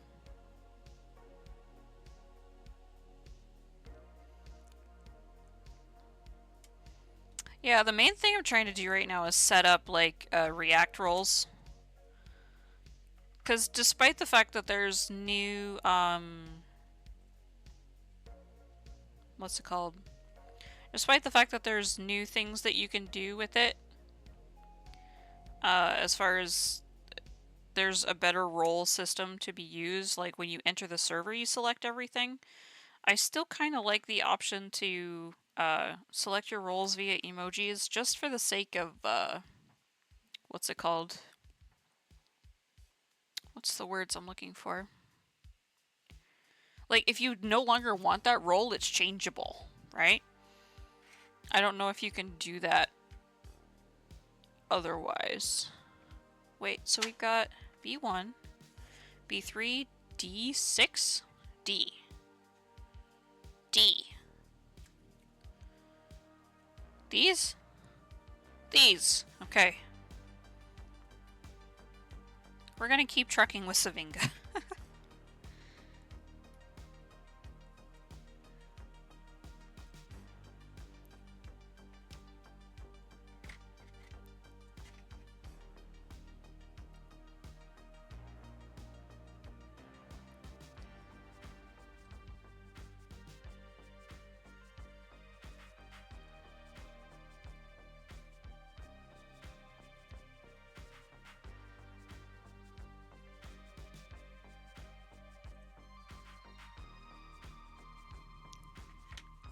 Okay, so we've got B1.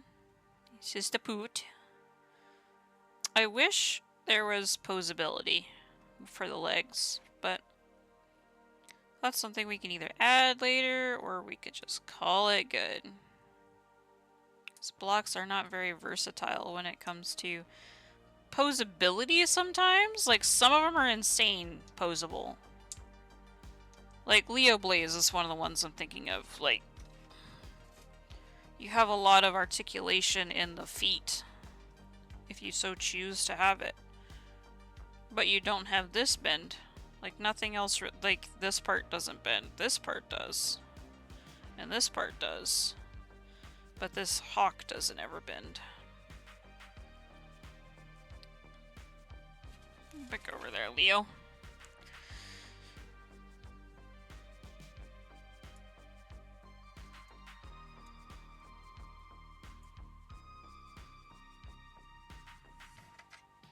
Oh, we need to switch back over to makers and crafting. We failed our mission. There we go. We're back in makers and crafting. We won't get live struck by the man.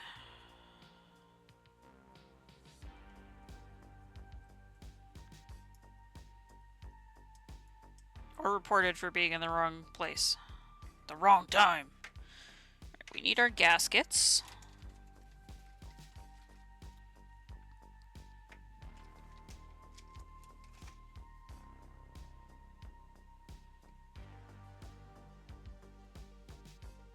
Something we need to be very careful about with our gaskets is the hexagonal motif to them needs to be inside the leg. They make a big point about that.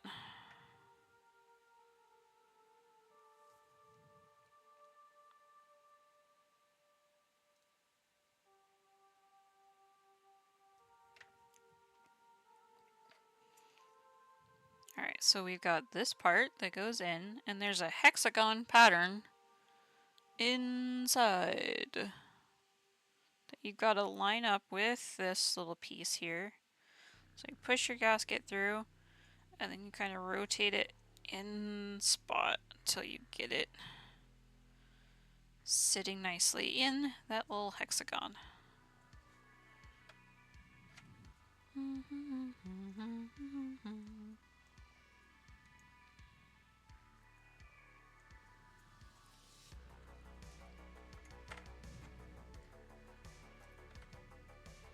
Let's cut out the other legs. I can't actually tell the difference between, I mean, these are definitely the front legs. These are definitely the back legs, but looked all the same there for a minute.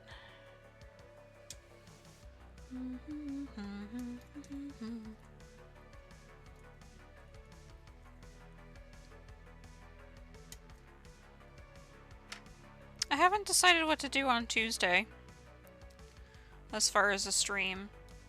I know I wanted to build. We are building. That's for sure. We might do more Guild Wars 2 achievement hunting. Finish with the last sprue that's not... or wait, I lied. That's not one of these things, but we have more. There's the little wings.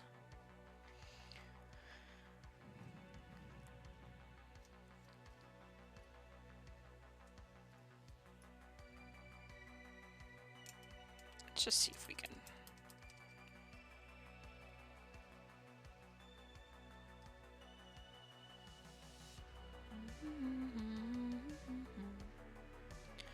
Because now that we figured out last time that we need the,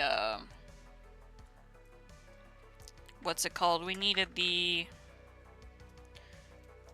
rare... We needed the T3 Cryptus thingies in order to fully complete an area.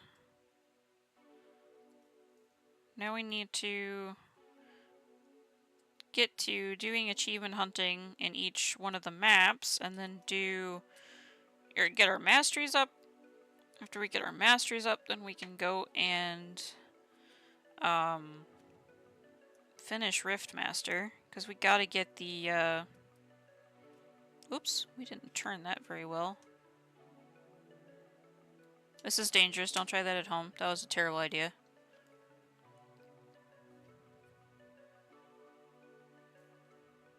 Yeah, this won't punch out anymore. I did rotate it back into place now. I misrotated that at first. But, I think what we might do for Guild Wars, either that or we'll start Stray.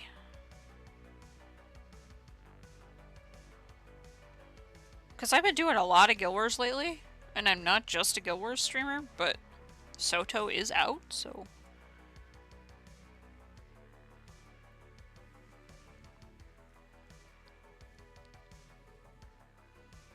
Alright, we've got the feet, and then we've got the front legs.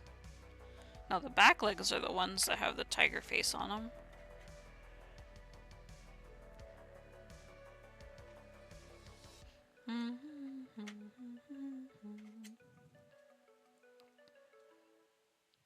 Oh, the open one? The open one goes in here.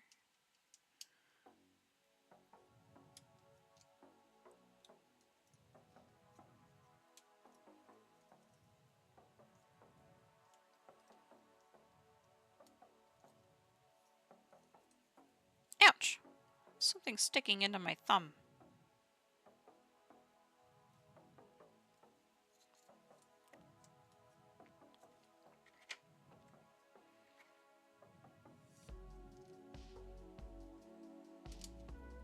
My gosh! Everything about this is tight. Everything's been a tight fit so far. Okay, we have legs. Now we're making the little wings.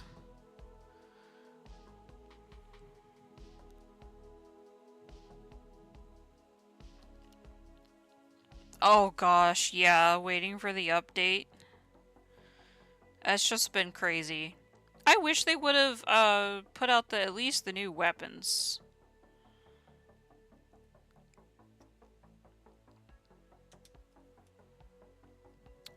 It was cool that they unbound the they unbound the specialization weapons from it.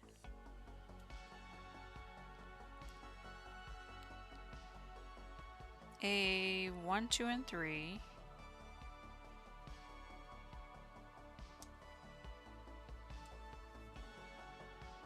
I've actually been really enjoying Soul Beast Hammer. I'm a Ranger main, so I've been very much so liking Soul Beast Hammer so far.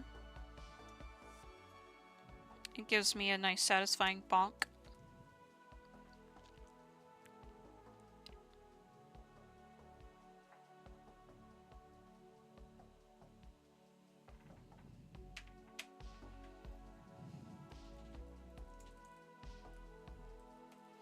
I wanted Ranger rifles so bad.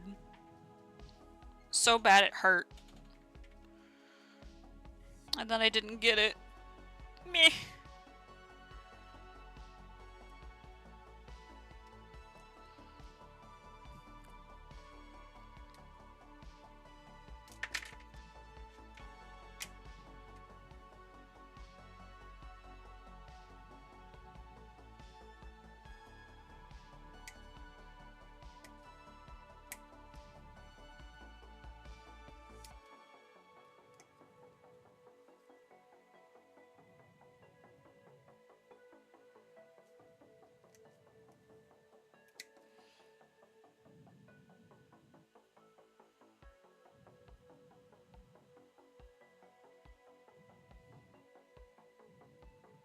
Instead, we're gonna be able to, mace people.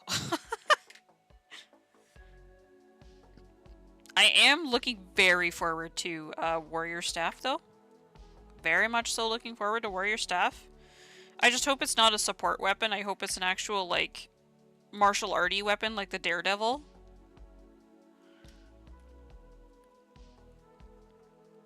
I think when Necro gets Sword, it's literally every class has access to Sword. So I've been eyeing that legendary box in the Wizard's Vault for Bolt. Because it's literally half a legendary. There we go.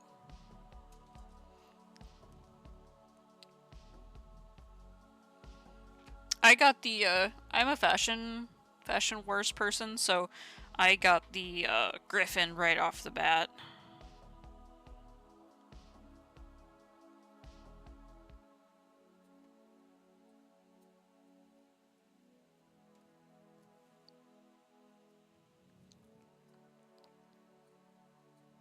I need to get better about playing Guild Wars on my off time. I played on air, and then after I play on air for a certain amount of time, then I kind of just want to zonk out and try something else for a little bit. So I haven't been doing a whole lot of offline grinding like one of my friends has. Every time I turn around, she's like unlocking a new mastery, and I'm like, oh my god, slow down. She's like, I'm gonna go achievement hunting, are you coming with me? And I'm like, oh my god, no, I don't feel like playing right now. She's like, fine, bye. She's one of the people that actually didn't enjoy the expansion very well. So I think she is trying to get all the masteries and stuff done because she's afraid that people will start to not be on those maps as much. Which is a valid fear, honestly, because I was at Skywatch Archipelago and we were trying to do the stupid meta event, and either there weren't enough people. I haven't done the meta too many times, but there's been a couple times where there's not enough people to complete it appropriately. There is people that don't listen during the meta, and then there's people that, or it's just straight up bugged, like, the meta got bugged for us, where one of the emotion lure things got fubbernucked, and we couldn't destroy it.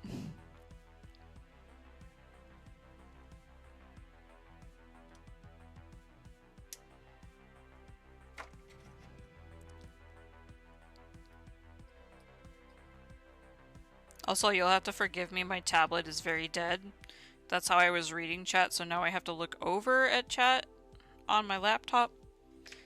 I so wish I had a second screen already.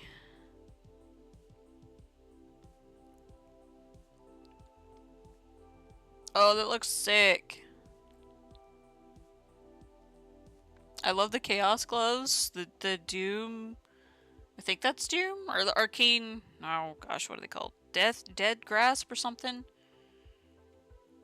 I see the Guild Wars 2 Anniversary boots, the Aetherbound shoulders. I'm weak for me some Chaos Gloves, honestly.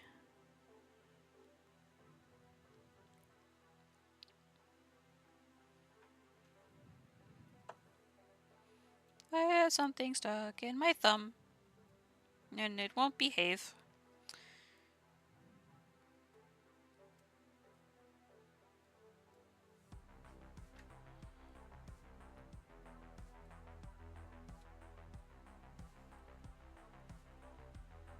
The Dark Matter skins? Oh man, yeah.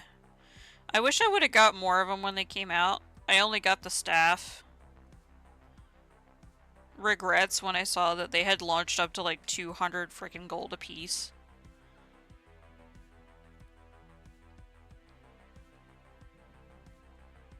Like the Aurora, the Shimmering Aurora skins, those are also like, they're basically pseudo-legendaries, right?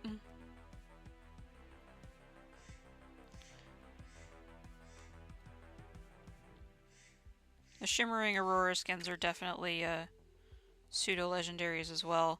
But the Dark Matter staff, I need to design a good bit of fashion for my Necro Sindri. Sindri Soul Ripper.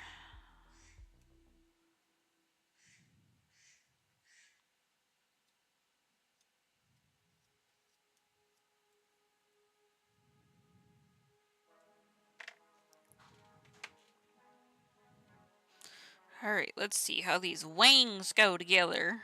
Got this part. Got A1. This is 3. 1.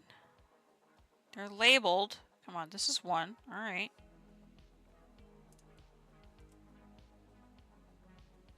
Oh, they just thread the needle, huh? Just all of y'all thread into this. Alright. That's fine. Just tell me that. They probably do tell me that in Japanese.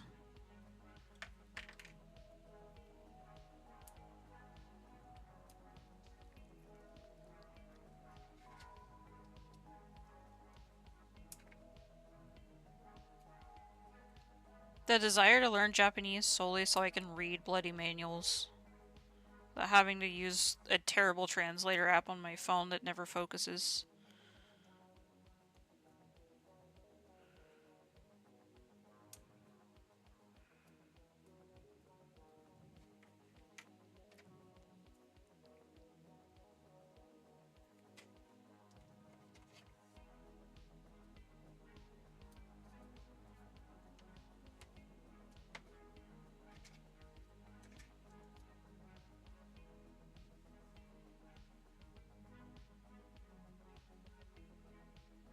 A7. Where's number 6? This is 5. This means this is number 6.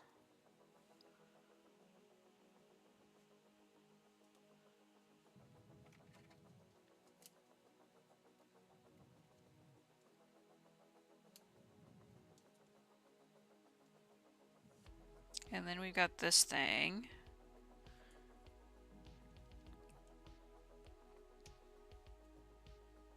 Get in there. There we go. I like how they even added the Alula. The Alulas for the bird wings. It's a big stabby. So we got some wings.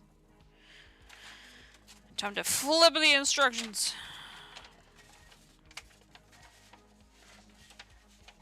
And it's time to hope for the best. Because we're doing final assembly, apparently.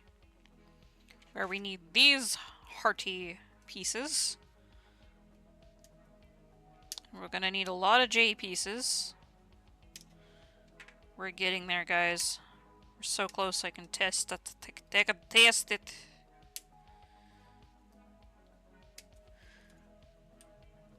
Big stabby, yes.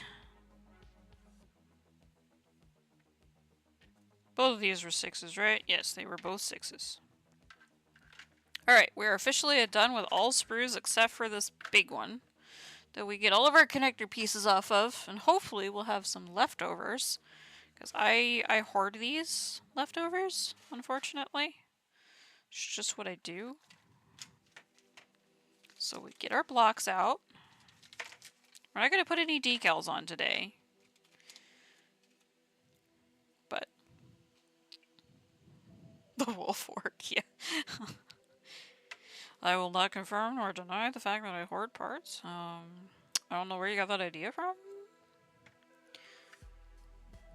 Okay, we got the double end connectors. We got 1, 2, 3. 3 double connectors. 1, 2, 3. 1, 2, 3. Oh my gosh, y'all mean it. There. Wah! I've been shot. Where'd they go?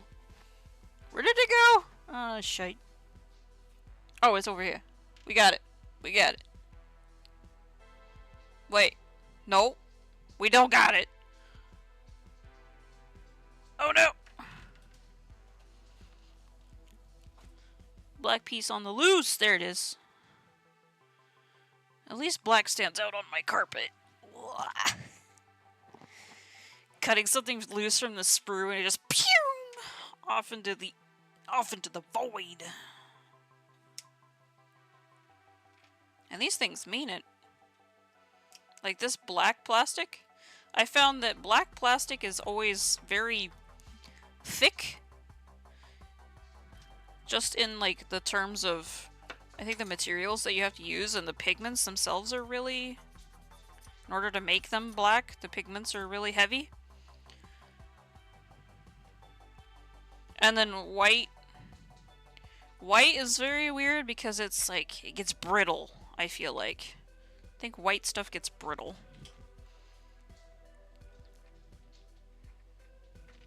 Okay, I know we got Goldie in the middle. Where does our core block go?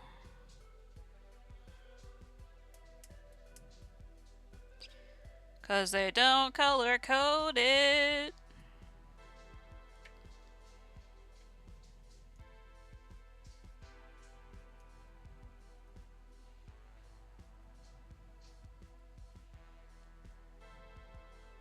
We've got, oh man, cube.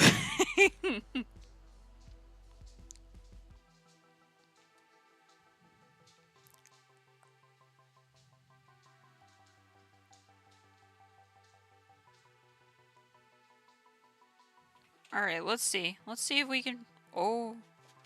Everything's bad. Everything's bad. It's so blurry. It's so confused.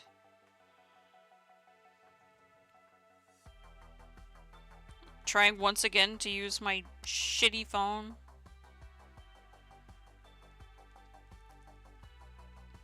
If I close the like 50 other apps that are open, maybe it'll stop chugging. Perhaps, maybe. Oh, would you look at that? It's trying to focus now. Let's see, what does she say? What did she say? Block black. Okay, we know the back one is black one. Block light gray. Okay, light gray goes after the gold block. So we've got gold block, light gray block into a black block. And this is the other black block. So we've got our alignment now. Oh wait, did I do it backwards? I did it upside down. No. Regret. Like this. Like this.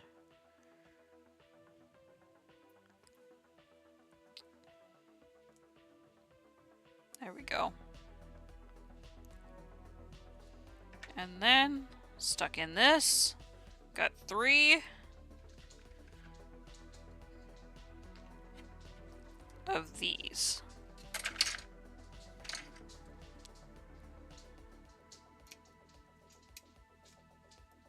Please don't fly into the void, I beg you.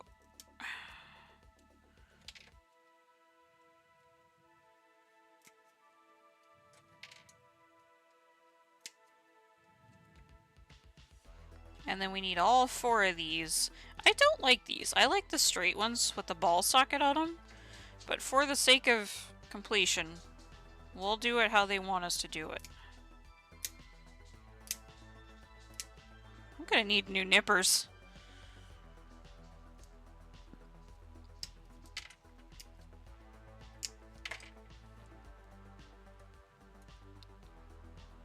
The Void Porsu one. Oh yeah. Bro, I ugly cried. Straight up, I ugly cried.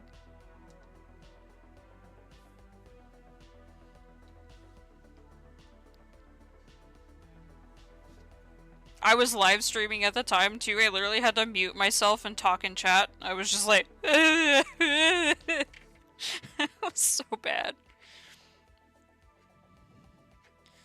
It was not a good look for me. Okay, so we put these 3 very evil friends in here. Oh. Are we gonna go or are we gonna not?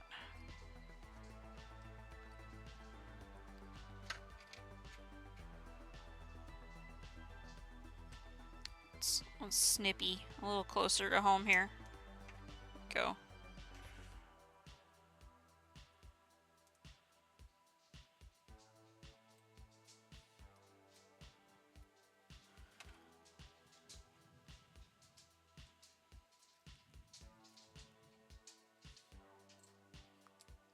Ah! Criminy. Okay, we're gonna take this part off. Because I don't want this to have any snowball's chance in hell of breaking while I'm trying to shove this in. I'm female. It's hard to put it in the hole. I hope I never have to take these out. Where did my other one go? There it is.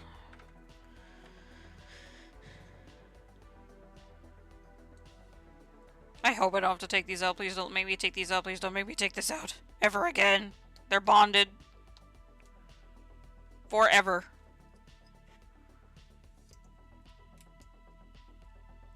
There. Alright. We'll clean these, and then I think we can start our final assembly.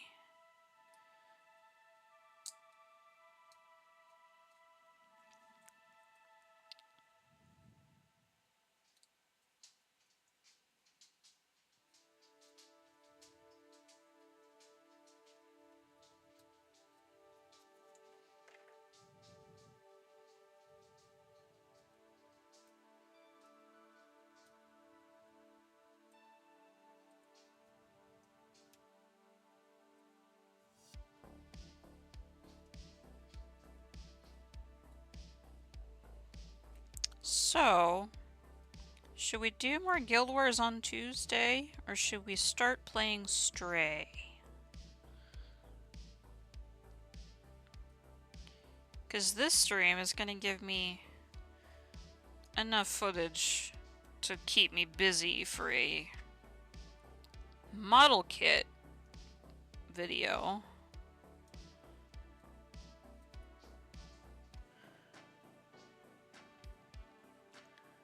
Guild Wars would be your vote, but you're biased. There's one VOD that's gonna remain unpublished. But there are some Guild Wars VODs of mine. I haven't decided, because I'm actually pretty new to streaming, so I haven't decided whether or not I'm gonna like, what's it called? Frick. I haven't decided if I'm gonna have a separate YouTube channel just for VOD stuff, like a lot of YouTubers do, or if I should just put it all on my main channel. Not sure.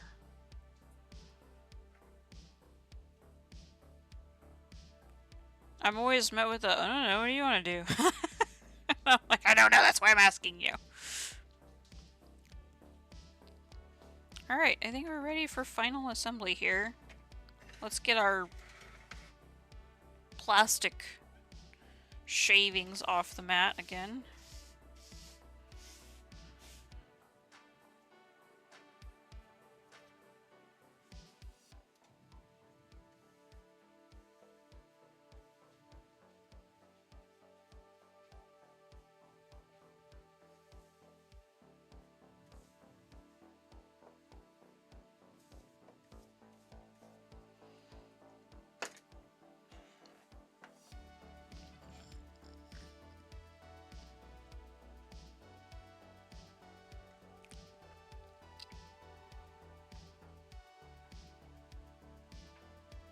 The advantage is more views on videos versus channels? Yeah.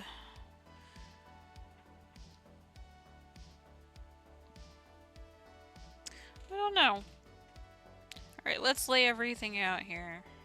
I think maybe to even just start, perhaps we'll just,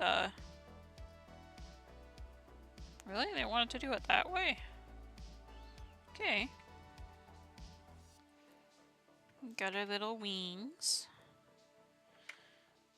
Our blocks. Our leggies. Our leggies. And then we'll use the cute head. What do you think? The cutesy head or the Angie?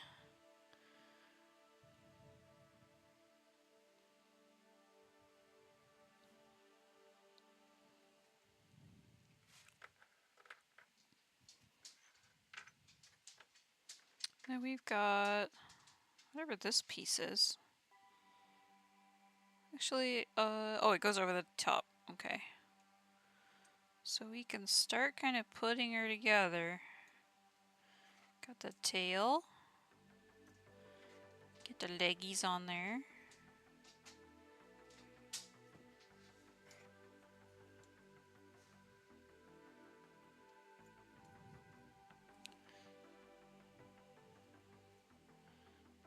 And then we've got, this one goes in the last one.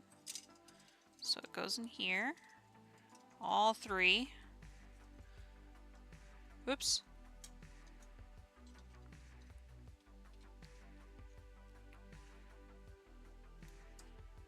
Nope, you stay in there. Get in there.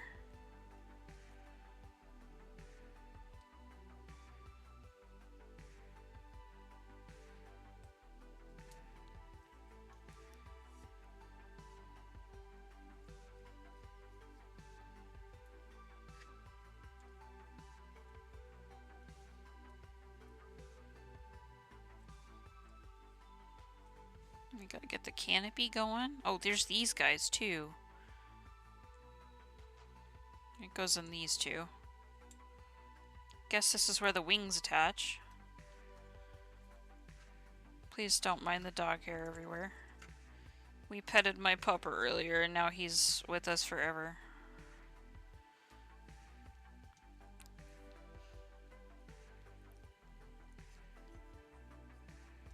Okay, gotta get... So that first two...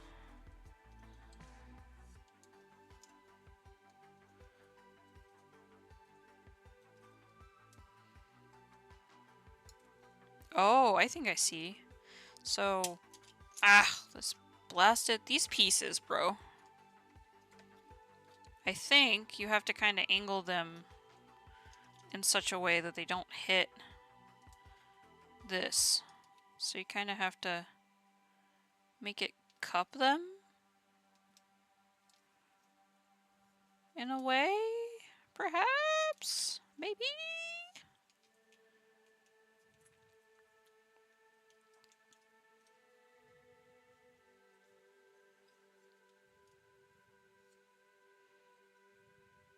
And then let's see. Let's do the cute head. It's easy to swap them. And then we've got the little stabby wings.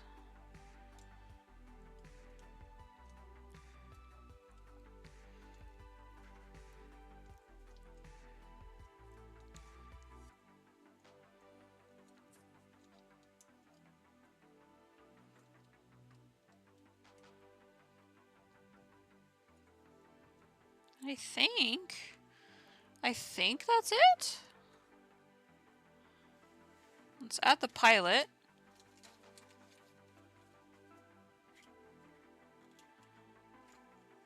Abre! ¿Por qué? Pilot's in there now.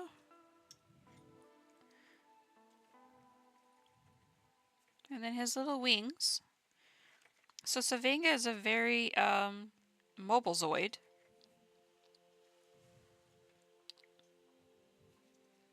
It's actually touted as a very mobile one, and it has no ranged weaponry.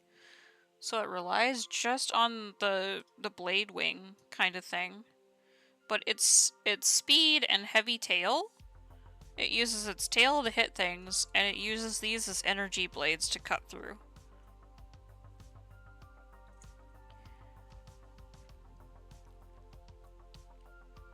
So it's super cute.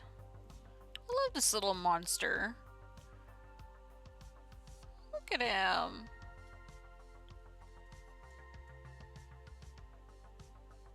I can tell that literally every piece of this bloody thing comes apart to make Whitz Tiger.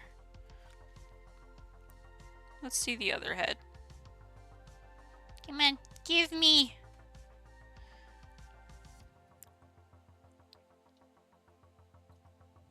Look at the sheer demeanor change there. Like, the whole idea between the swapping heads thing is different sensor arrays. Because your pilot sits here, you can actually just swap out the heads. So that the heads have different sensor arrays in them. That makes a big difference in terms of, like, the appearance of aggressiveness. You look angry. It's very different between Happy Squirrel and Angry Squirrel.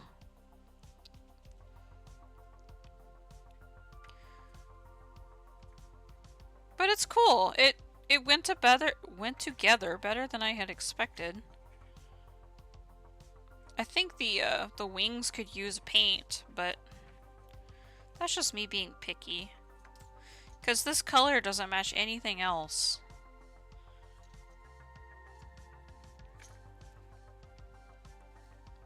So then we've got the picture here of Whitz Tiger. So now we're going to look at Savinga and Whitz Wolf together, and then we'll make Whitz Tiger. We'll fold up our stuff again. And we'll hold on to these. The horde grows. So we've got our little Savinga here. And then we've got Whitz Wolf off to the side. So this is Whitz Wolf. And this is Savinga.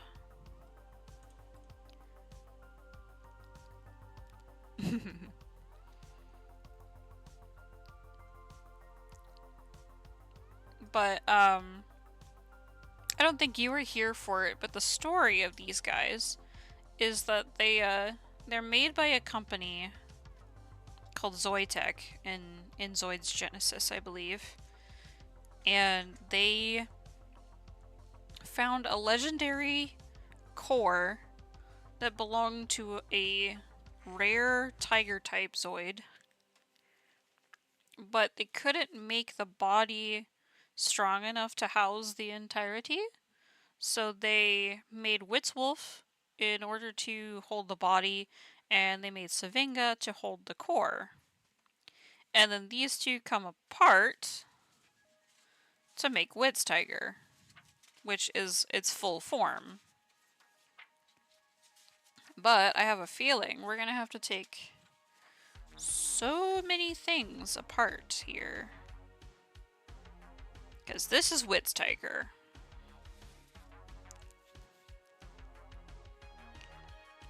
Poor Savinga just got together. Now we've got to tear them apart. Because these are panels, these are panels, these are panels, these are panels. The wings are part of it. Poor little guy. Let's see if I can just eject these parts.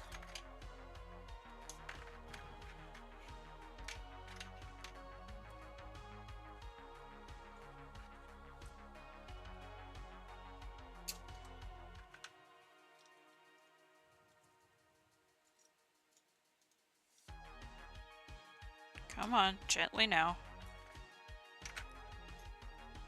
This whole bottom part comes off.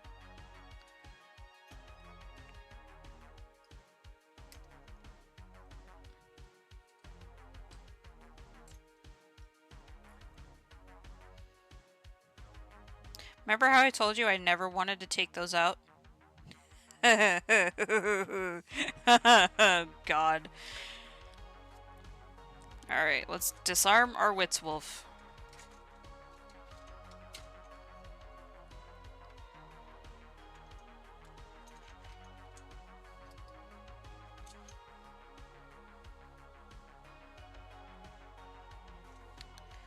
I've made a grave error, and I regret. And even the damn tail. Like, getting this armor back apart? I don't know if it's possible, man.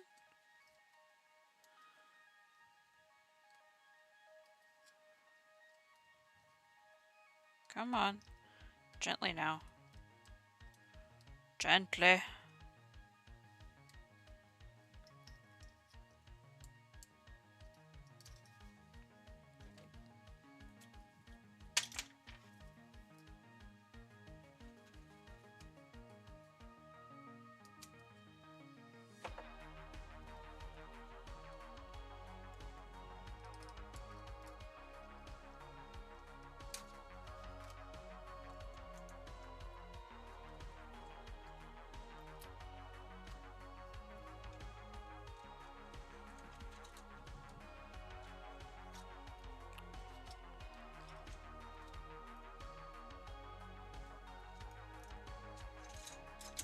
The tail pieces actually mount here.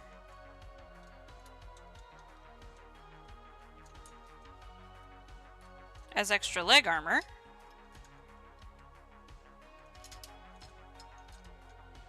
These paws come off the back of storage, get put on here.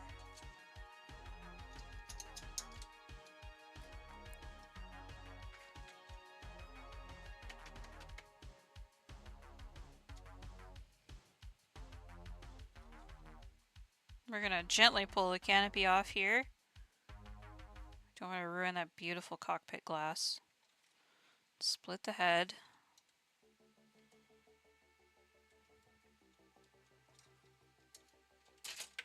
Oh! Pilot ejected!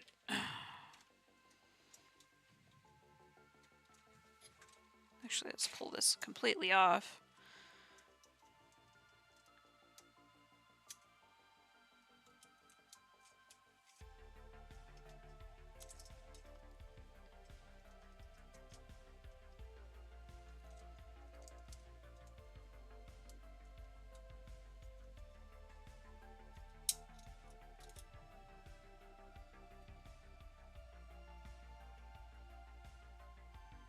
My goodness.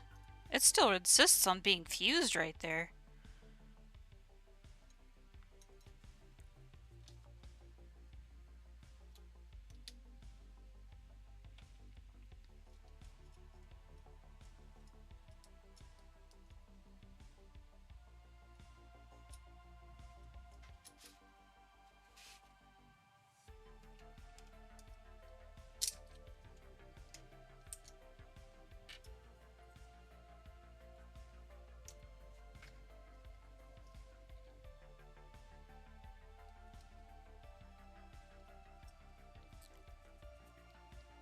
I don't know if we're going to get that out of there. I know it goes on the undercarriage, but we're going to have that on hold for a second.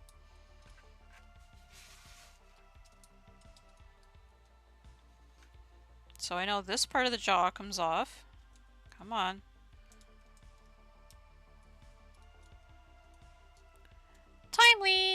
You regret leaving? Oh, why is that?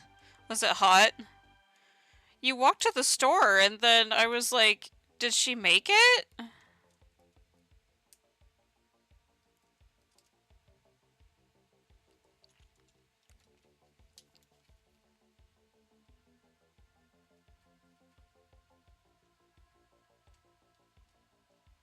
Everything about these two kits have been tight fit.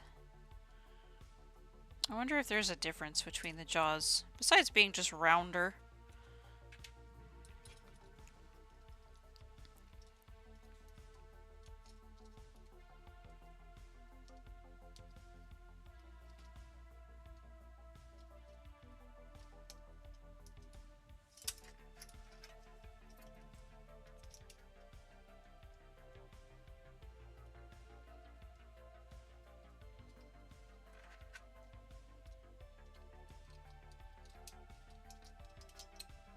Oh, we're gonna do the cockpit trick.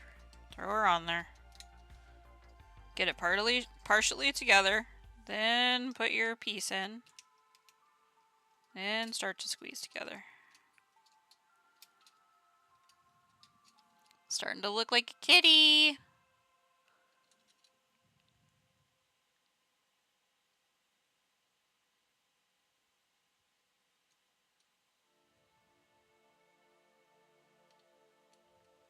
Oh man, like, really? One of the only times I'm not there to yell at people for you? The hell is this shit? Does Mama Lion need to go crazy? Mama Wolf, I should say, I guess.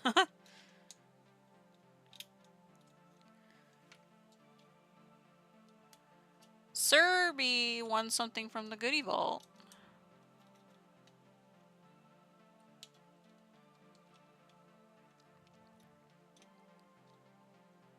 Well, this isn't the jaw that you're supposed to use, but... Darn it, if it's not being a piss to get out.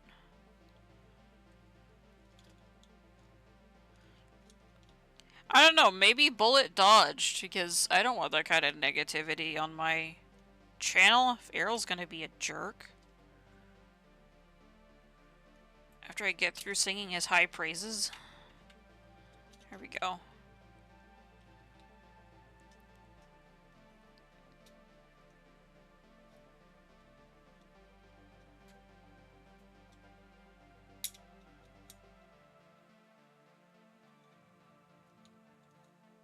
Starting to look like a tigre.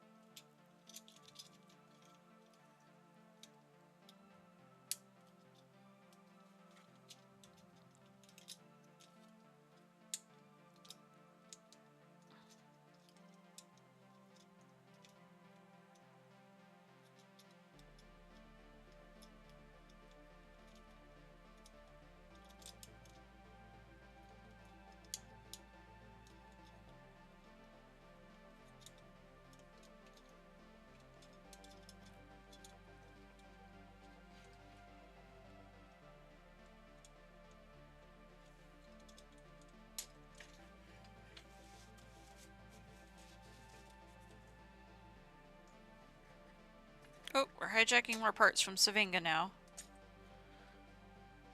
Neck cover. Extra armor, I'm guessing.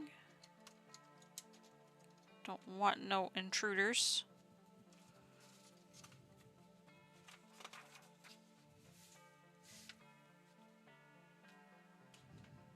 Oh, what in the heck?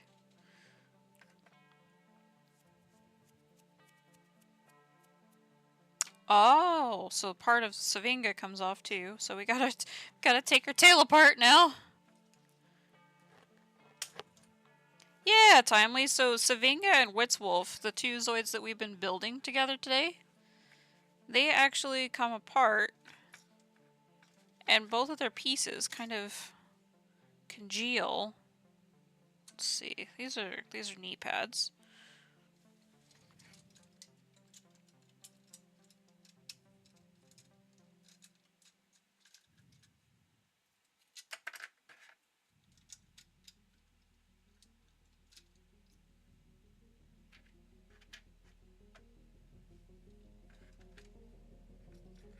grab our wings.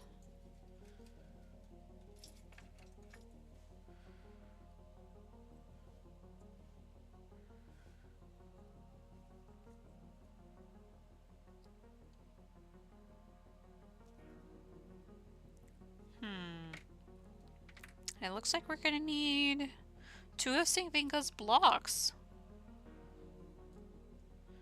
My gosh, Savinga, you just have to explode, don't you? Wait, do I have extra blocks somewhere? So I don't have to take apart Savinga? For those that say I don't hoard parts, have a confession. Where...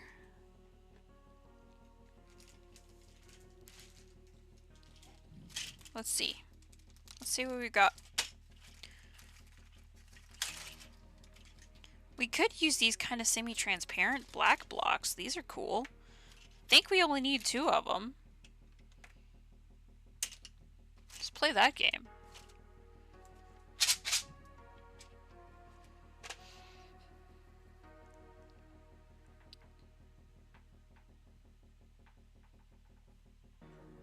Let's see. There's these.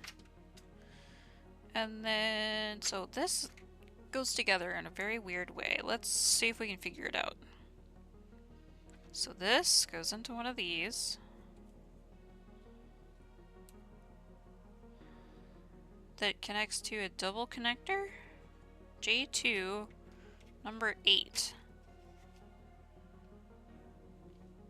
Oh, so there's the extra use for an extra one of those. Let's not clip it free. Let's just grab from our... Let's see. We need one that's double-sided. I don't know if I have that in black.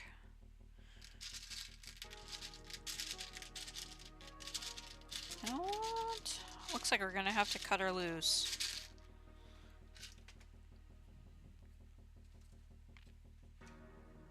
And we need 2 of them, though. Hold the phone. They don't technically give you enough. Interesting. So we will have to find... I mean, it doesn't matter if they're black, really. There's a silver one.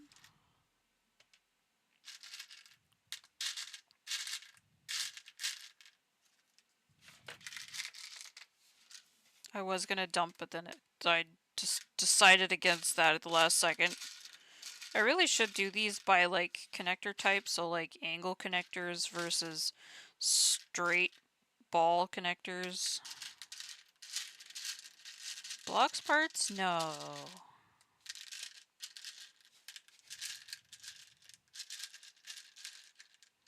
Just give me one of the things that I asked for.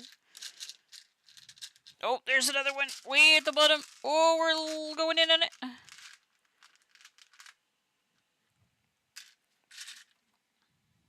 Well, we're gonna work with these 2. Hey, don't go anywhere. Don't go anywhere.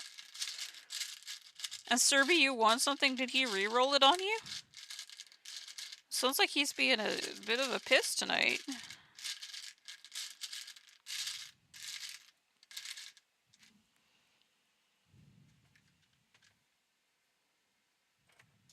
Let's see. So it's upwards like this. Then we have this piece, which connects to gun.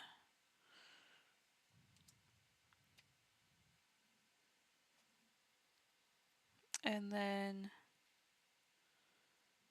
this connects to this.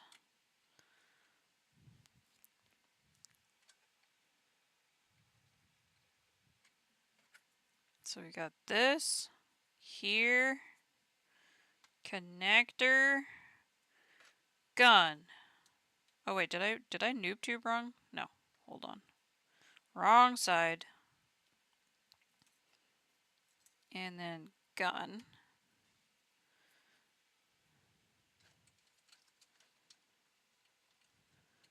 And then the little wings like flare upwards.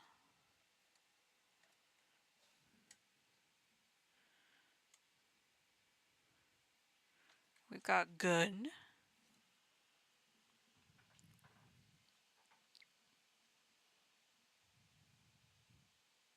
Oh, looks like No Way wants something too.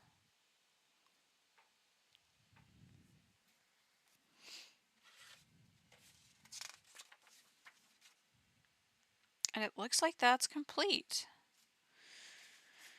So everything minus this piece that goes on the bottom that I have to literally take every part out of to make it fit right. So we've successfully made Whitz Tiger.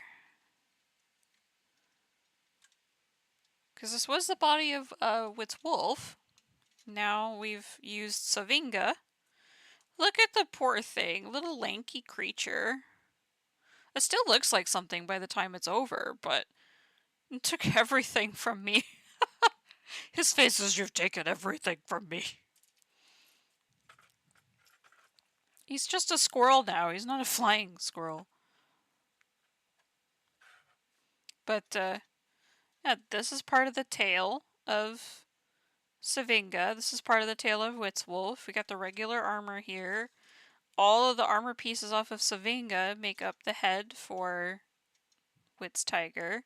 The wings give it some extra, you know, and gun, and booster, and big ol' pobs.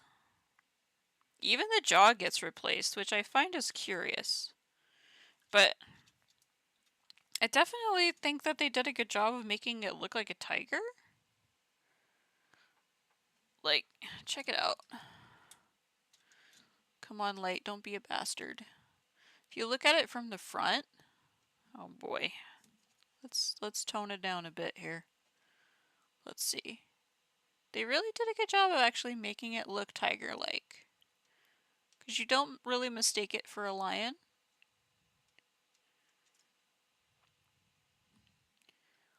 So I say that's a W. And another thing about Whitz Tiger is, I'll just steal the head for a second. I really want to customize this thing, or at least customize Whitz Wolf and Savinga with some panel lining, because there's these really pretty, like, these really harsh, like, almost tear duct indents in the head. Come on, focus! Focus, camera! You have one singular job. Just one. Please.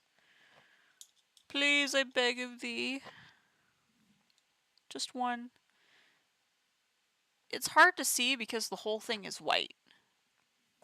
But there's these really, like, deep divots in the head. And they would benefit from panel lining so well. Like, you know what?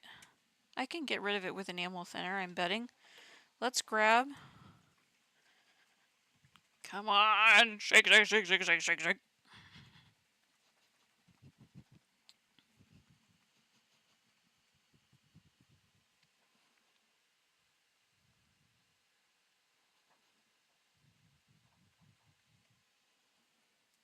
Okay, so this is light gray panel liner by Tamiya. It's supposed to be mineral spirit based. So if you take it and you dab it, this is light gray, so it's going to be very subtle. So let's see what happens.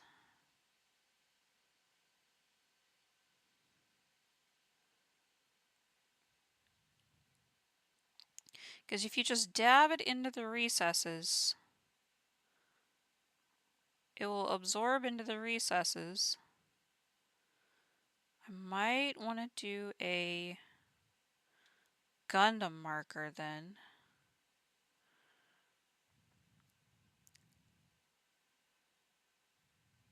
Should have got regular gray, but now we know, right? It's very, very faint. I don't even think y'all can see it. But just adding a little bit of panel liner. Come on. Just adding a little panel liner made those lines look a little bit deeper. come on. Fuck's sake. I'm like looking at the screen while trying to hold this to the camera appropriately. I'm sorry. How do I block so much shit? Come on, please just... It's also on top of the head, too. But, man, pain in my ass. There we go. Kinda. You can see how I deepened those lines in the tear ducts almost? It's really glossy, but when it dries, it'll look a lot better. So I kind of think I want to do a detail pass with this and give it a go. Actually, where's... I'm not going to let this stay in the recesses too long. I think I have a gray Gundam marker. I do. I have just a regular gray Gundam marker.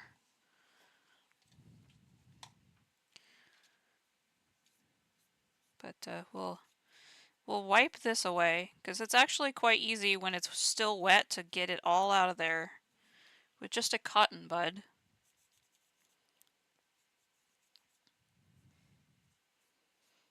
And if it's started to dry at all, you can use enamel thinner to get rid of it. I'm told. I'm not very good at panel lining yet. But we also have a gray Gundam marker that we can use, because I don't want it to be too loud, but I still want to pop those details. Don't want it to be as loud as black. But all in all, that's pretty darn cool. Like, I'm still partial to canines. Like, Whitz head stuck together really, really well. So I much prefer the canine version. So it'd be kind of funny to just take the head off and have, like, Whitz with Savinga instead of just, like, making the Whitz tiger. But lore-wise, Whitz tiger is now complete. And the head is posable.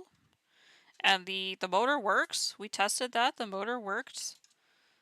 Took a second to get the juice flowing, but we got all the goods. Everything's working. And this white is so beautiful. I can't get over like how stark the white color is. I hope when the HMM Koenig Wolf comes in, it's this pretty.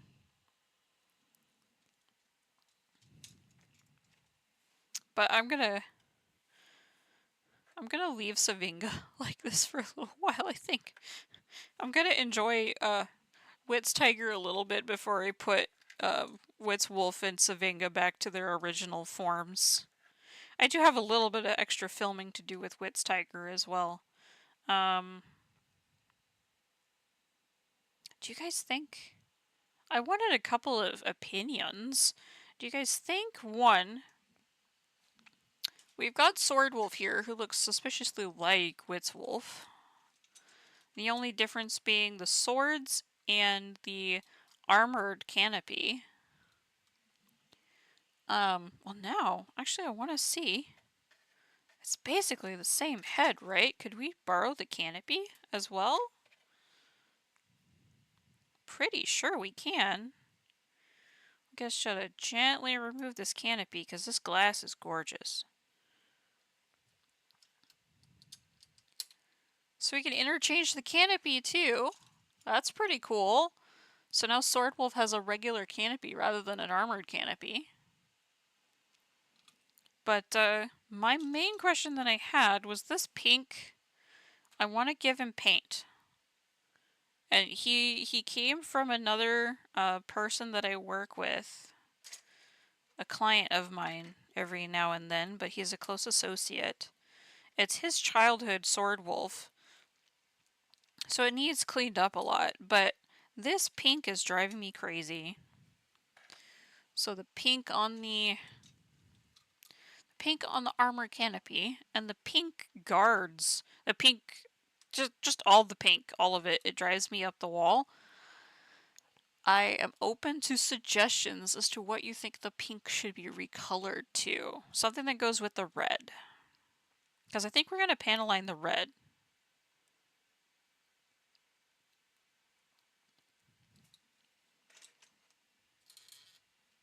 with a black marker. Make sure this is nice and shut because it smells awful and will evaporate. Darkening the red and gray, making the pink gold.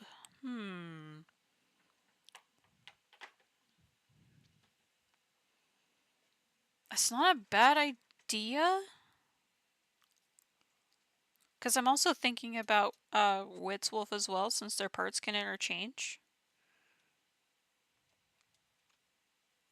Because these guns, I kind of wanna do a detail pass on these guns, so that they're interchangeable with Whitz Wolf.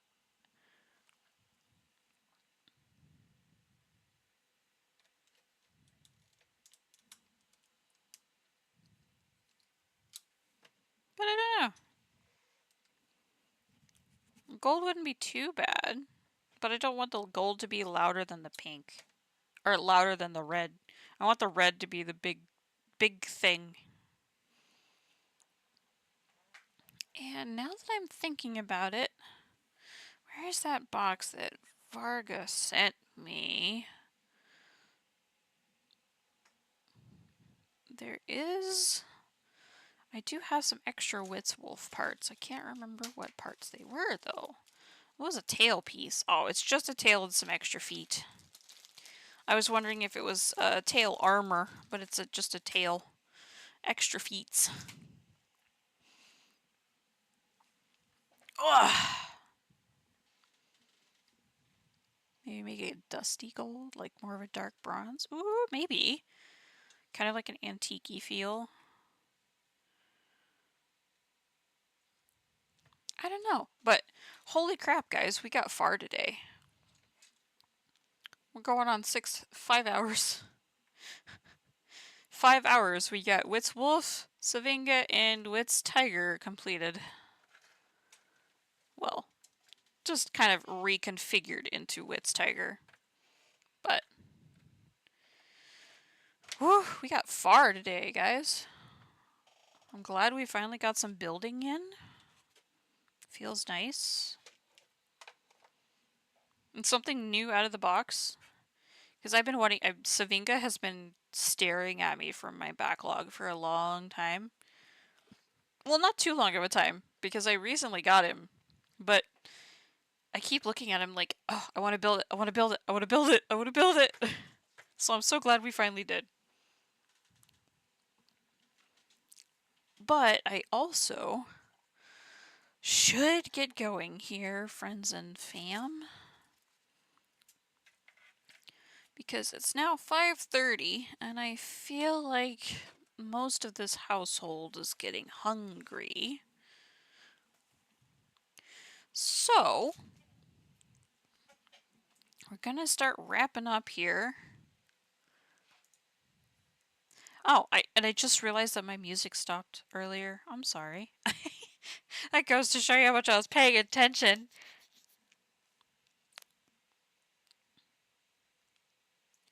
But,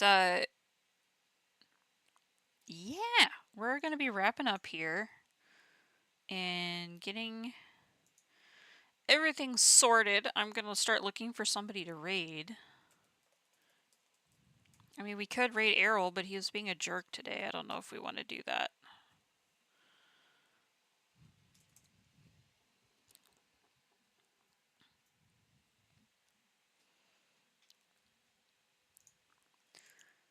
But we're looking for somebody to raid, and we're gonna do a little bit of shilling here at the end.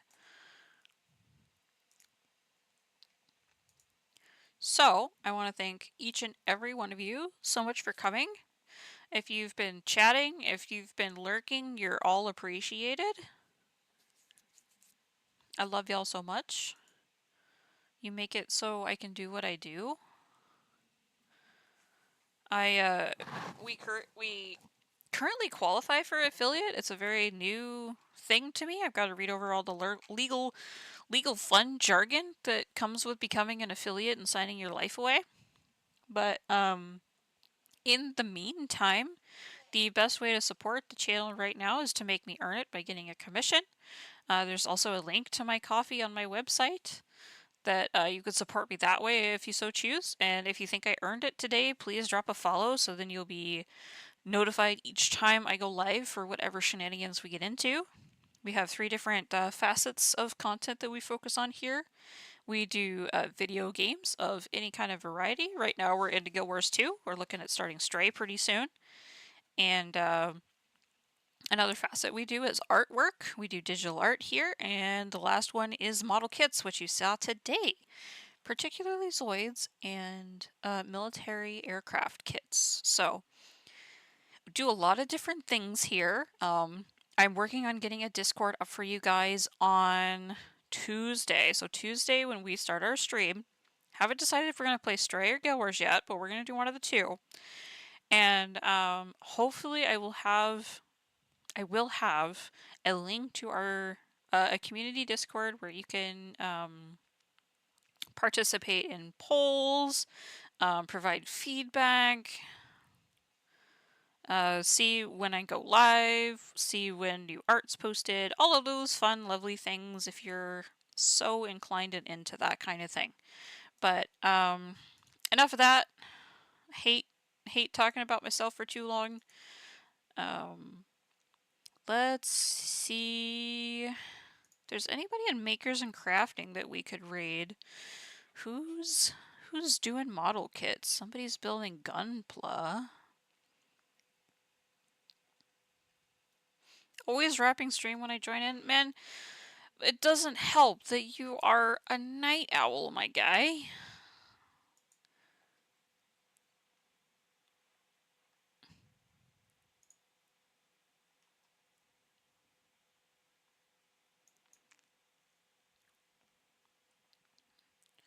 I work nights. What do you want from me? Yeah. I don't know. I don't know, bro. I'm a day dweller. I can't help you.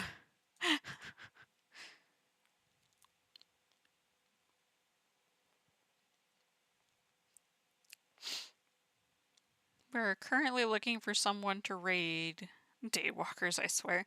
I'm more of a get most of my work done in the afternoon kind of thing, hence why I start at noon instead of stupid early in the morning when everyone's at work. But I unfortunately don't really know anybody in the makers category. Granted, I do see some people doing Gunpla, but I think we're just gonna drop y'all off with Errol tonight. All of his giveaways and stuff are over, but Twilets, if you're still in here, Errolozen can definitely tickle your need for Guild Wars content as well. So we're gonna get that started, friends. And again, thank y'all so much. Let's go. I'm busy, Arch. I'm sorry. But anyways, I will see you guys on Tuesday. Thank y'all so much. I love you, and see you next time. Bye!